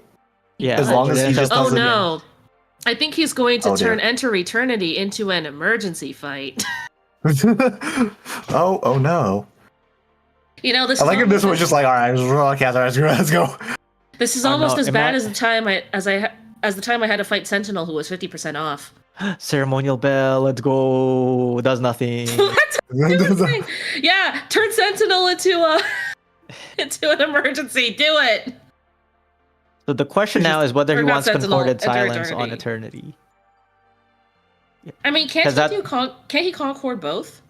Well, he can. The question is if he wants to, because shield guards do mess up your play a little bit for Enter Eternity. So maybe you don't want to deal with it. So he's not going to Concord Enter Eternity. I think. And now we're turning Enter Eternity into an emergency. We're turning Enter Eternity into an emergency. I think it is a mistake. I think you have to turn like Concord Silence, because it's so much better in case your Milnar does die, because you don't have to deal with the archers. But I noticed that they got Carriage Whip from the first emergency on the floor, so it's a lot of damage. He has so much damage. I think we're restarting again. I think we're restarting the emulator again. So let's talk about Enter Eternity and the difference of Enter Eternity to its normal version, Sands of Time. Sai, you want to take it over this time? Oh, gee, thanks. Yeah, Oyana, you're just outsourcing the work, so you don't have to do all the talking. Hey, don't call me out on what I'm doing. Okay, that's what I'm trying. That's exactly what I'm doing. So here's the thing: regardless of what boss fight you take, ultimately the trash mobs are quote unquote not supposed to pose a real threat. As in, you're very rarely going to see a trash mob with over 20,000 HP. In the normal version of the fight, most of the trash mobs are just the king specific faction. So for the Kagon, they're going to be Knights Moors of Shadows, and for Lugal's Argus, you're going to get the Lions. But in Enter Eternity, you're going to be seeing a mix of the faction-specific mob and a sort of parallel faction. So for Lugal's Argus, you're going to be seeing the Sargonian lizards from Gaviel Great Chief Returns. And for Kagan, you're going to be seeing Casimir's enemies from near light. And where the main threat of that is, you're going to be seeing the corrosion snipers from near light coming out on the Kagan side. And if you don't have a unit down to get their taunt, or their attention, such as Wiener's taunt or the Shield Guard's taunt, they're just going to chew through your front line. Additionally, for those of you who have never seen the map at all, regardless of which stage you get, the two kings are going to be facing each other. One is going to start on the right, one is going to start on the left, and they're going to just walk menacingly towards each other. And every 30 seconds, one of them is going to cast a cannon, and the cannon is going to center on the other king if they're on the field. If the king is not on the field, such as if they're hiding in a staircase or dead, they're going to go on whatever unit has the most recent taunt, whether that's a taunting unit or the most recently deployed unit. And the cannon is going to do a large amount of arts damage and stun. Long story short, you don't want to deal with that. So what the CN players have developed, there's a whole Google Doc about this, it's actually quite fascinating, is quote-unquote perfect cycle, where basically you arrange it so that every time red casts his cannon, yellow is in a particular spot on the right side by the right stairs, so that the right middle tiles are permanently safe. And if this run goes well, then we'll get to see what a perfect cycle looks like. This also does lead to some complications. You cannot shoot teleport the yellow king because that will mess up cycle. You cannot use any form of movement speed slow because that will mess up cycle. And if there is something in effect like enemies on Dominion have decreased attack speed or enemies have increased attack speed, basically if there's any alteration to movement speed or attack speed, Yellow King's perfect cycle will be disrupted. So yeah, lot of potential for messing up the stall there, or not stall, but like cycle there. And lastly, on the left side, for the Kagan, he has 50,000 defense, and on the right side, Lugos Argus, he has 50 res. And they gain more stats, 2,000 defense and another 50-ish res when one king leaves the field. So basically, if you can't leak one, you have to balance the damage between them. KO Bay or arts damage often for red, and Leaner's team often for yellow. Okay, you guys take over. I need a drink. Zai? Thank you. Thank you, Zai. Thank you. So, going back, right? So we're seeing right now one of the strategies, like two strategies together to handle the kings, right? So we have KOB on the left side dealing damage to the Red King. We have KOB as our main damage dealer for the Red King because the Red King has really high defense and lower arts res. I think it's like 50 arts res for the Red King. Still a pretty decent amount, but way significantly lower than the Yellow King's 90 res. Versus, and we have arts physical damage on the right hand side, which is going to be Milnar and Deegan on the Yellow King, which is where the Yellow King has 90 res, then he has significantly less defense. Each of the kings roughly has around 300,000 HP, and here is the what we call the Liberator cycle. So Milnar is placed here so to tank aggro from the Yellow King. It slows him down so that every time the Yellow King finishes walking in the stairs, it's just enough time for the Red King to cannon them. Cannon the Yellow King, and gives Milnar like just the exact amount of time for him to activate a skill and the skill to turn off. So this is a way to guarantee damage onto the Yellow King. There's also enemies coming into the blue box on below, which is the regular enemies. The bosses are the only ones that go onto the very top box. And both the kings do take a few laps around the two staircases before they enter the blue box, so there's no rush there. The only thing they have to be worried about right now is killing the boss a little too quickly, because if you kill one boss a little too early and you're not ready to kill the other king, when you kill a king, the other king gains a lot of stats, essentially what they're lacking. So the Yellow King gains defense and attack speed and movement speed, while the Red King also gains attack speed, movement speed, and res. And that is very good. When we say attack speed, we mean plus 100 attack speed. So now it's attacking twice as fast. Yes. It's a non-trivial amount of attack speed, a non-trivial amount of everything. So they move to your blue box faster, and each of these kings does take 30 HP each. And it looks like we're about to see Kyobe try to kill the Red King right now, or try their hardest to kill the Red King. So if you notice, Red King's about to cannon with the Yellow King in the center, and the Yellow Kings just exited the staircase on the right hand side, and with the circle. Safe. Yes, with the circle of red being their cannon range outside of where And you red are is about to go deployed. down unless. Okay, we've retreated the KO. Okay, so we're opting. Trying It's to for balance. HP juggling. Try to get the Yep. balance here. Yellow King's about to go down here, and then are we just going to loop back around to red? Because I think Yellow King just went down. Yellow King did just go down there. Yes, Yeah. Yellow King did go down there, and now we have to kill Red King. But Red King's at 1 HP, and if you're wondering, well, if the Yellow King said, who does the Red King target with his cannon? Well, I'll tell you right now, it's going to be Milnar. The last deployed unit on the field, global range, or the last Taunt. deployed taunt character. global Unless range he's being deployed. blocked, right? Unless he's being blocked. If he's being blocked, he cannons himself, and you really want to not block the Red King, because if you block the Red King, what He's ends up dead. happening is that he gets attacked. he's dead. But those are the King's dead. Stage is solved. There's not enough enemies on the field to cause a KO. Congratulations These- to Cola. These enemies have 20k HP tops. Like, Yeah, with the amount of damage that They're squishy. Cola has, the enemies are no longer a problem they're gonna here. fold. Yes. Yeah. So, we didn't get to see it because of the sheer amount of damage in this run, but there are also some very interesting stalls for both the Yellow and the Red King, assuming that you've killed their counterpart. For Yellow, Yellow ends up attacking so quickly, and since he's got more range, you can just like make him attack a unit and then block shift him back. For Red, you have interesting stalls such as the Chobai stall, where she just attack speeds him to death. The Dorothy stall, where you use Levitate and then Yes. just keep mining him. And the interesting thing about these bosses, I learned this from Zafang, they won't actually deviate up or down if you try and block shift them, because they are stair units, so they will only ever go left or right, and so you can just guarantee pushing them away. But there you go. Very straightforward DPS, very clean, clear of Enter Eternity. Can we get a clap in the chat? This was like supremely clean, especially for a run that was looking so tenuous entering floor 5. Yeah, what was Very it? No good run. E2s, or just a read all E2 at the start of floor 2.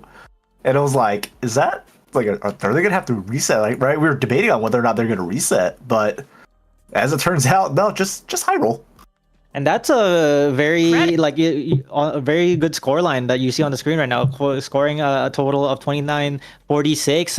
Very, very strong. Even if they did miss out on ending 2 completely, pretty good. Just carry it from your base score. They hit the necessary emergencies to buff Look their at the scores. ratio, 12-7. That is a supremely good ratio.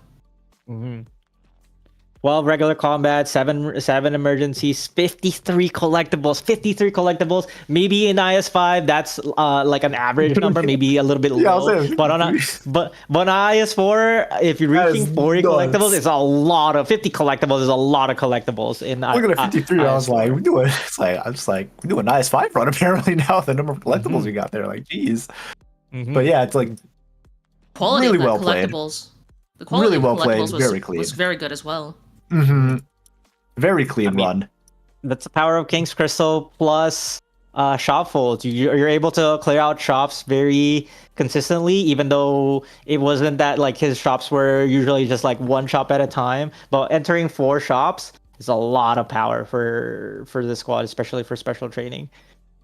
Very judicious spending as well, given that you can't withdraw ingots except for in one instance, and that instance is capped at 8. So, props to Cola for that as well.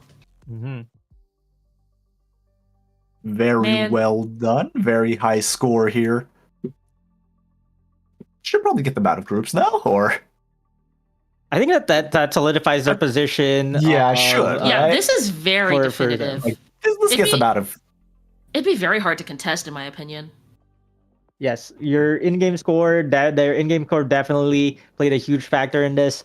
I don't see that if we see the 560 extra credit points, their value from extra objectives outside of the game was quite low. But in the end, skipping over the ending twofold or the lost and found to build squad power, get more nodes, take more points ended up working as a good gamble for them.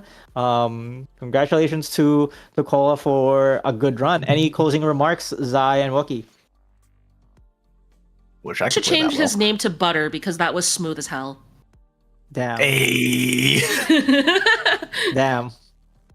I'm happy. I saw 3 dragons being used here. I'm happy, man. Oh, shut up, Wookie! This is Liberi Erasure. I see Scalter. I'm happy. Look, two out of 3 of us here are pretty happy here. You two are easily pleased. Smile. I saw Silent, all right? Like, Shu and Reed all are more expected. The Silent is like, that's kind of like a Will See moment. Wookie, I'm gonna find you at Anime Expo and throw eggs at you. I feel like that was going to happen to me anyway, though. But, yeah, it's like, geez, I wish I could play that well. Usually what happens to me is like yeah, this will work. Me, 5 minutes later, it did not work. But, very impressive runs. Just mostly the Leakless Sentinel.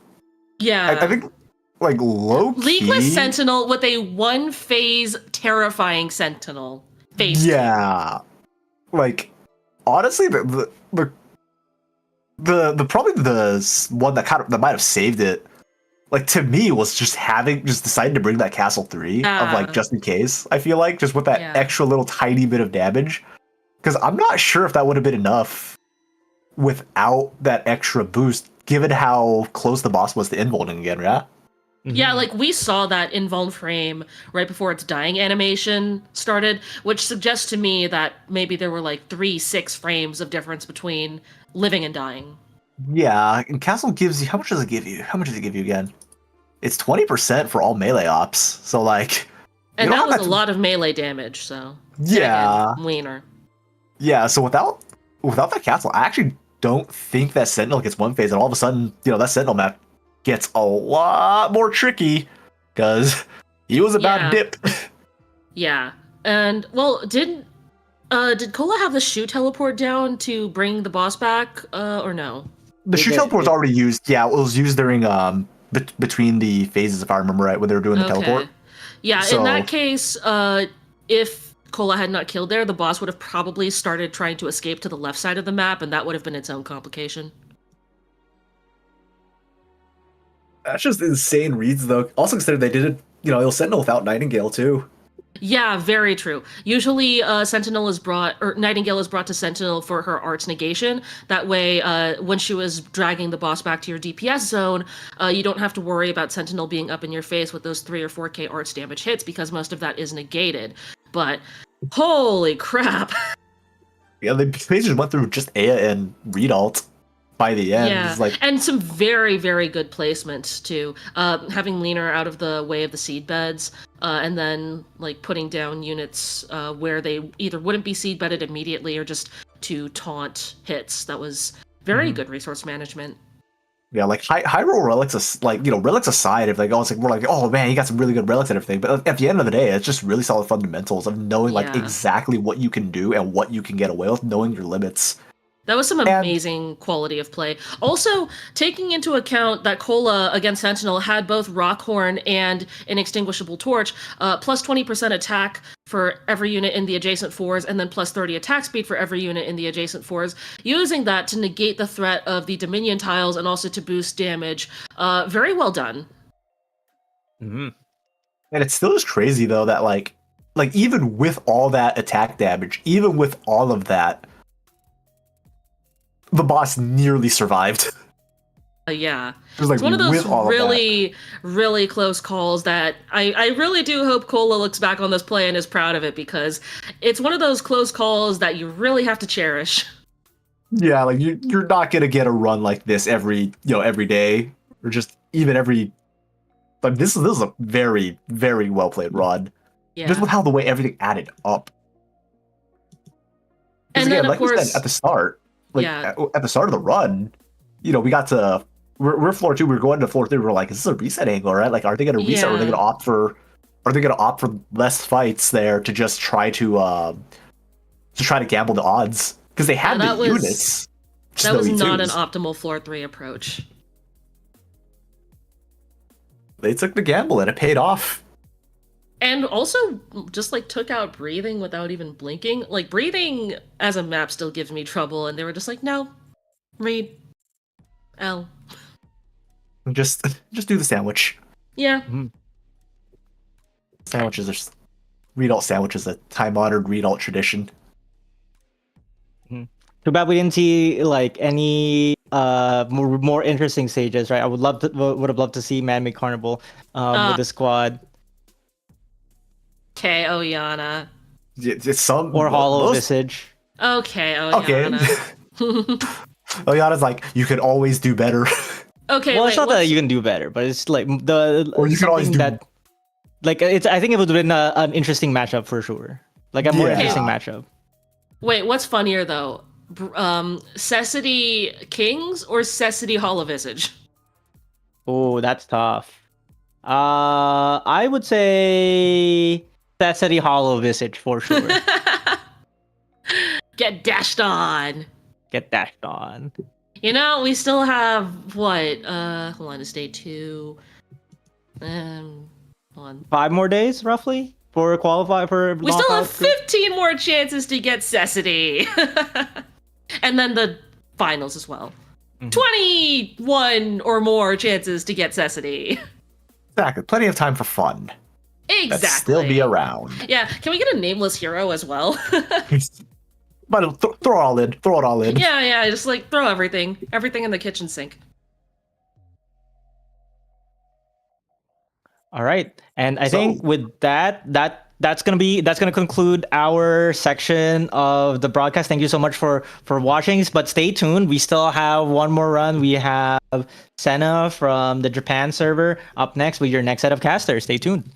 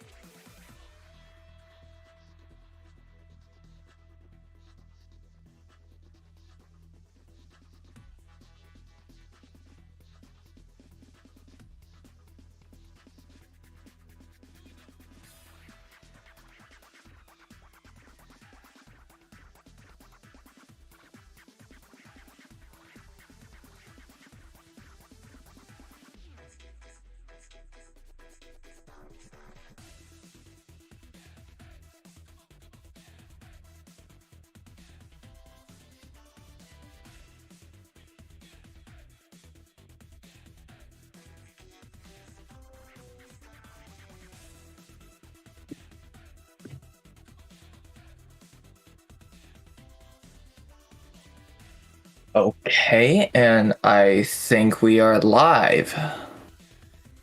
Yes, I think we are live now, so we can finally jump to our final game for today. Yep, this is going to be Sena from the Japanese server. They are... Actually, if we could just wait for our images to come on. Okay, it looks like they are Speccast Ella opening, quite a classic for Japan apparently, with 3 Speccasts and only 1 Guard Vanguard. Looks like they're a Beanstalk fan. I don't really know what gave me that idea. Seems that way. Not sure where you get the idea, but yeah. Yeah. Seems good. Like you mentioned, Speccast is not a mid. We have quite a bit of Speccast players, right? If all of them are Aoao today. Yeah, and all of them are. I think all of them are Ella starters, right? I maybe remember something about a Yatta opening, but I also could be misremembering. But I would say that Ella's definitely in the majority here. His 6 most common picks are Ella, Ines, Yala, Ebenholz, Nightingale, and Yato. I feel like Ebenholz is actually quite uncommon. If I recall, our first player for today, Aoao, actually also did say that he was going to draft Ebenholz, but I don't seem to remember him actually ever being able to draft Ebenholz. Yeah, he didn't get to it because his Ebenholz was never pre-promoted. And hopefully we will get to see some even action today. That's usually this is like quite the thing that if you have your favorite operator, which is not so common, like Ebenholz, you just want him to get pre-promotion due to your squad. I mean, E1 Eben is not exactly strong. Yeah, don't really want that. But yeah, his player info card reads, I started playing Arknights because I love integrated strategies. And I'm very happy to be able to participate in this tournament. I believe that IS has many situations that reward proper decision making. While I don't have many achievements in Arknights, I do have experience playing in other games, and I'm confident in my luck on the big stage. In SGL number 2, I want to enjoy integrated strategies while doing my best. When making decisions, stay calm. There's no need to rush. I will protect you. I assume that is somebody's voice line. I can't sure if we have. But it's great that he believes in his luck because he needs the luck. He sure needs the luck. I mean, integrated strategies, roguelike game mode, quite luck dependent. I mean, we've seen a lot of ending related luck thus far, you know. Surprisingly good luck overall considered. There's been a lot of falters, but let's hope. And I think like all the players so far have some way of luck. Like even we had player yesterday, Hayes, I think it was, from Korean server, who did not get ending 3, but he had so many emergencies anyway, so his score is decent. Yeah. Okay. Well, okay. I think we are ready to jump into the game.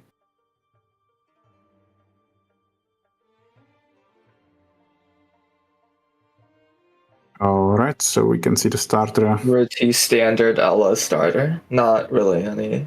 Just Fang, Cruz, and Ella. Things are right in this world. That will be actually a surprise for the Clairvoyance. That's a good start, and he has there's 3 combats as well. Really 3 combats, but not guaranteed emergency. I think that's fine. I think you're just glad you see 3 combats. Absolutely. The more hope, the merrier. Exactly. Make that first job even better. This will be Prisoners. Prisoners, Ella. You can take S2 or S3? Oh, I think it's S2, but I can't really tell. And it is also 16 enemies. No, that's S3. Animal, right? Oh, it is 16. All right, pretty good start. 3 combats, and you get a bonus animal in your first stage. I think you're very happy to see that. Yeah, I think Ella has no issues with any of the animals. So, like maybe she has like bit of issues with the dog, but definitely not on Well, the the dog gets blocked by the pillars, and those pillars actually are like one of the inanimate objects that aren't stunnable, unlike Resmonta's pillars. Little known fact. It always felt like really weird that you can stun those Montes pillars. I think even the stone blocks from the tactical prop, they are not stunnable as well. Yes. Yeah, but just it will be a duck, and the duck will be dead. That was one of the fastest ducks. I mean, Ella does have quite impressive DPS and total damage numbers for being a technically a utility support thing, and that is even more hope. Wow. Of course, the -2 collapse side of that relic will not really come into play. That is a 10 perfumer. Okay, we get a 3 perfumer. Why not? Technically, I think you maybe still prefer to get. Yeah. Yeah. But free is free. Free is free. And actually, I didn't see his routing, but I'm pretty sure that his next node will have to be emergency because I didn't see any emergency yet. The emergency wasn't on the top. I couldn't tell. It is not on the top. I just looked back. Okay, perfect. So we will see emergency as well. So there's at least something interesting happening combat-wise because, yeah, I mean, the Ella starter. I mean, Ella is quite a strong starter. There's really not much difficulty. Like both of the common starters at E2 are very strong for the first 2 floors. So should be no problem.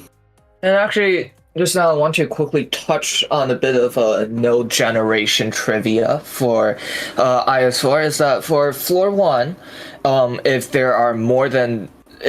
there's a combat node somewhere in the column that's not the first column, then there's guaranteed to be one and only one emergency on the whole map layout, which is how we were able to determine the positioning of the emergency combat.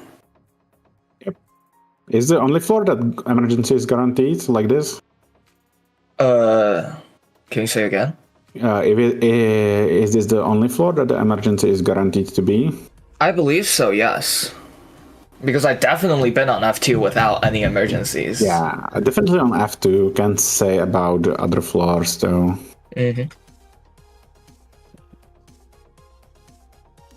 All right. I mean, don't think there's animal here. I think 21 is like the standard 21 number. is the normal. So let's just wait for a bit until Ella cleans up. Yep. See what recruitments we're gonna get. I assume he wants to see either a caster or a specialist. I think he's fine with a guard too. Is he? I think. Yeah, well, it's actually unclear whether or not he's going to use Deacon, right? Oh, I would say that. I mean, I would assume.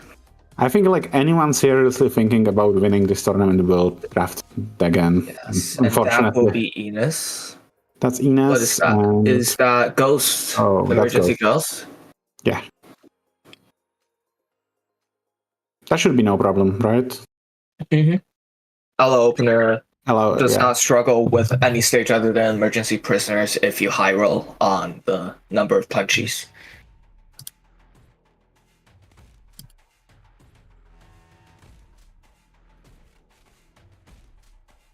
Spawns at bottom left, so if I remember, he can just wait until the 2 grudge bearers, is that what they're called? I forget. Grudge bearer is the caster. I'm not sure what's the melee guy. Oh, we can just call him the melee grudge bearer. The 32 enemies also, so we're farming. We're farming. I always found out the names. Do you know what the elite caster is named? Like the Sarkaz caster on the bottom? Didn't we say it was Grudge Bearer? Yeah, the Grudge Bearer is the no, normal Grudge Bearer version. is the ending 2 altar ones. No. Grudge Bearer is the normal one, like this one. Oh. And the elite version, they're called World Cursors.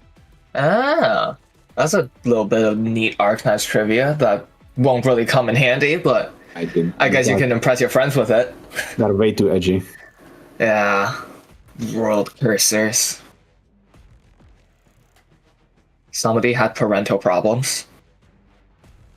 But yeah, we see Ella just melting down the Grudge Bearer and the melee Grudge Bearer, and also this entire wave of little sluggies along with Cruz.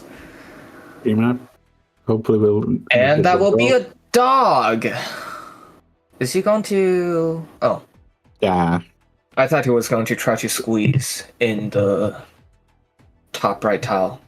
But looks like he's just going to wait for the dog to come into his little formation here. Ring around the rosy for the dog.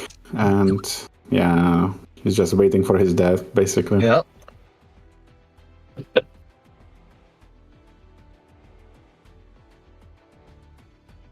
Apparently his demise is slightly more delayed than expected, but we got there in the end. Let's see what relic the dog will drop. And that is 2 out of 3 stages on floor 1 dropping a bonus relic. That's not bad. Oh my god, this guy. Is this a Dagon? That's DGN2. I think so. I would get Dagon too. I mean, he could skip on this voucher and then just eat you his Enos as well, no? If he wants a caster from the shop. That's... I don't know, like, I don't think... Nah, but he just goes for Dagon. It's too good to pass up. It's too good. I think it's too good to pass, yeah. Yeah, this blonde creature. Absolutely demolishing everything, and like, what? Sammy's like the Arctic. It's way too strong in ice for, I think, yeah. Yeah, I mean, well, it certainly doesn't help when one of the ending stages more or less hard requires this creature. Yes. Unfortunately, the 5-second damage window is like way too harsh on most of the operators. What are we getting from the shops? Do we get the gargoyle? That is the minus hope for 5 stars. Yes. I don't know. I don't think if he has a lot of fun. Yeah. Good enough. I think the best is the gargoyle here, so he can gargoyle so that he can maybe prepare to start stacking shield. Maybe, yeah. Yeah, he does buy it. If you have 11 or more HP and you finish combat on perfect, you get 1 more shield for each combat like this. So we call that shield stacking, so you can get more HP for the later stages. Pretty neat mechanic. Especially if you can start shield stacking early on, you know, maybe like floor 2 if we're lucky, then that's a lot of shields if you can play perfectly. Does he want to buy an Ansel here just to make sure he actually has good healing? I think that's actually a good idea. I mean, that's also Finbal's shield for Ella. He can also get 8 more ingots from the shop. This is true. He started with 777. Pretty lucky number, I'd say. I think so. I'm not sure about how, like, what's the... If in Japan it's lucky number, because I know there's like some numbers. Yeah, I feel like each culture has different lucky numbers. Oh, I mean, so for example, I know that not taking Finchell. Not taking anything actually. Oh, never mind. He's taking Finchell. 8 ingots for that relic is just such a steal. Yeah, so that's 3 shields for every of his. Oh my god, this guy. And surprise and hunt for his clairvoyance flow. It's absolutely insane. Once again, surprise is really good on the later floors like 4 or 5 if you just need to convert your ingots into raw combat power in the form of either good relics or good vouchers. And Hunt is insane for getting high score, as well as just developing your squad, because emergencies do give more XP, as well as giving you an extra relic. So yeah, 2 really good folds. Yeah, I mean, really strong start with that guard voucher into the card and the receiver. I don't think we will see him struggle anytime soon. So we I can. assume he's baiting the barrage with Enos here. Yeah, I think we can talk about like anything because the stages will be just very clean kills. So back to lucky numbers, I guess. Back to lucky Is numbers. there any specific lucky numbers for your country? We say lucky 13, I think. Lucky 13. That's quite unusual. I feel like for a lot of places, most Western places, it's kind of unlucky. No, It's lucky 13 unless it's Friday. Yeah. Well, I know that in China, 6 is also a lucky number. I actually didn't know that. Yeah. So, do you think we will see some Chinese player having 666? Ready? I mean, we'll see. I don't know. It could happen. Though, to be fair, I'm more expecting a lot of 999s. Yes. I assume that most people don't really care enough to set a to actually mess with the settings on their. Oh wait, I'm not supposed to talk about that. On their unnamed human helper. Yes, exactly. I know that person really well. Yep, we all have that one friend. That help us farm ingots. Mm-hmm. Okay, so What's he getting here? Oh, does he get a medic now, or does he go for like a caster? I don't think you go for a caster, right? Caster is like what? Steward? Oh wait. Huh? Hayes. Is that for Pamela?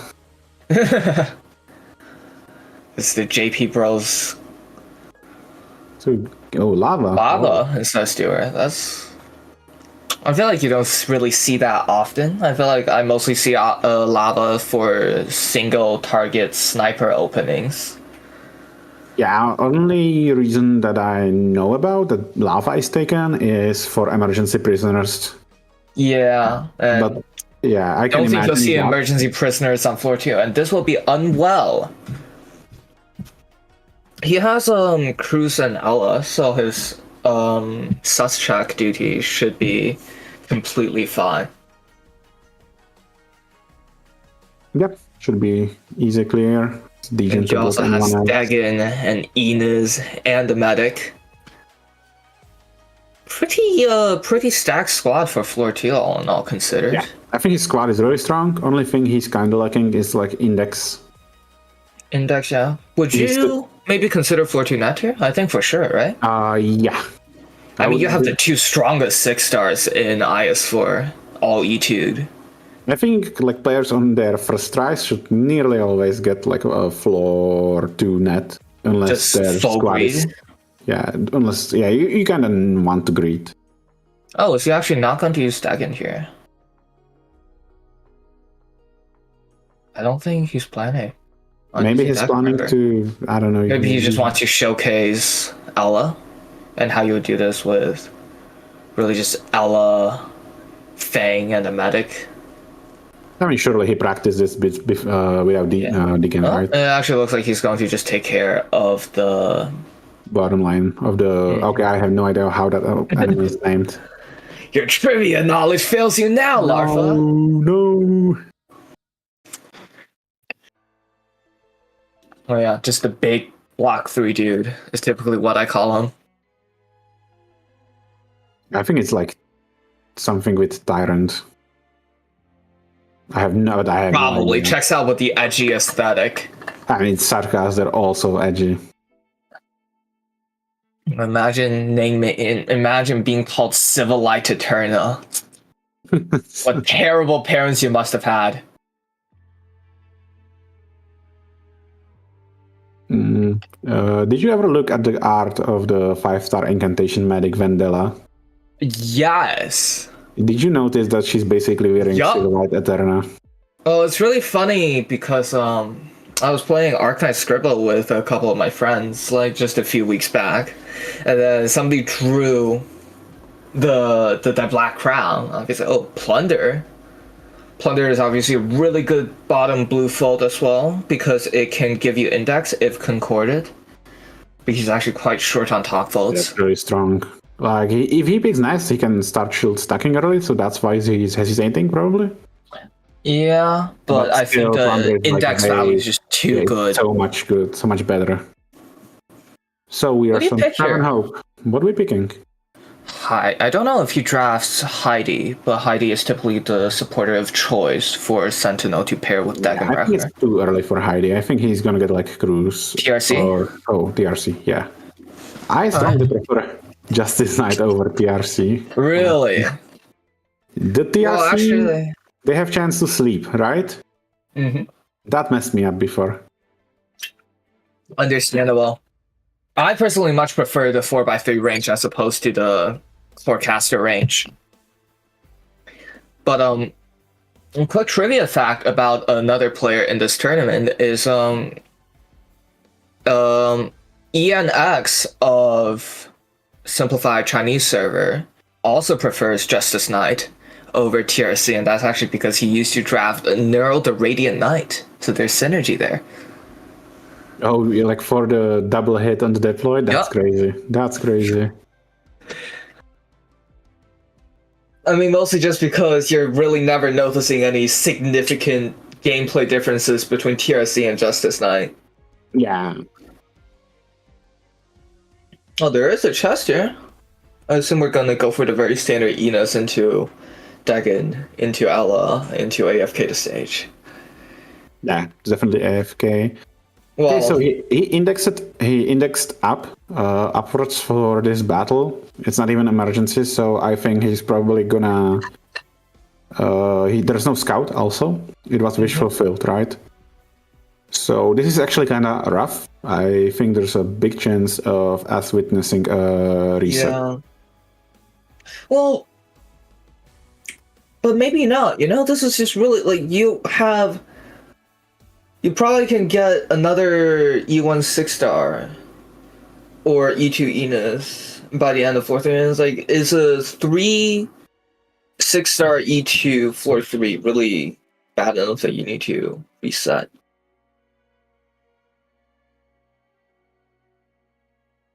It's hard to say. Like, if he doesn't get index drop from, I think there's another combat after this.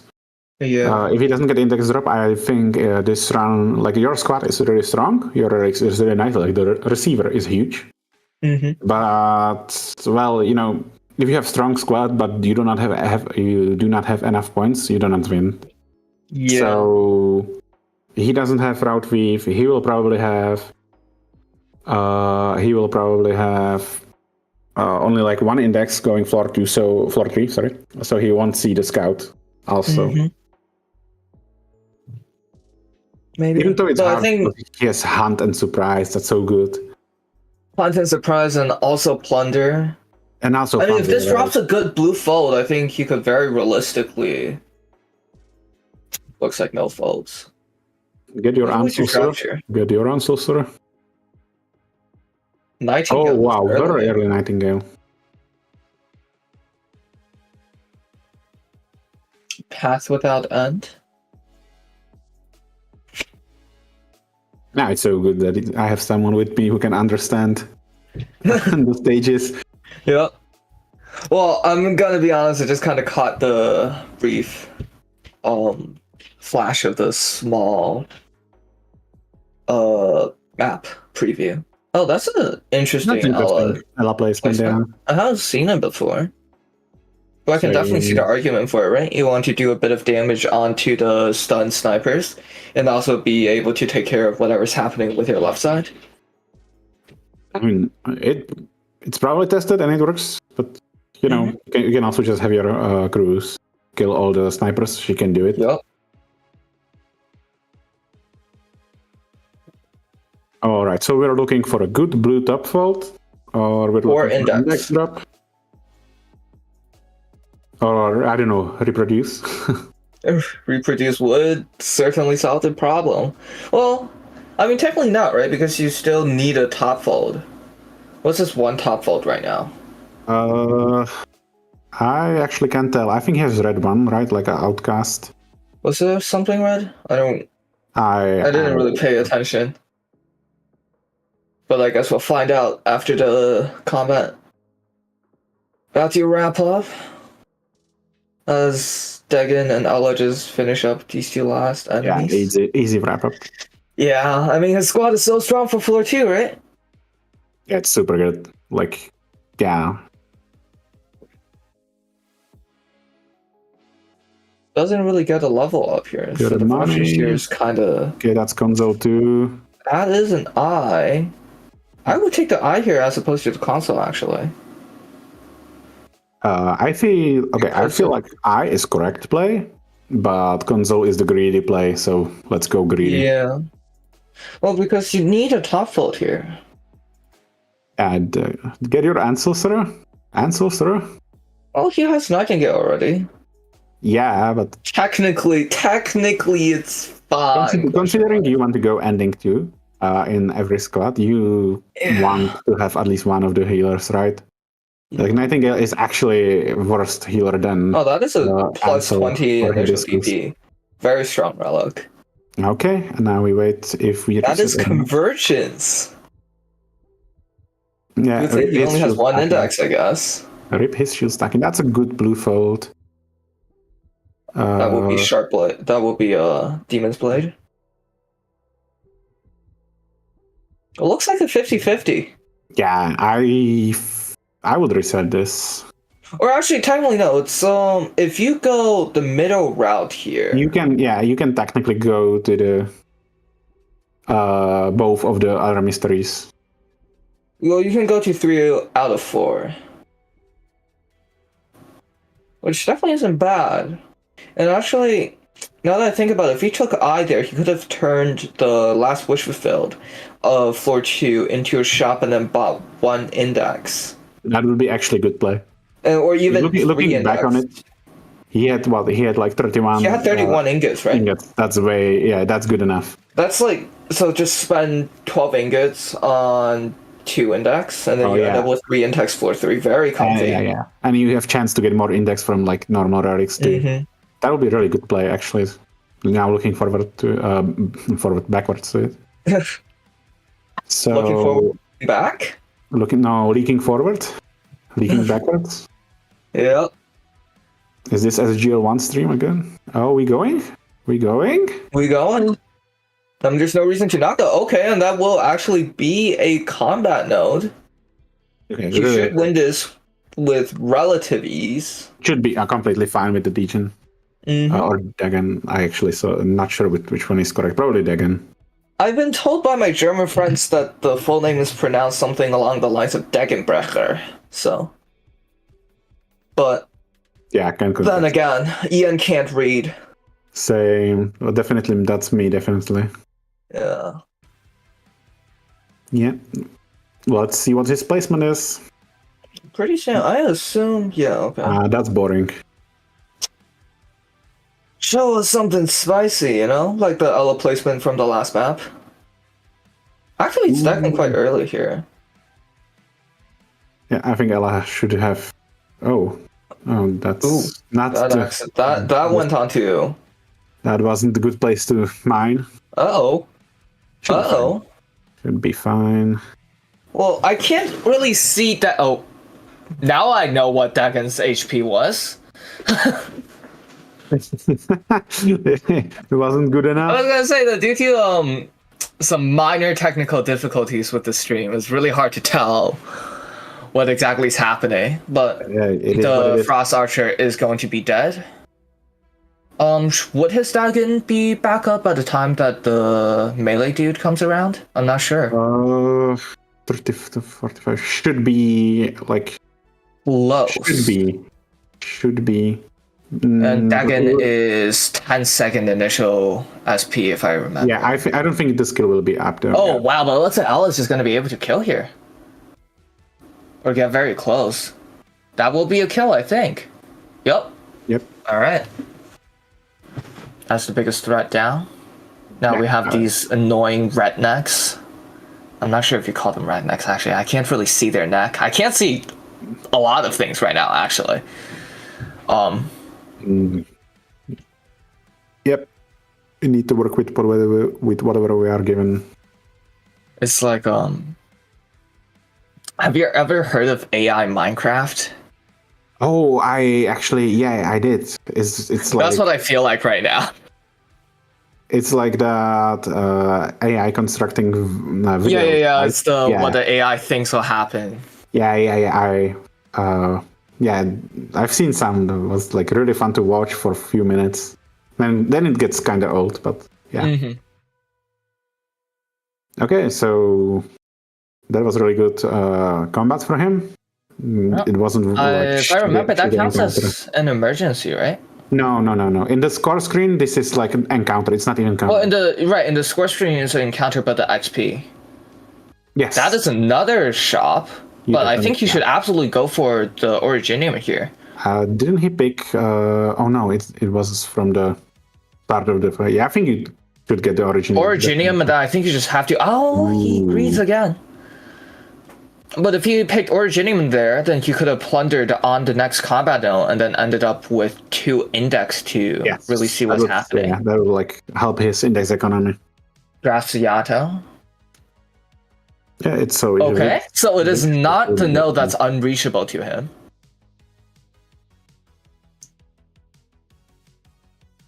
Oh, Shady Frozen Sea. Is his Degen pot 6? Yes. It is. No, is that 5 or 6? It's AI Minecraft, I'm telling you. I think that's given 5, the fact that actually. everything. You're probably Yeah, right. I'm seeing a bit of blue in there.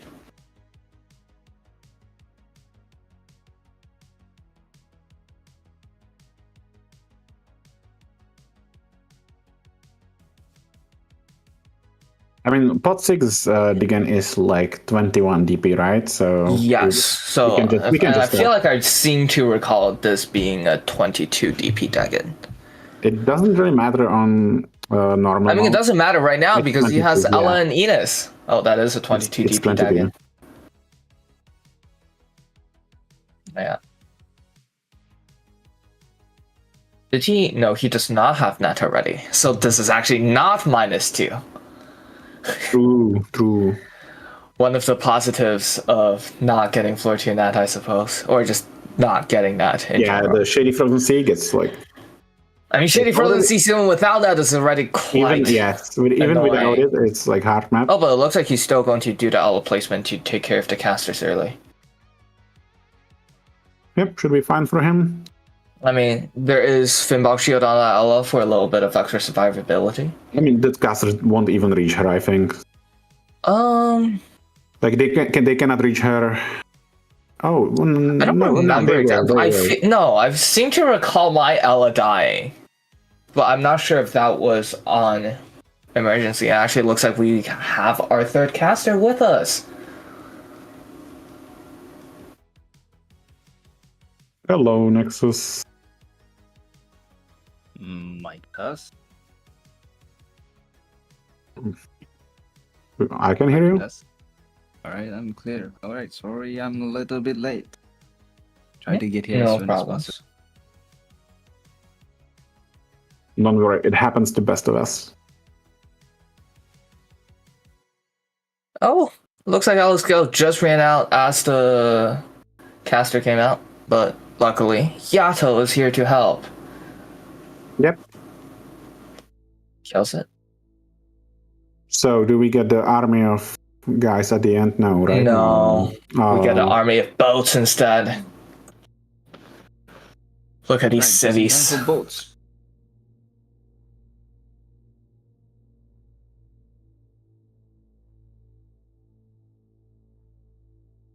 Okay, last few enemies, and we can watch the boats go.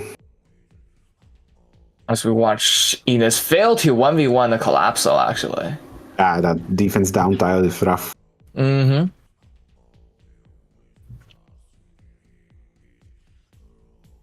And I mean, I really don't think you're expecting your Enos to win a lot of brawls in melee range. Yeah, definitely not E1. You know, okay, it's even gets index. That is an index. That's really and that's good. E2. Yeah, no, it's not. No, he doesn't have help. Actually, this is quite awkward. So are we getting the Ansel now, or are we getting Ansel now? We could be getting Ansel now. We could be getting Thermi X now. No, we could be getting a 4-star now, a Gravel, mayhaps. Oh, that's a lot of E2 promotions, unfortunately. Unfortunately, no pre-promoted gravel.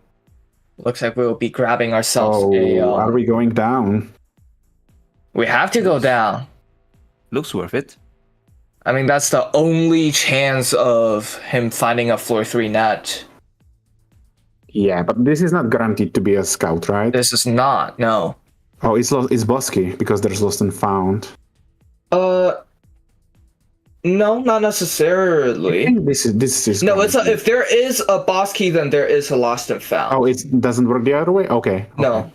No, so basically, the way it works is the way that actually I'm just gonna quickly yap about this while he's making his decision.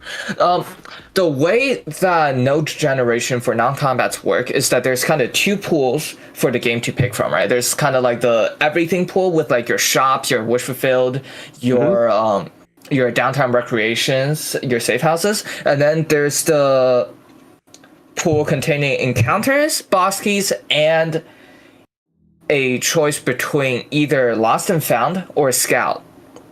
And so on floor 2, the choice will always be scout. On floor 3, the choice will always be lost and found. And on floor 4, scout. Floor 5, lost and found.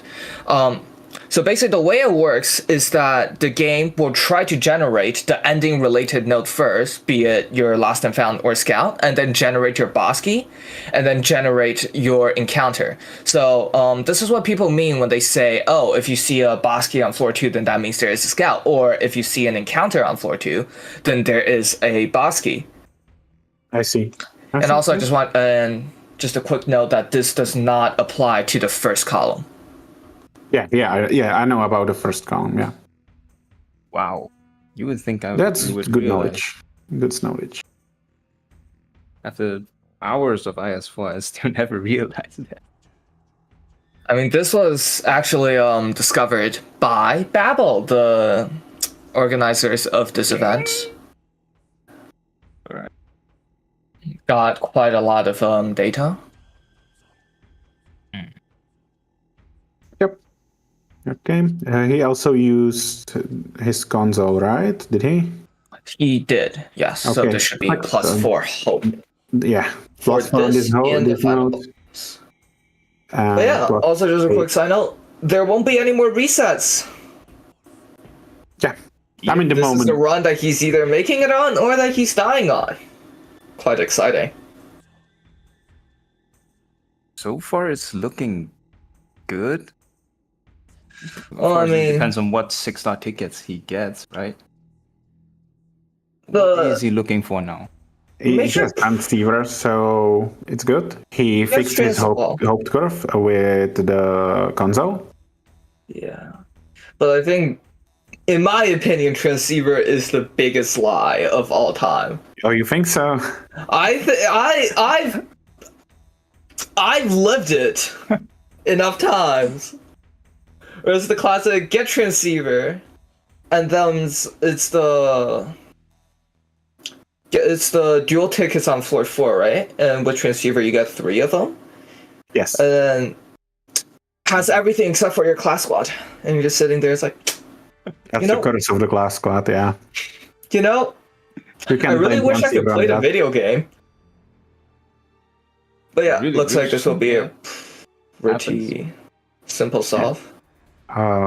Also, for anyone interested, you always get to choose between 2 recruitments on floor 3 and floor 5, and you always get only 1 on floor 2 and 4. And transceiver, the relic, increases that pool by 2.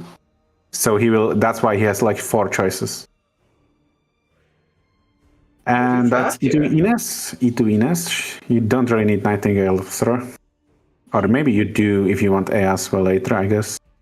That's E2 Ines. That is E2 Enos. And that's another That is confess or console. That's so good. Oh wait, and it's a boss, And it is Bosky before him. which is good but also bad. Yeah. Do you guys think Uh, confess is good in IS4? I think it's bait. Oh, I mean, it's points. Like, I mean, that's lost and found at least. that's last one found for Yeah, it's him. only- It's not the best, but He can surprise. No, he doesn't have Greenfold, right? How Greenfold? He did not take the eye. True. That's That's dequalification. Oh my god. Oh, okay. Wait, but he doesn't have enough index, so he has to lose the life point here. Yeah, but I think he's still happy that it isn't. I think it's absolutely still worth it. I mean, this is an insane hope curve. True. This is worth it. Yeah. Yeah. Speaking back with Confess, I think it's the closest thing to like IS5, relic spawning mechanics that we get. So it's still one of two relics, right? In most scenarios. But then but then what do you do if it gives you palm top and like weave? I mean, you can skip those if there are in combats. I mean, you can obviously skip those, but it's, I feel like honestly, the IS5 pool for 16 ingot relics is so much worse than 12 ingots. I mean, it's like in 12 ingots you have things like Foul Beast, you have things like Torch. Whereas I feel like a lot of the 16 ingot relics are just actively detrimental. Yeah, a lot of time. You mentioned Palm Top, which increases like the block of your operators. Yes, right? a very infamous ending to Source of Error. It can mess up your ending too, and if your cast spec like Sena is, it can make your ambushers like Aegir actually actively block enemies. And the worst part is that you don't really think about it that much, so it just happens. And also, your Yato is going to be blocking too. Oh, his Dragon just died. His Dragon just died. His Enos ran out of skill, and sorry, not his Enos. His Ella just ran out of skill. He still have 4 mines, however, to stall. But it also looks like his Enos will be getting dropped soon. 10 minutes. Yes, I think next hit she's dead. That is clutch it up with Yato. That's his only hope now. That is E1 Yato, but does he have the DPH on an E1 Yato? Don't think so. He doesn't need to mind this. He does not need to mind this. Never mind. He did need to mind this. Okay, I think we're leaking. That is Yato dead? Yep. How many is he going to leak here? Yes. I think that Stola leaked. One more elite, and those two, you need to mind them, I think. Sora? But how is he going? I think his Ella skill looks like it should be back up soon, but no, it looks like he's just going to opt to leak. Okay, those. we're leaking those two as well. That's rough. Okay, that's really rough now. That is. Really and now he's on. Now. Well, if anything, this is just King's collectible prep. He has King's Lance, right, for 50 attack speed. But that's that's kind of bad on Ella because it doesn't really help anything. More or less. You should use the okay, what? I think he wants to save it. I think he wants to mine I think he needs to save it. It's right. What's he waiting for here? His Yato,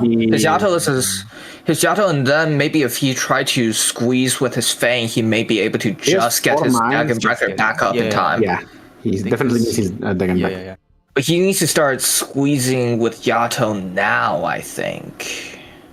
Even though there isn't really a good angle here. I think the line here is just use Ella's mine to stall. Yeah. As much as you can. The good thing is the slow is very long compared. It's 7 seconds. Is he going to deploy Yato here to do some damage? Then I think that he really needs to be looking at all the sources damage, like place that cruise down there. What is that cruise doing in the deployment zone, right? Yep, there he goes. And that's why, by the way... That's negative damage. Wow, E1 Yato. That's why you place Dagon on defense style, by the way. Yeah, so that Dagon does not block and just die. Okay, but his Dagon is up kind of soon. It's like 7 his Dagon is up kind of soon, and his Enos is here to bind for just a little bit longer. And if he just mines and then does a little bit of squeezing with his Fang, I think he should be able to clutch this. Yes, I think it's like He has still 2 more mines. He can block. Yeah. Oh, don't block shift like that. Don't block shift like that. Wow. This is I don't think he really intends to bad block now with because now Zangenberg, this is going to be getting blocked by Enos. Yeah, Ines He's is going to sacrificed to defend the it on the gods. side. Yeah, on the side maybe Dengen. I don't think Dengen is blocking. You don't want to risk. No, the you damage. don't want. Yeah, definitely. No, you absolutely cannot. Dagon is going to die to like 2 hits here. Another mine comes down. Unisco goes up. Stalls. The bind should be running out soon. This is too close, man. But Dagon will have her skill up in time. Yeah. Is he going to mine? With mine, I think he's going to mine. She's gonna quit. Waste your mine. Waste your mine. Waste your mine. Yeah. 2 seconds. It will be fine. Okay. Yep. -4 and paired with the -3 that he had to pay just to enter 1 the stage. HP is This is on. not a good turn of events. Hey, I mean, now he can use the King's Lands he has. He's like having true IS5 experience. But which of his operators even benefit from King's Lands, right? Yato doesn't benefit from attack speed. Hey, all Alan the doesn't healers really do. care. Dagon doesn't benefit from attack speed either. I mean, Ines is He could be fine. drafting Moinar here. That certainly is something that will benefit from attack speed.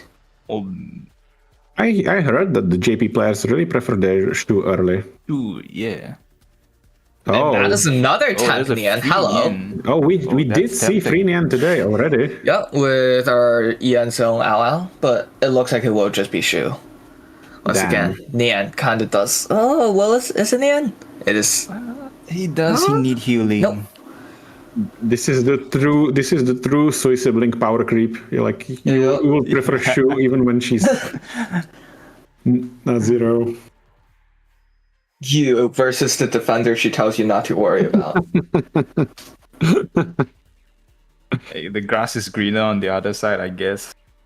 Literally. I mean, the grass literally, definitely is greener with Shu than it is with Quite Nian. literally, I you're suspect right. that the grass is looking quite charred on Nian's side of the turf. That's some spicy grass. But yeah, we are now entering Demon's. I actually don't remember the English name for this. Which boss was it? It's Demon's Blade. The Dominion one. This one. Yes, the one that's most people familiar with, I'm sure. But yeah, So, those people who use Ella often might know that you can just nuke the big boss right out of the gate if you place Ella on the top rightmost tile of the left side. So that would be 2 right of the right blue box and 1 down, and then you just face right, and she has enough damage to kill. Yep, just like that. Yep. And Hey, now you we know can what? see that I guess that attack speed is doing something for Ella and after all. that's the King's Lands. Guess I was wrong. It's so funny actually using seeing this. And I'm pretty sure he has the plus 30 attack speed relic for specialists as well. Oh, does he? I couldn't tell. I thought I saw a specialist book get dropped. Is that Shu S1? Sure seems to be. Yes. Activates all skill, places now the mine. We just see that Demon's Blade health bar absolutely melt away. Check this Ella's damage. And It is not normal. that was definitely full auto in the building. man, Ella just became a sniper for a second. Oh. I don't know. I don't know any snipers that does that amount of damage besides Wishadel. Well, actually, speaking of snipers on the stage, there is also a race cycle that also allows you to instant nuke the boss as soon as he comes out. So, Ray mentioned. if I remember, it's something like Ray on the Nightingale tile facing right, and then just place the Sand Beast on the rightmost tile. Yes. Yep, that is enough range. When Ella just solo the entire right lane, it's so hilarious. And the collab creatures. Yep. Now it's just a waiting game. Yep, he's just waiting now. Angry little green-haired Polish cat lady. Does quite a lot with her SMG.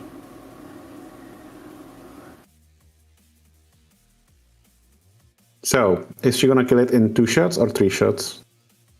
2 shots. Oh, that was That 4? was 4. I think that was 4. I want to say that was 4 as well. Damn. Y'all are really falling off so here. fast. Gosh. I didn't even see it. Oh my god. Oh, have any of you seen that GIF of E2 Yato on this map? Oh wow, 2 really huge collectibles. Oh, oh my god. That's a pretty good, and that's the blue fill that he was looking for. He already has that one, I think. Oh, so maybe he takes the Advent or yeah, the Advent. I think it should be Advent for the shop, right? I And think he has so too. 47 ingots. That's effectively 100 ingots if you think about it, because of the half price. Yeah, I think you take the middle. Advent for sure, yeah. Okay, take the Hope for hope as well. And what now? I think you should check the voucher first, right, to see what gets promoted. Mm-hmm. Yep. That's Not anything, nothing. actually. Not anything. So you should probably take Yato and take melee damage, right? Yato is good here. Was it melee damage or like physical damage? That was like, I think it's 35% melee attack and 35% range attack. Yeah. Yeah. Maybe considering Nightingale's lacking HP, as you might want to take that. No. Oh, looks like it would just be the melee damage. Once again, really helping out Dagon here as well. Dagon is famously a multipliers only operator. Okay, and that's okay. He can safely get He can all 3 safely of get those. scout here, so that's not bad. He can get safely all 3 of those. If I were him, I would want to shop that first encounter. Yeah, I think that's a good idea. He already has the Scar and Void for ending too, so he can save that for the last wish fulfilled. I think shopping But now. he also has to kind of bank for. Yes, he definitely needs to. Not needs to, but I Double think prophecy shopping for now 5, is yeah. good. But yeah, yeah, he's actually not guaranteed to get ending 2 here, right? Because the prophecy from Root Weave Nat might eat up the prophecy that you need to wear the helmet. That's true. That's true. What are his collapses? That's Dequant, Convergence, and I didn't see the other 2. I think there was collapse. The one Was where there? it increased collapsal HP. I think that's one. Oh, non-linear Non-linear? action. Yeah. Wait, was it? Or is it like the one that's like? It's emotional and barrel. Oh, that's rough. I have a hard That's time quite remembering those things. Okay, so you take the index. You probably take the eye. That's sharp blade. That's the sharp blade. I assume he's gonna take Moinar now. That's Each each use nightingale. Nightingale. Don't reach the I mean, through. touches. Wait, is that is actually Bloodbath for Deckenbrecher. Bloodbath is really good on Dagon because Dagon, being a sword master, does 2 attacks per attack. So that's actually plus 4 SP for every single one of her autos, and he does have quite a decent amount of attack speed right now. Looks like that will be a Moinar getting picked up. Leaves 3 hope to He's already 2 HP, so his King's Lance is. Oh, is it 2 HP? Yeah. And there's a scout on the top, and he can get the Bosque as well. Does he maybe want to try to hunt away the downtime? Does he not buy the eye here for his second surprise? I think buying eye is correct. I think he should. But to be fair, he's not exactly in a rush. That's screaming. That is the Defender book. That is actually No Man's Land, I think. Yeah. Yeah. Spot size. I think you should get the squad size, the Screaming Cherry. Yeah, Screaming plus 2 squad size is very good, especially considering the fact that he only has 8 squad size right now. With the plus 3 from leveling up another +2 squad size is just enough to max out your squad size. Okay, Picks up the No Man's Land, an insane relic to pair with any fast redeploys, really. It's 35% redeploy. Yeah, and I mean, there's some funny things that you can do with debate and clairvoyance's reveal. Oh, that's his. Oh, wow! What That a is lucky, the free what a lucky Myrtle. guy! What a lucky guy! That's What a three lucky hope- guy. What a lucky guy. 3 hope saved. Not bad. But then again, Myrtle also just Sorry? Yeah. Murder is fine. Solves the DP.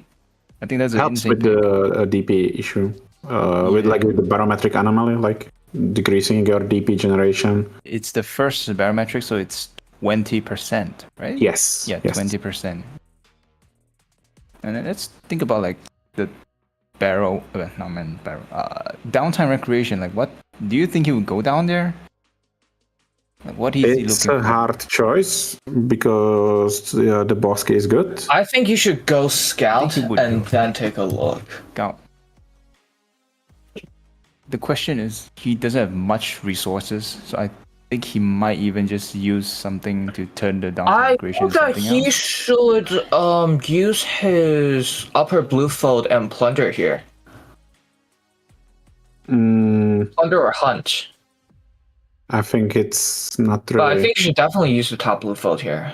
You think so? But because he cannot guarantee it to actually take it. But he He's- will be he- able to take whichever one it is. He should be able to get at least one. I mean, you want to path down to the emergency, right? I suppose. So I think you just take the But- downtime and go into Bosque, and then Downtime feels so bad here, right? it does. I agree, but You're just I wasting think- one index for no reason. And actually, if you just path straight Yeah. down, then you're gonna end up with 0 index in the Bosque. Right? Because that's -2 from Yeah, pathing yeah, down. That's you're right, -1 for going Yeah. inside Bosque. Yes, So I think you have to plunder here. I think but if he plunders, it doesn't really help him that much because you could just end in the same The situation. only way the plunder doesn't help him is if it lands on the bottommost or on the topmost. That's the only way it wouldn't help. Yep. Because maybe otherwise just he's guaranteed to use, get at least one of them, and then he can just pick up the other one by pathing to it. or maybe Scar and Void, maybe? Scar and Void onto... You can't Scar and Void straight down. Oh, wait. Oh. No, we gambling. He is plundering. And the one, that's really good. That's like the best. Yeah, it is. Yeah. This is good Yep. for him. You go down now.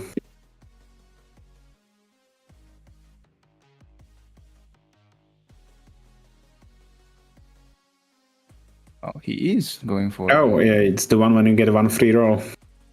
Easy one hope. Oh, +1 hope. One hope. Not bad. Easy +1. +1 hope. +2. Okay. +2. Keep Do going. we see a +3? going? No, we do not see a +3. Oh. Unfortunate. Hey, at least it wasn't completely nothing. I mean, that's 5 hope. That's enough to actually craft a specialist or a caster. That's true. That actually might make a difference. Or enough But yeah, upgrade the Myrtle.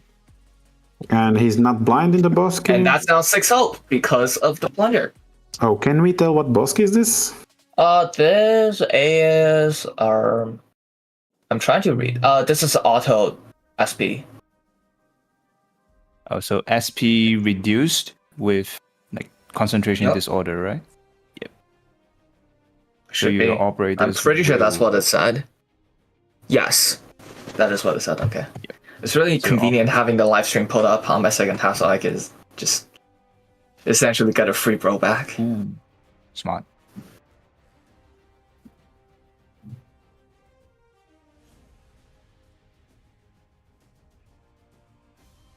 Does he take the emergency here? Definitely. It's one of the Absolutely. easiest Doable, emergencies. This is what, big migration? Yato E2. No. No. It's the with the drone with the snipers. Oh. with the drones.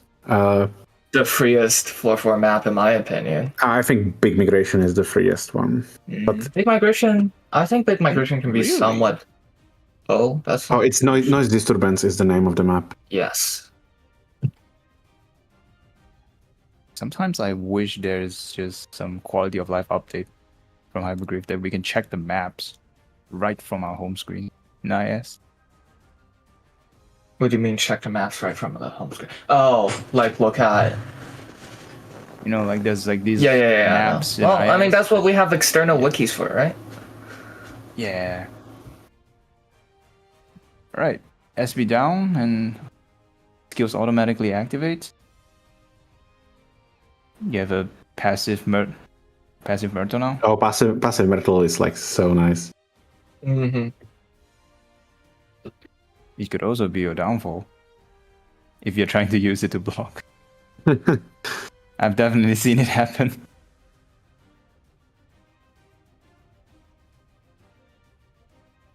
That's an interesting Dragon Breaker's placement, no? Yeah, I feel like Dagonbreaker is actually typically on Enos tile, and then the Enos is on the Dagonbreaker tile facing down. Or at least that's what it is for Relicless. Yes, I think it like differs greatly when you play Ella, and because I think that a lot of players that start Ella are just like not used on having Dagon here, like at this point. Really? E2, I think so. Even if you have really high priority on drafting Dagonbreaker? I think so. Yeah. So you just basically build this map about knowing what you want your Ella to do. So you just build like take high priority targets with Ella, like the bottom casters and the snipers, and then your Dagon just is like bonus that can clear the top.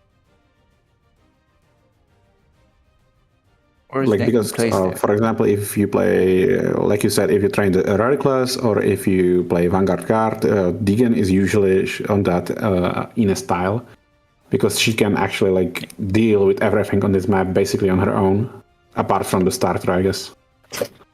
Yes. Was it placed there because of like the auto activation skill and concentration disorder?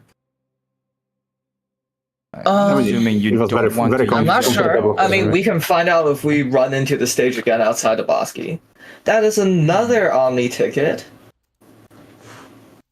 Certainly not bad. I think he should look at that first before he decides what to pick from here. Yes, I agree. I agree. Did you check his bolt yet? Snow Priest or Priest. Warrior? Hey, yes, no priest with confess, pretty good. I think you should lot of look there relics. first. Yeah, just take a peek here. Is he actually going to pick up the life pointer? Oh, that's E2 Lena. Ascalon. Ascalon. Ascalon? But Ascalon does actually make his hope curve really awkward, no? Yes. I think he's relatively far away from a level up, and he still has two things that he needs I to think do. his next combat is a level up, I think. Is it? Actually, yes, I think so. But still, like, yeah, I don't think Ascalon is the correct pick at this point. Well, Yeah, is you're that a Shu really or think. not? If anything, I think I would go with Shu here, Shu is the because safest. of I agree. how you really need to start worrying about how you're going to deal with Hollow Visage. Oh, he does. Don't take the spend- HP. Keep your lance. He just sure wants to keep his lance. He has to fight his muscle memory just to not take the HP. Looks like a Snow Priest. He can hunt confessing. here, actually, too. He if he could wants to. hunt, For but two inside easy SPK enemies. it is somewhat scary. Think you confess here? I mean, honestly, it's one of the better confesses you can get, guaranteeing I two. mean, guaranteeing two without having to spend an index. Yeah, I'd argue it's pretty good. Or you could go for Hunt. I think Hunt is also really good Yes, here. I think Hunt is good because two emergencies. yes, and Actually, these if I more- remember correctly, the emergencies that are created afterwards in the boss key do not benefit from the bonus index. no, drop they do rate. not get like bonus chance for index Yeah. and stuff like that. That's a But rare move. these now, That is Collapsal's Afternoon on top and Big Migration on bottom. I think So we need maybe to go for Collapses Afternoon to get maximum bonus points, right? for sure. And I mean, even though it is, actually, I mean, it's Collapses Afternoon is definitely not trivial when you have concentration disorder. Your Dagonbreaker is really going to be activating her skill for a lot of. You have Bloodbath, though. You do have Bloodbath, that is true. Yep. Looks like it will be Collapse this afternoon. And, I mean, in addition, actually, Moinar with Bloodbath does still activate with his Thorns. That's true. So Mlinar with That's Bloodbath also and not concentration bad, is kind you of know? bad. Oh, Activate the that Nightingale is- S3. Watch Moinar get pelleted by like 9 drones and gets plus 9, like 90 SP. 9 times 2, 18. 18. No, Those that's drone 52. attacks Isn't quite 52? fast. 52 is left side spawn, unfortunately. It's just the left side. For net, 51 is right side normally, and then Okay. 52 is either left side spawn or right side spawn plus bonus animal. Just because we're talking about the bonus points, just for everyone to understand, there are several categories which players can get bonus points on. One of the categories is the endings. That's why people go for ending 2 and ending 3, because that's where the most bonus points are. And there are also categories for emergencies for floors. There's floor 3, floor 4, and floor 5, where there's some of the emergencies give more points than the others. And the floor 4 emergencies that give the most points is the Collapses Afternoon, as we see, and Company's Entanglement. This is actually somewhat awkward. I feel like the Moinar tile is typically where he placed Dagon. And if anything, the Dagon facing down is also certainly not helping. Realistically, you want Dagon to be recharging her skill with Bloodbath by auto-attacking whatever leaks through into the middle path there. And now we see Concentration Disorder really doing a number on his cycle. I think all his skills are just about to run out as the next wave of drones. It probably seems like it will just work out for the Dagon. Oh, but it actually looks like Dagon is going to cycle. How convenient. The SP reduction. Oh, now we're looking at it. Oh, no. This feels so good. Myrna just gets free battery charge from that. Yeah, but unfortunately, Mlinar doesn't really work well with battery charging because his own talent that increases his attack. You kind of want to. I mean, obviously, it's still technically an increase in DPS or in average DPS, counting in the off cycle times. But it is somewhat awkward if you're expecting him to, you know, if there's like a breakpoint DPH number. Yes. Like these drones have low defense, so it's fine. So yeah. Shadow Champion, however, you can someone noticing that Moinar is dealing, you know, quite a lot less damage than you would expect it to. Okay, that's the last wave. And he does still have. Oh my god, did you see how fast that Mlinar charged? Yup. That's 2 SP per each hit. Yep.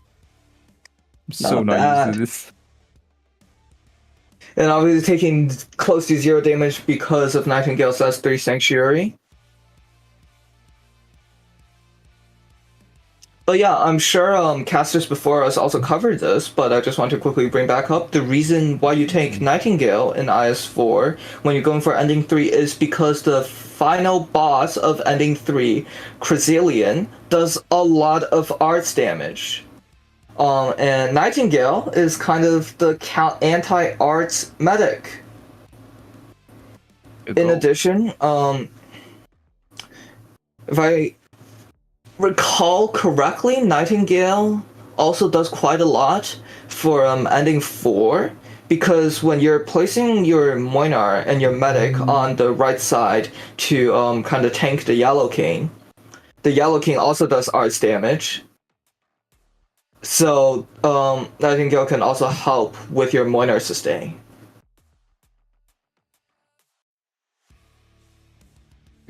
Oh wow. Drafting a Surtur here. Surtur. This is definitely unexpected. That is great migration. The Surtur seems Kind of goes against every. I mean, I think this is the first time I ever saw Surtur in Speccast. well, if anything, I think wouldn't you draft Surtur more in Speccast than you would in Vanguard Guard? You really Because it think is so? technically arts damage, right? It goes along with all your other arts relics and whatnots. Yeah, I would say the logic is like the other way, right? Because you have so much physical in Vanguard Guard that like Surtur being arts actually helps you. Really? Yeah. Well, but I do remember seeing a lot of Speccast Surturs just to pair with the Texas Redic and Saria Arts Mount. Yeah, that's like completely fair. Like only time I drafted Surtur for Vanguard Guard is to have some reasonable DPS for the Red King of Ending 4. Nah. Then- Luckily, Ending 4 is still quite a way for him, but Ending 2, however, is somewhat more pressing. He has what, 6 hope right now? And that was just after a level up? Yes. Yep. And his shoe is still E1. E1. Apart from shoe, And I think he he's is also path locked.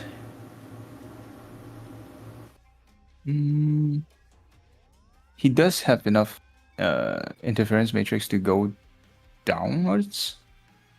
Well, he has enough. He has enough to really go nuts on the floor 4 pathing, but then after that, it's kind of do or die. Yep. Considering the fact that he has to go the bottom route for the Rootweave Nuts prophecy. would you say he's ready for Ending 2 at this point? At this point, I would say he is almost certainly not ready. I mean, he has no way of dealing with Ike himself, right? He can deal with the world cursors quite reasonably. Right, considering the fact that he has a solid amount of, right, his dragon basically has perma-skill up. His Moinar also has a lot of damage, or at least has a lot of attack speed, so the Moinar can deal with the left side flying artillery drones. Okay, I think he's basically just missing shoe E2. He is missing Shu Yiqian, and I'm not actually sure if he has enough HPS. And that's the second part what I wanted to say. I don't think he has enough HPS at this point. Well, he has a lot of attack speed. Yeah, 90 does, with but the still. attack speed should be. There's so much Where are competition. the spreadsheet bros when you need them? Like he doesn't. I don't know. I don't think like Nightingale is enough. Like, let's be honest. Like Nightingale heals less than Ansel. Yeah, maybe you could try to go for unfreezing Shu to heal herself briefly with Enos. I don't think that's like something you want to do in the middle of. He's still 6 deployment limit too. Oh, it is. So that's actually kind of rough. He has had so much everything else that I actually didn't notice the fact he's still stuck on 6 deploy. If anything, that's going to be the biggest factor and that he has to worry about. But he does still have a surprise fold. You still have one more surprise, so hopefully it should be fine. And he Oh, has that's 20, military armor. that's more index. That is some More defense. And that's 25% defense. That helps him a lot. He just he took the HP. Huh. But the Also HP should go memory. down again with convergence, so actually it's fine. That looks like an E2 shoe to me. And that's That into sure shoe. does look like an E2 shoe. Please don't greet the specialist tickets, sir. But Ashkelon. I mean, how is he going to deal with the shield guards? I assume just Ella, but if he's using Ella on left side, then what's his solution for the right side hammer? I think he will. Maybe he can set up some sort of funnel with Okay, Dagon. he took the second HP the- actually. It's just I think if he didn't lower his HP, that Oh, he will lower his HP, right? Because he's going to go down. That takes 1 index. Drops his HP down to 2, and then upon entering floor 5, you get one more index taken away. So that should actually put him. Well, actually, he is also about to level up. So, Okay, so what will help him? What's the best pick for him at this point for ending 2? Let's just hope he actually can do ending 2. Ascalon, huh? I think Ascalon solves like either his left or right side, so that's the best pick. Yeah, I would agree. Ascalon for me is just such a comfort pick, but maybe his Ascalon actually has too much damage here and will spread the dot status onto the world cursors, because this is an Ascalon. This is of course assuming the fact that he gets the King's Lance back up. Yeah, but I mean, you can play around that, right? You can just have your Ascalon tank use on Zealots on the right side, or you can just put your Ascalon on the top left. And then you just Ella on left side. Okay, I can see that. Yeah. Yeah, but I think Ascalon would be great for him here. Does he still have emotional entity? I would assume so. I haven't seen him. But emotional entity doesn't really matter for left side that much, not when he's overflowing damage as hard as he is. It should actually matter for the world curses. I think it's so much damage, though. I think that this Dagon is genuinely close to perma CC. Yeah, I think he should be fine. Like, even if the world curses go on, you probably have enough with... And, of course, you also have extra forgiveness coming in from the Fin Shield, right? Yeah. True.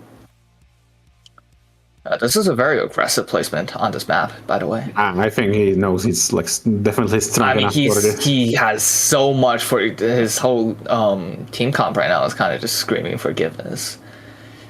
Obviously, Shu S3, Giga HPS, Nightingale S3, still... Actually, Nightingale S3 doesn't really do much, but, you know, Dagon for the disarm. He's S Moinar. He has a shit ton of LMIs if he ever needs to stall. Is this actually going to be a bonus enemy here? Typically, it's 39. I think it's 39 normally with the route weave. It is. It sure looks like it will be a bonus. Oh, never mind. It's not route weave. Okay, I guess. Okay. All of us are spreading misinformation. Excellent. All of us are getting baited. I didn't do enough route weave ending to like remember all this. Yeah. It's because like so many of the maps have like different. So and also so many of the maps have like RNG in terms of how many they have, right? So do you draft Ella here? You not Ella, sorry, Ea. Or maybe a Kyobi, no? Kyobi could be good. Or just eat yours of the best, right? Okay, never mind. That's decent. I really don't like Searcher post DLC. Oh, I don't think I just don't understand Searcher in spec as at all. It feels. I mean, she was a part of the original solution for Red King, but I think that ever since people discovered that, oh hey, Kyobi exists. Is there a reason you want to? I think he absolutely wants to path down here. Actually, he is at 4 HP. He's really strong. Even like HP down, whatever. I think it's still worth it to do the emergency. Oh, we confessing. Confess. Oh, and it is right. There is a completely viable angle where he might want to go blind for really 4-5. Well, because you're path locked anyway, right? That's true, but maybe you want to see what. And really, the only skill that matters is like Yato S2 versus S3. Yeah. That's the only thing that you need your eyes for. But then if you're blind, I think most of the time you take Yato skill 3. Yes. I mean, I would say that Yato S3 definitely just works better for most of everything. Enos Miner on Restricted Zone. It's a pretty classic cycle. Yeah, and it's normal, right? So no. Oh, but it actually looks like he's doing a different cycle. Dagon on top right. Okay. I haven't seen that one before. This is some JP tech I'd never seen.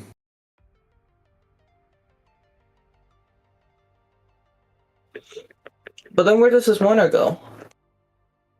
Probably the middle, right of blue box. Maybe. Yeah. Probably right.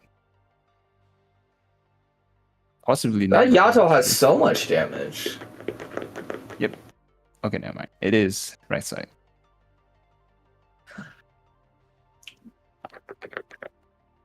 Do you guys know your Yato tick counts for each tile?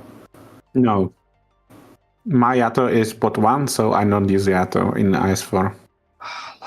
My Yato's also pot 1. But yeah, for those who are interested, Yato's S3 does a different amount of hits for each tile that she's on. So if I remember correctly, it's the tile she's on gets 3 hits, then it's 5 hits, 4 hits, 5 hits, 4 hits.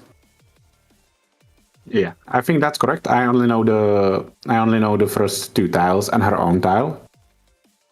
But it also changes when the enemy is moving, so I'm like, okay, yeah, yes. I'm not learning this. Well, it's mostly really useful for estimating damage on ending 1 frozen things. Yeah. But yeah, basically, I mean, you can really also just sum that up with just if you want your Yato to do damage, place her immediately next to the enemy.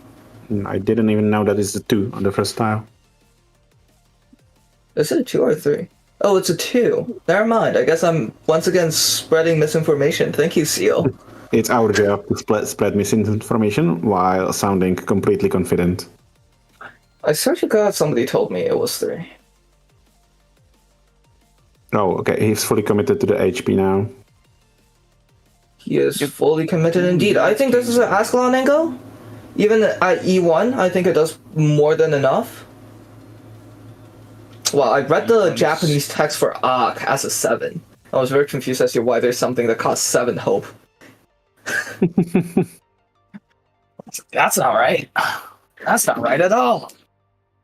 Okay, that's Ascalon, and he got also Frostbucks, which helps his HPS needed. Yep. I think with Steam Armor and Frostbuck, his Hollow is basically... And I would assume that his shoe is mod 3 as well. Yeah, I would assume so that. So obviously the Sanctuary. I hope so. Like, at this point of the tournament... Yeah, you would want... Well, I mean, Kola had a not maxed account. Kola had a lot of pot 1s on his account, if I remember correctly. Damn. I cannot read those texts. Arknights is a free-to-play friendly game? Middle is the drone one. I forget what it's called. That one. Oh, yeah, practical test. I mean, it doesn't really matter because he already got his max point emergency. Yeah. So... Being collapses after. He will not go blind if he goes top. Right? Because he got the index from the bottom one. So he can... So he can play... Yeah, so he'll have 1 index left over, which is perfect. Yep. Yato... Basically, it's actually more points to go top. Is it? Yeah, because two combats are the same amount of points as 1 emergency. Well, slightly bit more because you get 1 more point for each node you traverse. Mm-hmm. And in any case, it's definitely more gameplay. Yeah, and he also get guaranteed relic from the confess he used, right? Mm-hmm. So he gets more recruitment. That is an emotional frost rune that just gets absolutely melted. That's the sharp blade for him. Here again with the Dagon placement that Bait criticized. I mean, to be honest, I don't understand this placement at all. Yeah, I'm not a big fan of it either.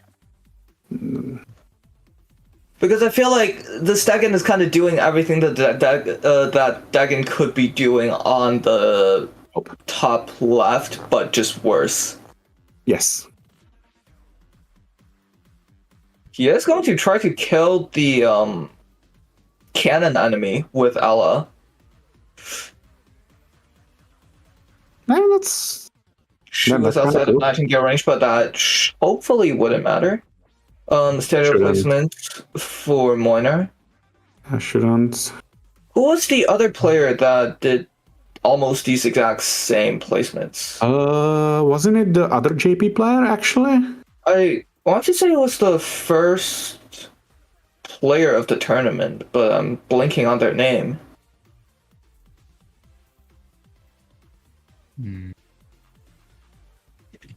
Can check real quick.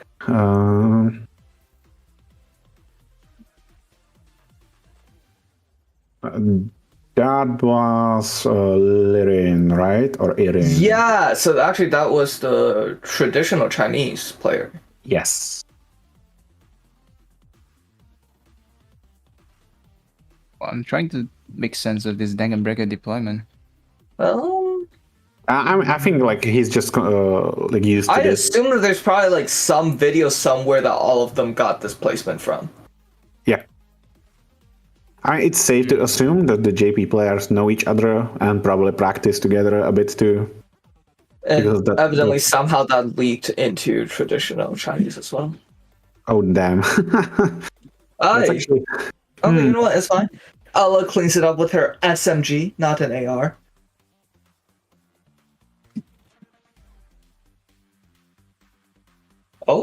Oh. We have a bit of stuttering here. Evidently, the Lord of Bitrate was unhappy with our beautiful 360p gameplay that we're watching and decided that there also needs to be a stutter in there just to make you suffer a little bit more. Yeah, I think Cola stream was much worse. I mean, absolutely. But hey. Right. An improvement is an improvement. Another index for him. Another. Damn. That is pretty useless. Wow. Yep. That is E2 Ascalon. That's really good. Oh, we're getting that is E2 Ascalon and another stutter. Make it stop. Maybe this was actually Ascalon using her sweep technology to hack into the streaming websites. Making sure that we didn't get you. Wow, 4 index! I love 4 index. Oh my god. Oh, I don't love that. Oh, Ascalon, stop jamming. Speaking about Ascalon, do you know that her S2 reads that it slows all ground enemies? Yes, but it actually slows all enemies. Yeah, even the air enemies. The only time I did... Oh, okay, and we jump straight into the action. As we can see, this is 51, so it is going to be a right side spawn. He is on 1x speed. I'm not sure why. He's now on 2x speed. Yeah, I guess he heard me. He fixed it. But this time we get to hopefully see the Degen cycle that without concentration disorder.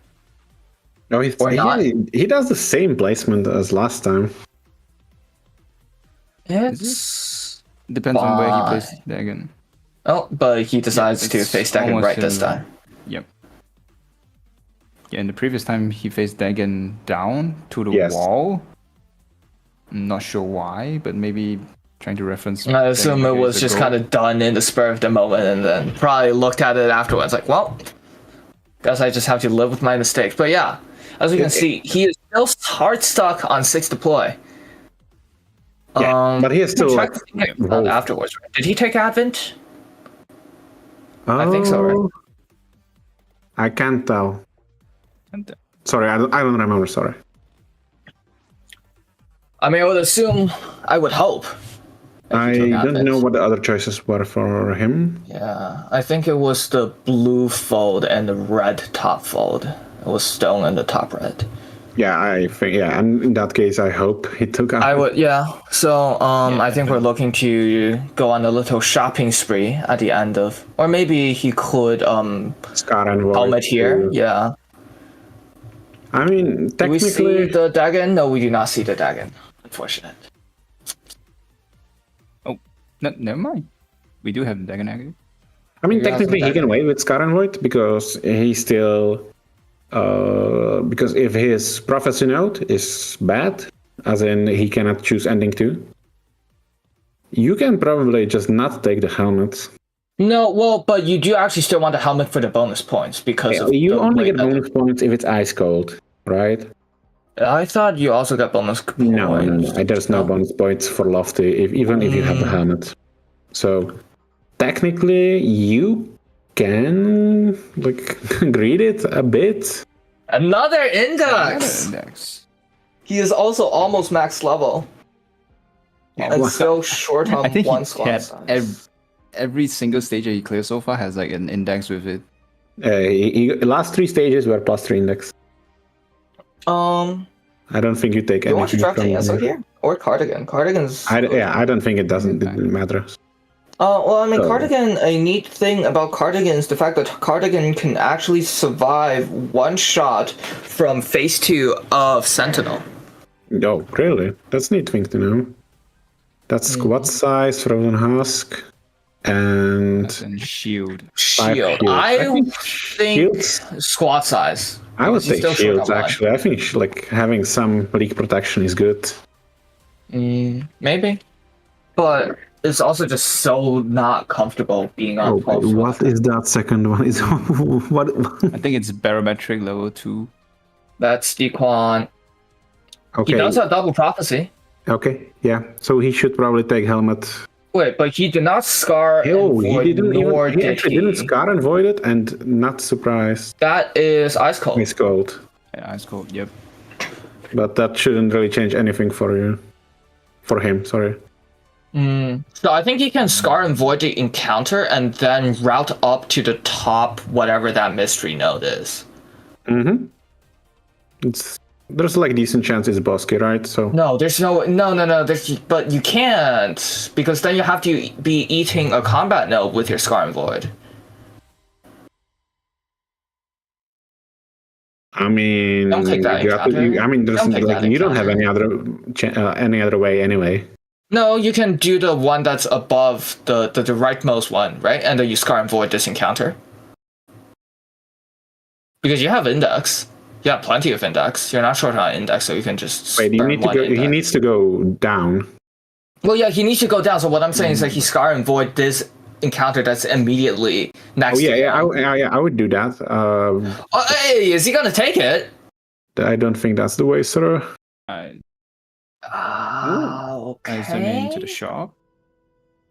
Does he maybe want to take the scar and void just in case he faces a stage that he can't be? And that's another surprise. Hello. That's another shop. That is a torch.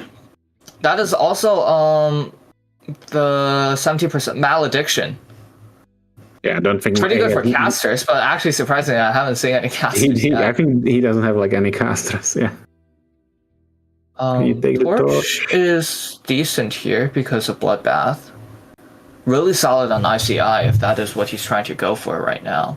I think Healing Rose is actually also really nice. Healing Rose is very good. Well, yeah, Healing Rose is very nice. Yeah, Once again, for the aforementioned.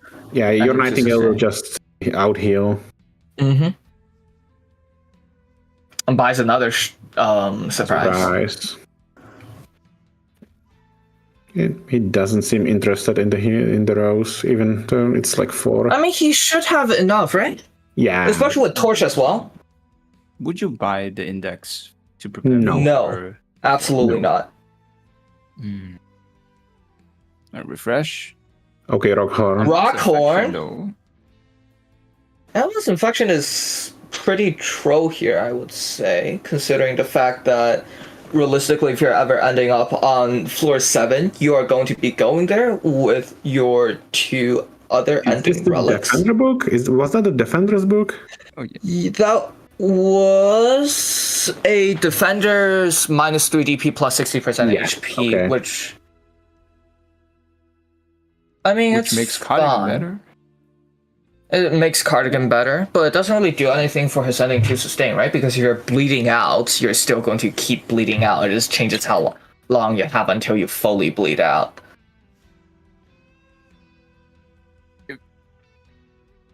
I mean, technically, it can help you between the skills, durations, or things like that. This is true.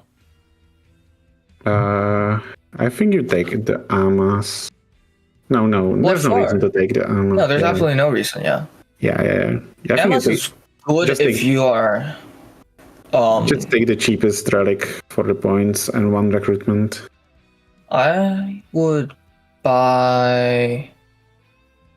Would I buy it? Honestly, if he has another surprise, isn't it also like a pretty solid angle for him to save until at least floor 6? I think it's better for him to save. Yeah. But honestly, seeing that he's still on 6 deployment limit, he might be forced to use it. So yeah, you definitely save. You're right. Like maybe you. None of these really help him. But I also think that he is perfectly fine for ED2 right now. I mean, 6 deployment hollow visage is rough. 6 deployment is somewhat rough, but also he basically has the full relicless team, if I'm not mistaken. Right, like, what do you need? You need your Shu, you need your Nightingale? Is he Barrow 2?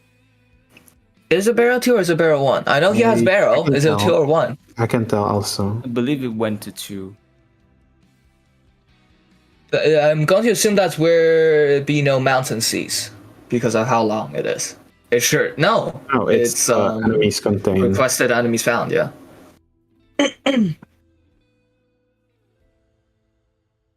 That should be easy map at this point. A short and sweet Dublin stage to celebrate the arrival of our glorious leader Ablana on Two Worlds Island. Oh damn! I say this as he's playing on JP and Necras isn't even out on JP yet, but hey. He should take the cats, by the way, because he has both Froghorn and Torch. Yes, I agree as well. That's Barrow 1, I'm pretty sure. And that's actually Dequan 2. I think is his Dequan 2? Dequan is gone. I think Dequan is gone when he was using... I think his Dequan is 1 and he will get 2 at the end of the floor. Because of the prophecy or what is what? Sorry. It is Dequan gone, Barrow 2, and Emotional Entity 1. Okay. I mean, he has so much damage. I don't think Emotional Entity actually does anything at this point. I mean, it could be potential. It definitely still could be extremely tricky for Sentinel, right? Even Sentinel, Sentinel, even without Emotional Entity, is still just an incredibly difficult stats checking stage. Yeah, but he has so much damage. Like he has Sharp Blade, the melee damage, 35%, the axe. He has Rockhorn too. Put them all together, you get the flame with attack speed as well. Yeah. But you're right that he, even with one cycle, it's kind of tricky because of his life points, right? Yeah, his life point is not looking healthy. So he's at 5. He has 2 shields, I think, and 3 health. That health will go down. He has still... Oh, are we leaking? Hope not. Oi. Okay. That is the Shu tile. Still... looks like... Yeah, I feel like, honestly, the emergency version of the stage is definitely not difficult. However, it is the most annoying as it kind of just blocks off all the fun tiles to use. Yeah, it's kind of rough DP-wise, but he has Ines E2, and Myrtle should be fine. That style doesn't really work for Mlinar. There's no healer to heal him. Yep. I thought that the Ascalon style, where Ascalon is, that's the Mlinar tile, right? Yes, and typically the Myrtle tile is the Ascalon or Dagon tile. Yeah, I think Myrtle will go away for Dagon soon. I hope so. I mean, he's kind of lacking on damage here. It feels like he wants to use 1 more Myrtle cycles because of the DP issues. I mean, that's Likely. fine. That's fine. Like, he can help with the Ato, I guess.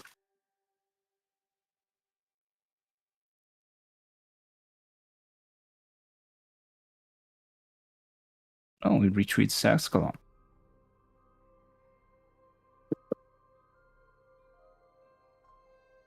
Activate Myrtle skill. Retreat Myrtle? Retreat Myrtle? Deploy Dagonbreaker? Excellent. Yep. But yeah, that is the Shu tile because if Shu activates skill, sees herself, then any enemy that goes onto the tile that's immediately left of her will be TP'd back before they enter the blue box. Because of the way that her teleport works. The way the teleports work is like 2 tiles. Yes, so... Yep. Yeah. So that's right. That's the tile on the left of her, and her own tile. That's 2 tiles. So if you get like split boxed into blue box, you will get teleported back. Yeah, easy clear, shouldn't be any problem. Do we know if his convergence is rank 2 still? I'm pretty sure it's rank 1 or it went away. I don't remember. I also don't know, because he's at 3 HP right now. I'm going to assume that it's rank 1. Because there haven't been any rank 2s. Yeah, okay. Because he's 3 HP now. He has one more way to index up at his path. Or sorry, there haven't been any rank 2s other than Barrel, which is the most annoying rank 2. Yeah, that's unfortunate for him. The saving grace is he has the stage. I mean, like the relic that gives like 20 DP. Oh yeah, the 20 initial DP. That has been clutch for him, I think. Definitely, so alleviates a lot of his opening pressure issues. Nightingale HPS. Yep. Easy for him.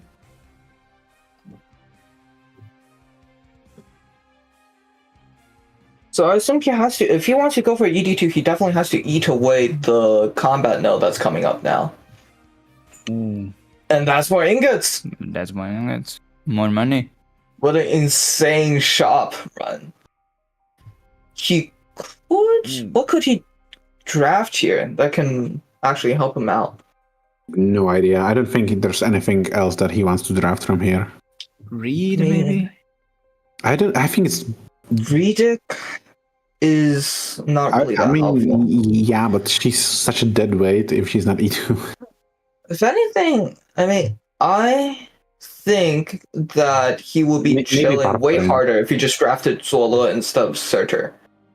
Yeah. Because that's basically, at that point, the world curses are just already gone.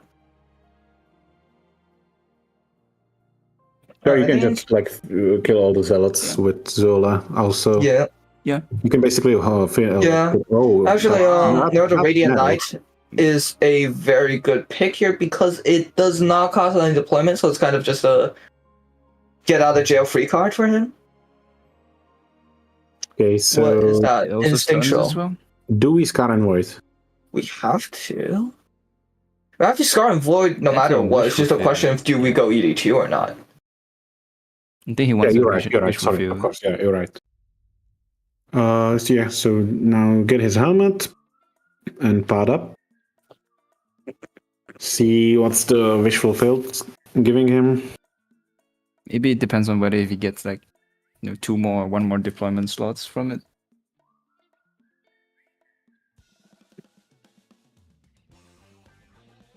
So that's the helmet.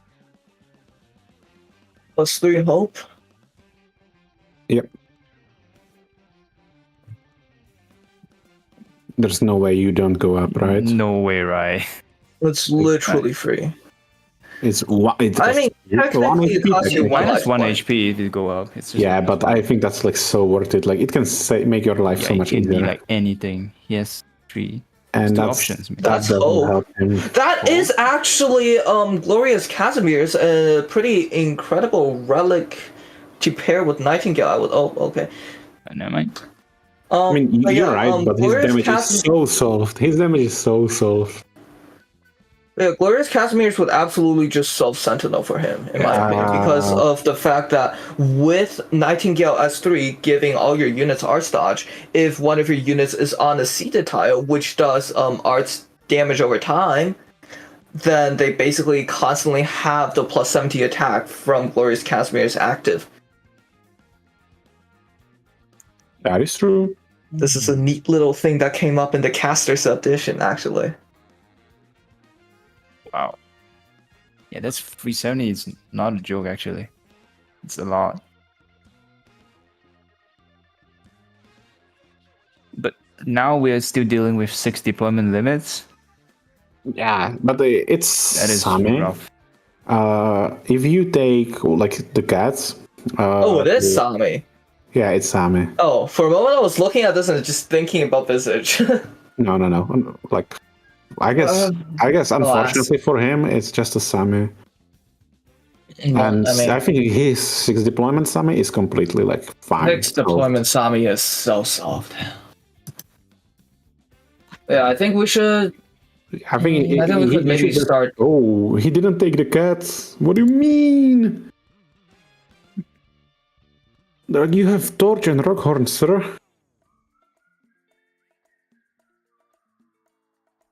So he's basically having no healer on the right side. Or I mean, he has Askell. Maybe he wants to burst. Does he have enough to burst? I mean, he has Aslan plus Shu. Yes, he has Askell. Worst case scenario, it's a burst turned into Shu stall. Considering how much DP he's gonna want to bump, maybe he's really considering bursting. That's cool, actually. Then let's watch.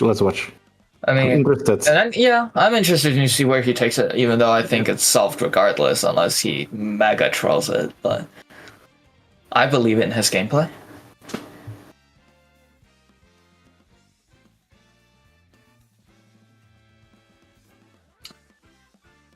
I feel like typically Enos is deployed on the left of Dagon. Yes. Yes, but he's just. I mean, this works as well. he kind of just has enough for this feels like a burst. Once more now. Yeah, setting up. This looks like a burst. Definitely. I mean, that's still normal, like a minor, and that's like normal placement for everyone so far. Mm-hmm. So I can't really tell. Oh, that one is blushing.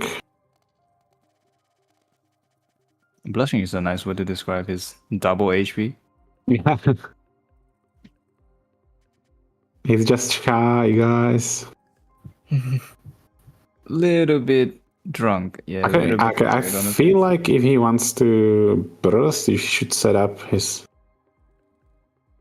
Okay, yeah, that's definitely bursting. Let's go. Yeah. Let's go. Is this the first burst we see? I believe so. No. Don't think so. Who else have bursted thus far? I think didn't the guy yesterday bursted the Korean player Hayes? Or am I misremembering? He did finish it in one Shu skill cycle. Okay, so that's like a half size. Did he stall before and then? Yeah, he stalled a little bit with Shu, but then he did burst him down in like one Shu cycle. Okay. With KOB. Does he? I think he needs to get Shu instead of Enos down here. I think his Myrtle can go. I don't. Yeah, Myrtle has to go. Myrtle can go. Enos can go.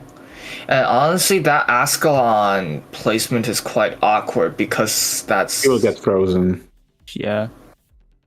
Oh, that's a really what's the word? Ascalon is not getting healed. Xairathan. Alright, we're learning something today again. Is Moya going to get Oh, he mines already.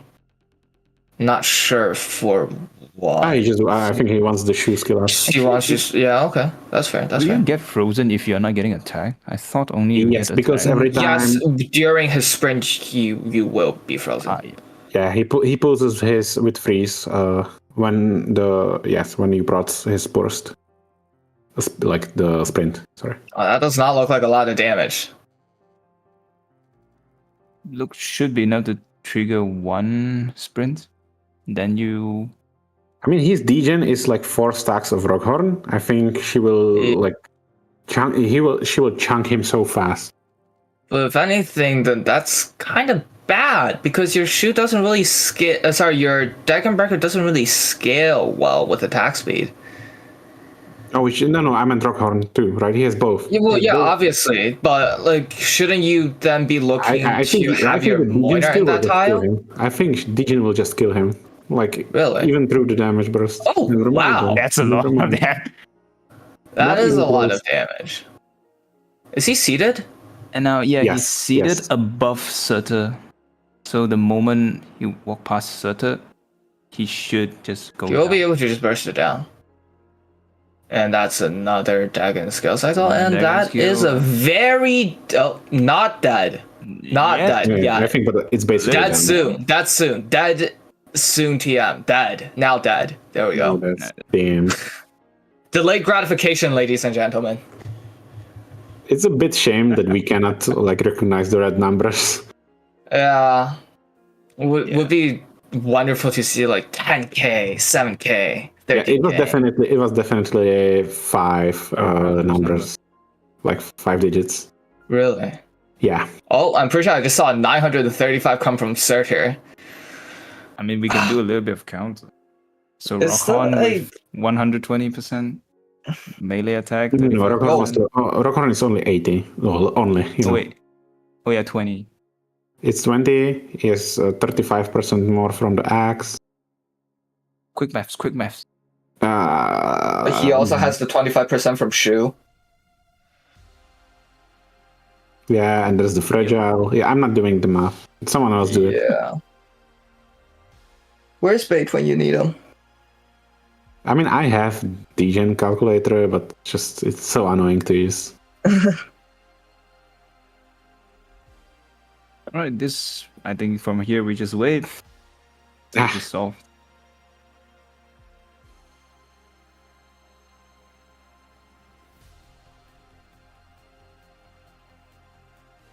Yeah, I think we should start talking about ending 3, right?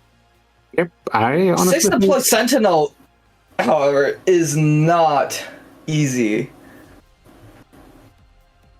I mean, your core damage needed is what?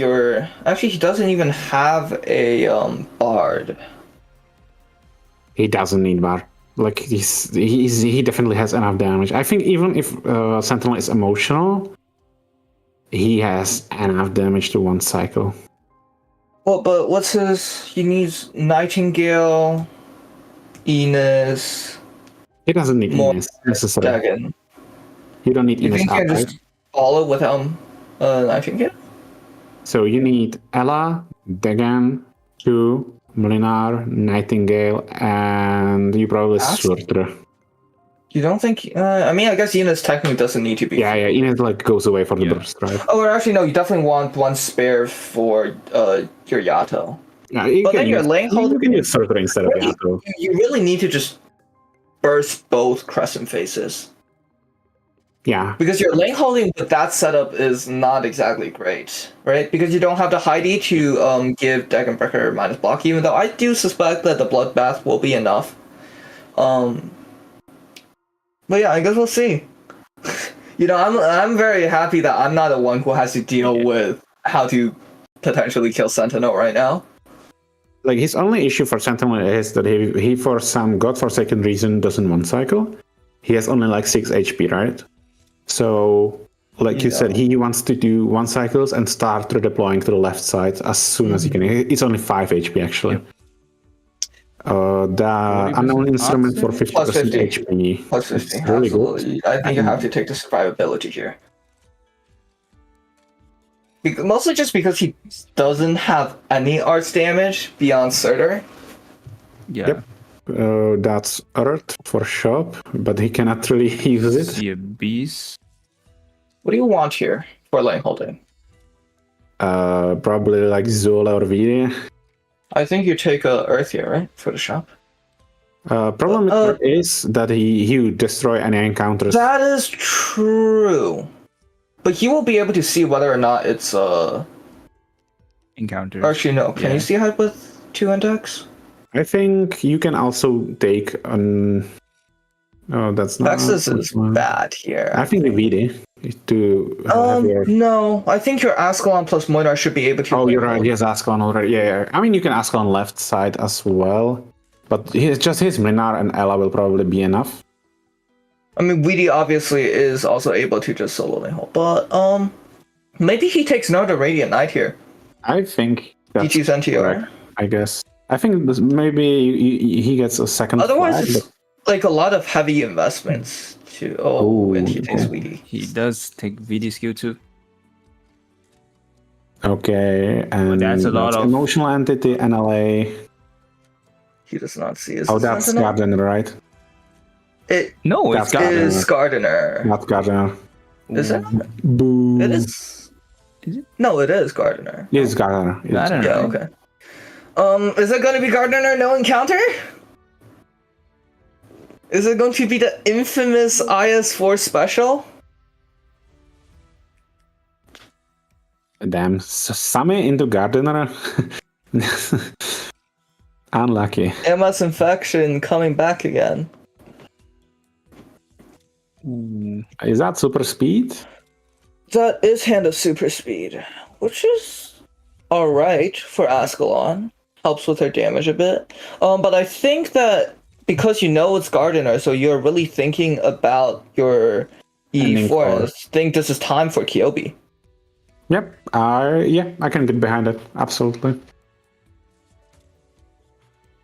No Kyobi. Free spool. That is a Spuria. For me? Yeah, I think you just pass. Like, he's thinking about the Hand of Super Speed. I mean, it's decent, but at the same time, you don't need it. Like, you just refresh, buy the cheap relics. Like, get more points. Like, you're so loaded. And especially considering the fact that it's Gardener, so it's even more. Yeah. He has enough. Like, he needs deployment limit. That's about it. But he can play the Gardener 6 deployment limit. Like, it's not a big deal. That is the 8 ingot guard book there is the one that gives you plus 8% attack for each guard on the field, which I think could be quite good for him. That's Akuete also, like, more attack. Yep. Buys it. There you go. You should buy the Hunter. I think you should buy the Hunt, yeah. Do you rob? That's the real question. No, you have Surprise. That is true. So you're either using Surprise if it's not Encounter, and if it's Encounter, you can Surprise next floor. Or Rob next floor, sorry. Yeah, no Encounter. That's no rough. Encounter. Oh, you can even see his screen shakes. I mean... Oh. He needs a... Okay, I mean, there's still a hope here. If you can get both Love and a not green top fold. From the 2 refreshes and the... Yeah, and it's not... That is a not green top fold, however, that one is not going to do the trick. Because there are no vertical pathing on floor 6. Yep. I mean, he technically still can get Love and, like, blue top from the Rob. Yep. But that's not over yet. That's super copium. And... It's not over till it's over. Never give up. You should buy the Forcer. Buy all the Force. What his notable... Did he have any notable emergencies on floor 5? No. His only 4-5 emergency was the enemies contained. So that's really not good for his score. And there's like decent chance he will get he will hunt here, so there's like decent chance he needs like any top. He needs this. Yeah. Actually, no, he didn't buy hunt. He didn't? He did not. Oh well, yeah. That's his problem now. Okay. Oh, for the relic points. He's just buying it for relic, yeah. And I think he robs him here. Yeah. It that is malediction at least. That's You know what's really fine. funny? He has still 6 deployment limits. Yup. Yeah, even after everything, there's so many books. That's 39 relics. Alright. Do we think this is going to be over 2.5k or under 2.5k? Or actually better, over or under 2.6k? For final points. Does he get bonus point clearing Gardener? He does. A bit. A bit of bonus. I don't remember. Yeah, don't think that's 2.55k for him. That I didn't think so. I think maybe it's around. Yeah, He has collapse, though, right? And he has a decent amount of relics. Yeah. Decent amount of emergencies as well, but yeah, but he has both his endings are on the lower ends, and he doesn't have really like a good amount of emergencies, right? He's like 4, maybe 5. I mean, but technically, it's still better than ICI with Helm, right? Yeah, that's true. I mean, it's 200 and 200. Maybe you're right. Maybe it's like 2.5, 2.6, maybe. Yeah, with the en route emergencies, I think it could be. No, actually, the more I think about it, like his in-game score will be like 1700 or like 18. Yeah. With 4 7s, the boss key. I don't know. We'll get to see soon. Just need to slog through this. Yep. We now enter the part of every cast where it's Gardener no encounter and everybody's just waiting for for their shift to end, get home, have dinner, talk to their wife and kids, maybe take their dogs out on a walk. What are the odds of like them throwing Garden? Impressively low. I mean, he has 5 HP, 6 deployment limit. Stuff can happen. This is true. Yeah. However, look at his damage. Well, I mean, a interesting point is how much practice did you even get with Gardener if you were just practicing for this tournament? Yeah, like so. It See, takes so no much Radiant time to Knight. get to. You should get a decent amount because, a lot of the times you actually get the encounter and get the ending for, and then you just go and slog through the Gardener.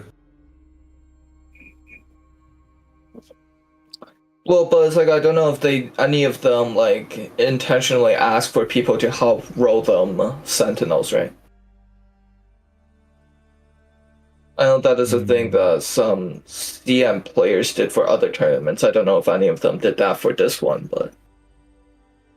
Well, it's unfortunate because, if I'm right, only IS5 has like the seed rolling mechanic, right?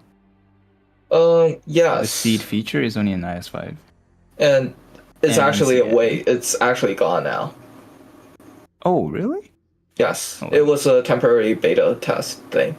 Oh, really? That's very unfortunate, actually. Yeah, I thought that would be cool. I mean, it definitely helped with a lot of tournaments.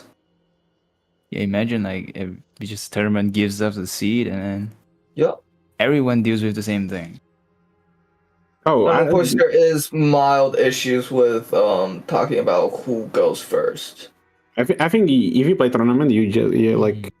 It would be good for IS4 because you could set up a bunch of seats that have like the alter endings. Yeah. Like all players playing on the same seat, I don't think that works. Yeah. But actually, I mean, it also doesn't make sense why they made alter endings just actually completely alters. Like completely random. Because right in IS5 obviously you have your mechanic with your with the load that you carry, and if it's yellow then you kind of get essentially like the alter version of the stage, right? Yes. Yep. It's whereas good in because IS4 it's just nope, you have to just like, stick with it. I sent it on, Amiya's cute. take it or leave it, You like Amiya? Get the witch Amiya. Oh, Castle. Okay, you know what? It's Castle 3. Somebody was watching the stream from earlier.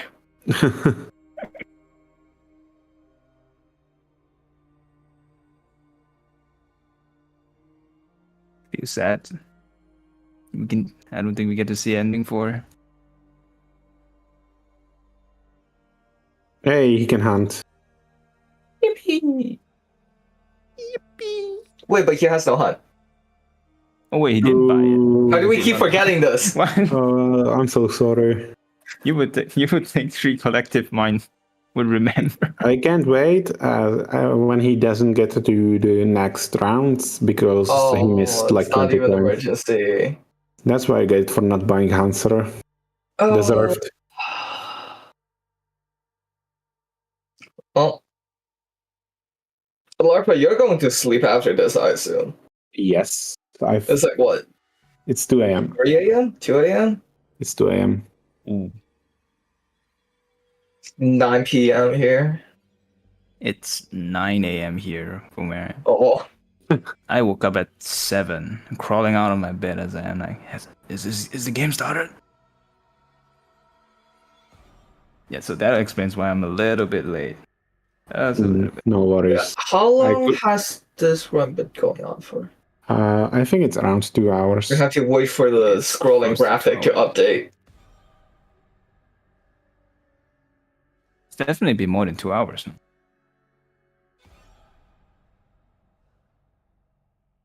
Right? The vent location. I mean, this is not emergency mode, so I think he should be cruising through this. Not emergency, yeah. So it's boring. Where's the fun part? Where's the barometric injury trigger, emotional entity, emergency? Oh, we have the barrel. The barrel is here. Yeah, the barrel is level 2. But then it is like saved by. This is the classic Nightingale abuser spot. Because of the extra res that Nightingale provides you, you can just tank Frost Nova. Do you tank directly in front of Frost Nova? Yep. Damn. Just place shoot there, and then it's fine because you have Nightingale. Nightingale is pretty good against arts damage. Yeah, but doesn't the tank shoot you? Damn. That's crazy. I don't think I high rolled enough for this. I don't think the tank can reach there, no? I mean, there are tanks going from the red box under a Frost Nova. I think the tank attack range is like 2.2. Oh, it's fine because then you just slap on a Moina, right? It's a pretty flexible spot. Look, I cannot see that Kyobi's damage. I mean, it shouldn't be that crazy. He doesn't really have that much relics for her. Well, but I'm seeing a lot of red numbers, and I feel like I want to say that my R's are telling me that it's like 3.5k. I think it's 3.3, but I can't really tell. Maybe this should be a mini game. Like you're given the 144 pixel, and then I guess how much damage was that? Yep. Yeah. I meant this tank. That this tank will reach you. I don't believe so. 2.2. Because it should go through that little opening if I'm not. I mean, no. Like the tank will not pass through. Oh yeah. Well, but the tank doesn't really do all that much damage from range. It's much scarier once you're tanking the tank. Yeah, I mean, that's my biggest. We have another Snow Sans Krang abuser on our hands. I mean, that's Officer. good. That's good because, in my opinion, that thing isn't used enough. I mean, I think it's OP as all hell. Oh, in my experience of using it, I just use it too late. And then my operators die. It's like, oh, okay. But yeah, gun to my hand, Snow Sans Krang or like,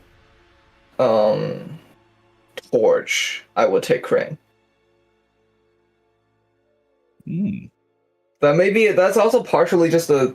Actually, maybe it's still. They're tied. What do you think of the mines?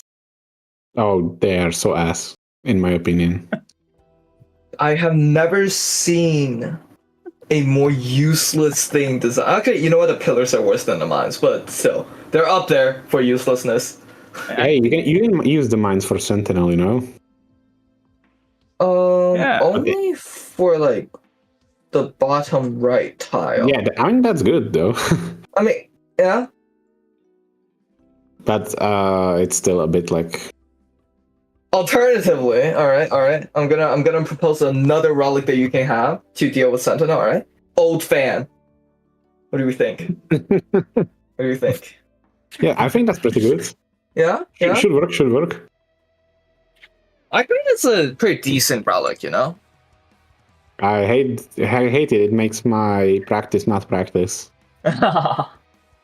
And with Ofen, like the worst case scenario is like a plus 10%. The best case scenario is like a plus 8. It would be really impressive if we were getting a plus 10% old fan. That's I mean, niche like, night run.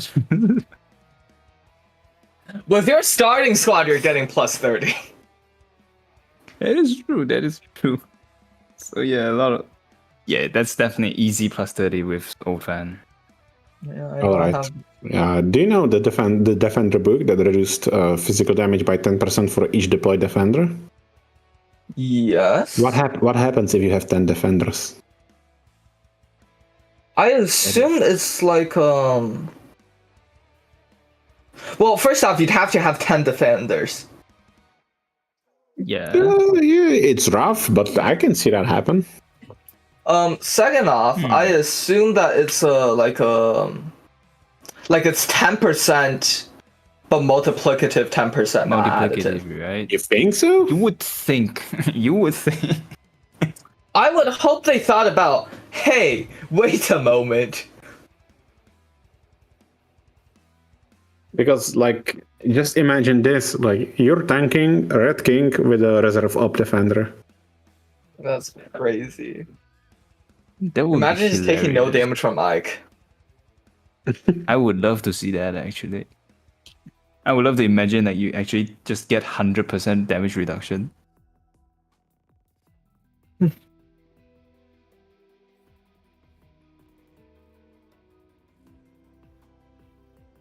Alright. Now we are staring at Walmart Force Nova. Okay, and he dies. It's dead. One more and we're free. One last stage. A pretty long stage. Yeah, it's long stage, yeah. Yeah, it has a very long setup time.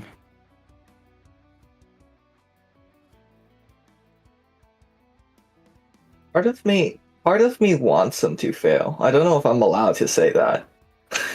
It will be funny. I get it. It's like this intrusive thoughts. Yeah. I mean, I feel a little bad for him because, like, I feel like he... how can I say this? He's getting effed over by RNG, right? He didn't get encounter. He didn't get any outer, and he didn't get ending 4. Mm-hmm.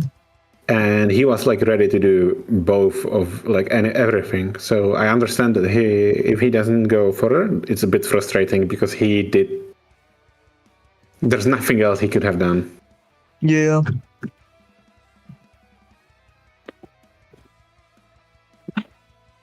It's unfortunate the way that the alternate things are set up. Yeah, like, what was the last time he made like actual mistake that cost him HP? Like the Kagan quest? On floor 3? The Kagan quest was pretty major, yeah. But other than that, not really a lot. But then again, you know, he also didn't get a lot of difficult stages. Yeah. That's true. Yep. Right, ever since floor 5, all his combat stages have been kind of just... Been kind of... Yeah. In some way. But yeah, it is 106. Gardener.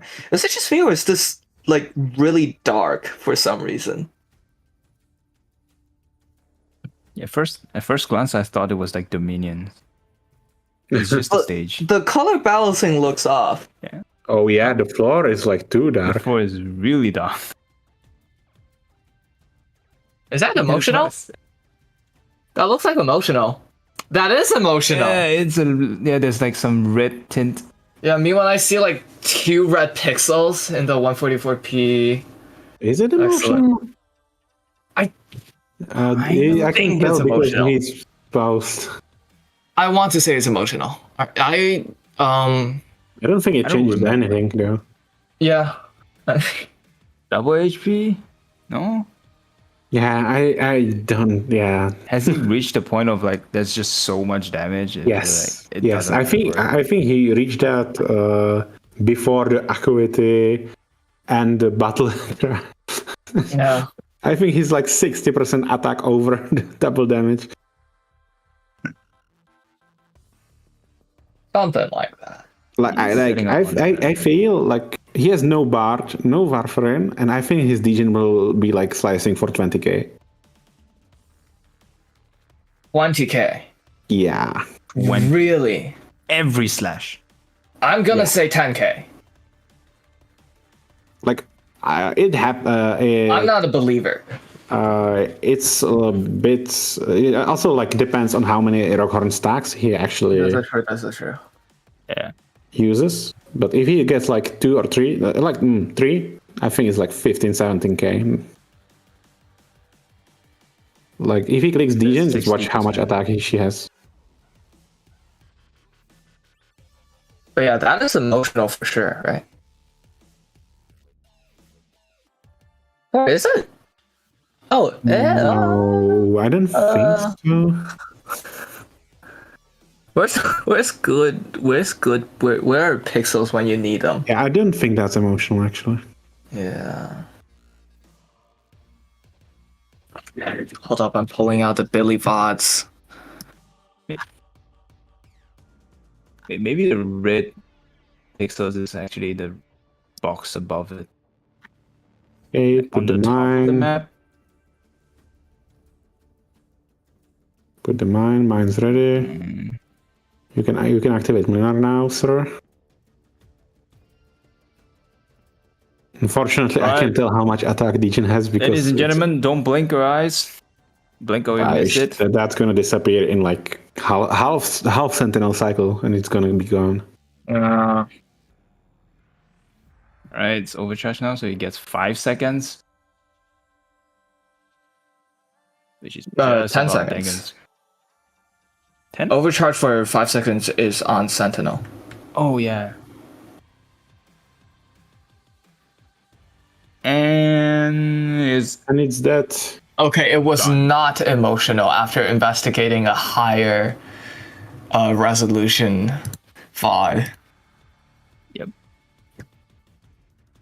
And that's phase 2. Yep, one more round. I do wanna say, like, Neuro on the right side does Metal on the cleaning help duty. a lot. It's like, what's Maybe my you should purpose? maybe Neural S1 was the angle here. He didn't have enough deploy limit. I think your Myrtle can go. Yeah, maybe actually, yeah.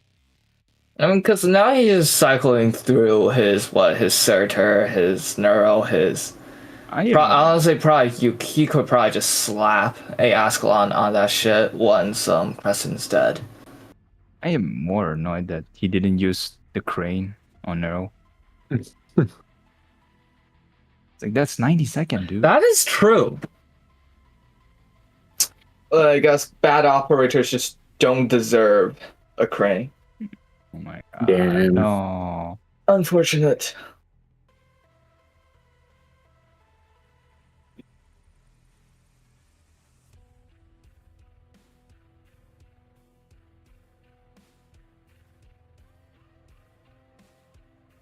I just feel like this is. You're just waiting for the boss to die. What was the goat right in front?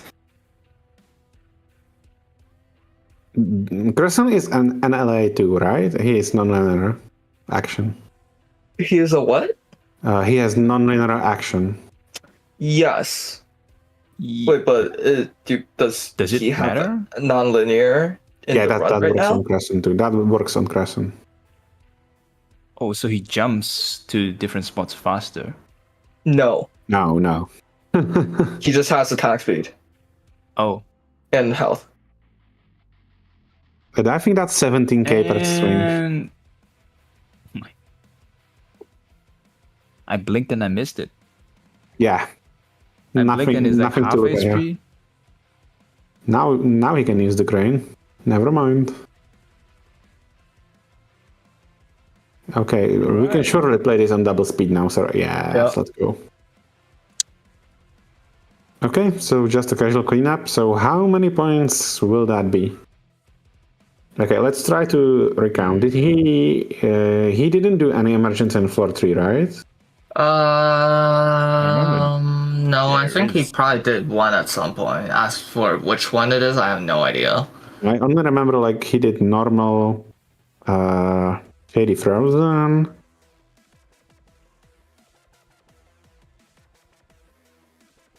He did do a lot of emergency on floor 4. Yeah, he did the collapse this afternoon, so that's 50 points. I think 50 or 40. He did the enemies contained for 30 points on floor 5. He didn't do any encounters and didn't get Ultra Boss on floor 3. No lost and found emergencies. So he's actually not that hot on the bonus points. He did do a few boss keys. I think his emergency count is like 6. Overall? Well, no, he hunted in one boss key, right? So it should be a bit more, maybe like 7. Yeah. He has 45 artifacts or relics. 2 in the Bosky, I think. Yeah. I think it was like 3 in total because it was like the first one and then he hunted, right? Yeah. Snow Priest with Hunt, and he gets 2 emergency stage. 45 relics. His base score should be like, I don't know, 1850. Maybe 19 even. 1900. I think his total should be like 2.5, 2.26 maybe. Okay. We will see soon.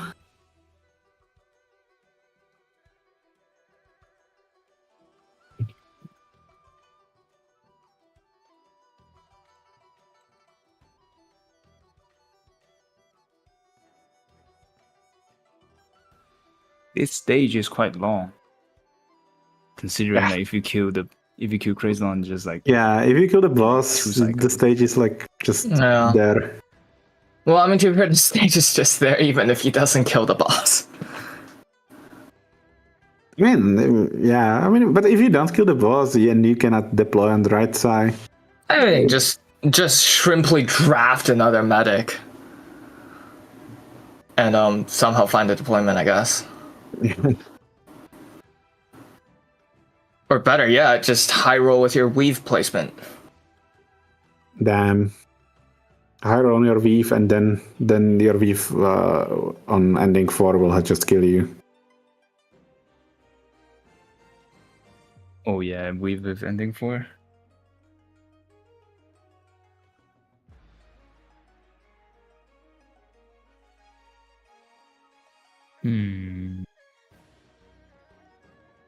We have still like one more wave of enemies. One more cycle. Yeah. It's not over yet. Like, imagine how fun would be like 6 deployment limit for Sentinel.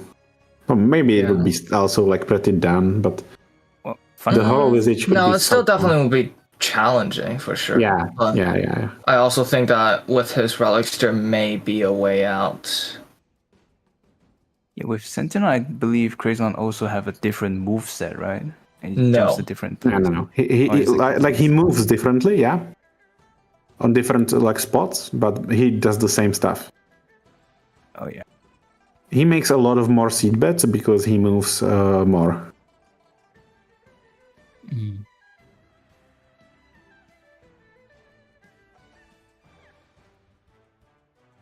Alright, the last few Technically guys. he doesn't really move more, but he moves more on the like closer tiles. So okay, Alright. finish. That's the run. Do we have a medic? Not medic. Do we have a graphic? Yeah, Easy- it should be. easy Should be. Oh, we got some confirmation real quick.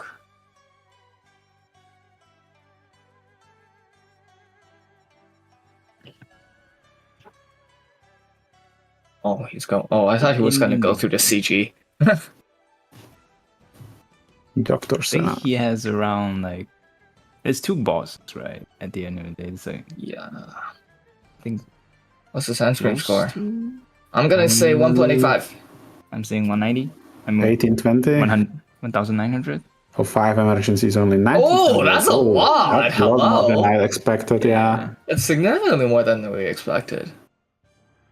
Oh, Oh, 2,600. Just get a flat 6. graphic. We don't get our fancy Wow. animation, but that is 2.6k.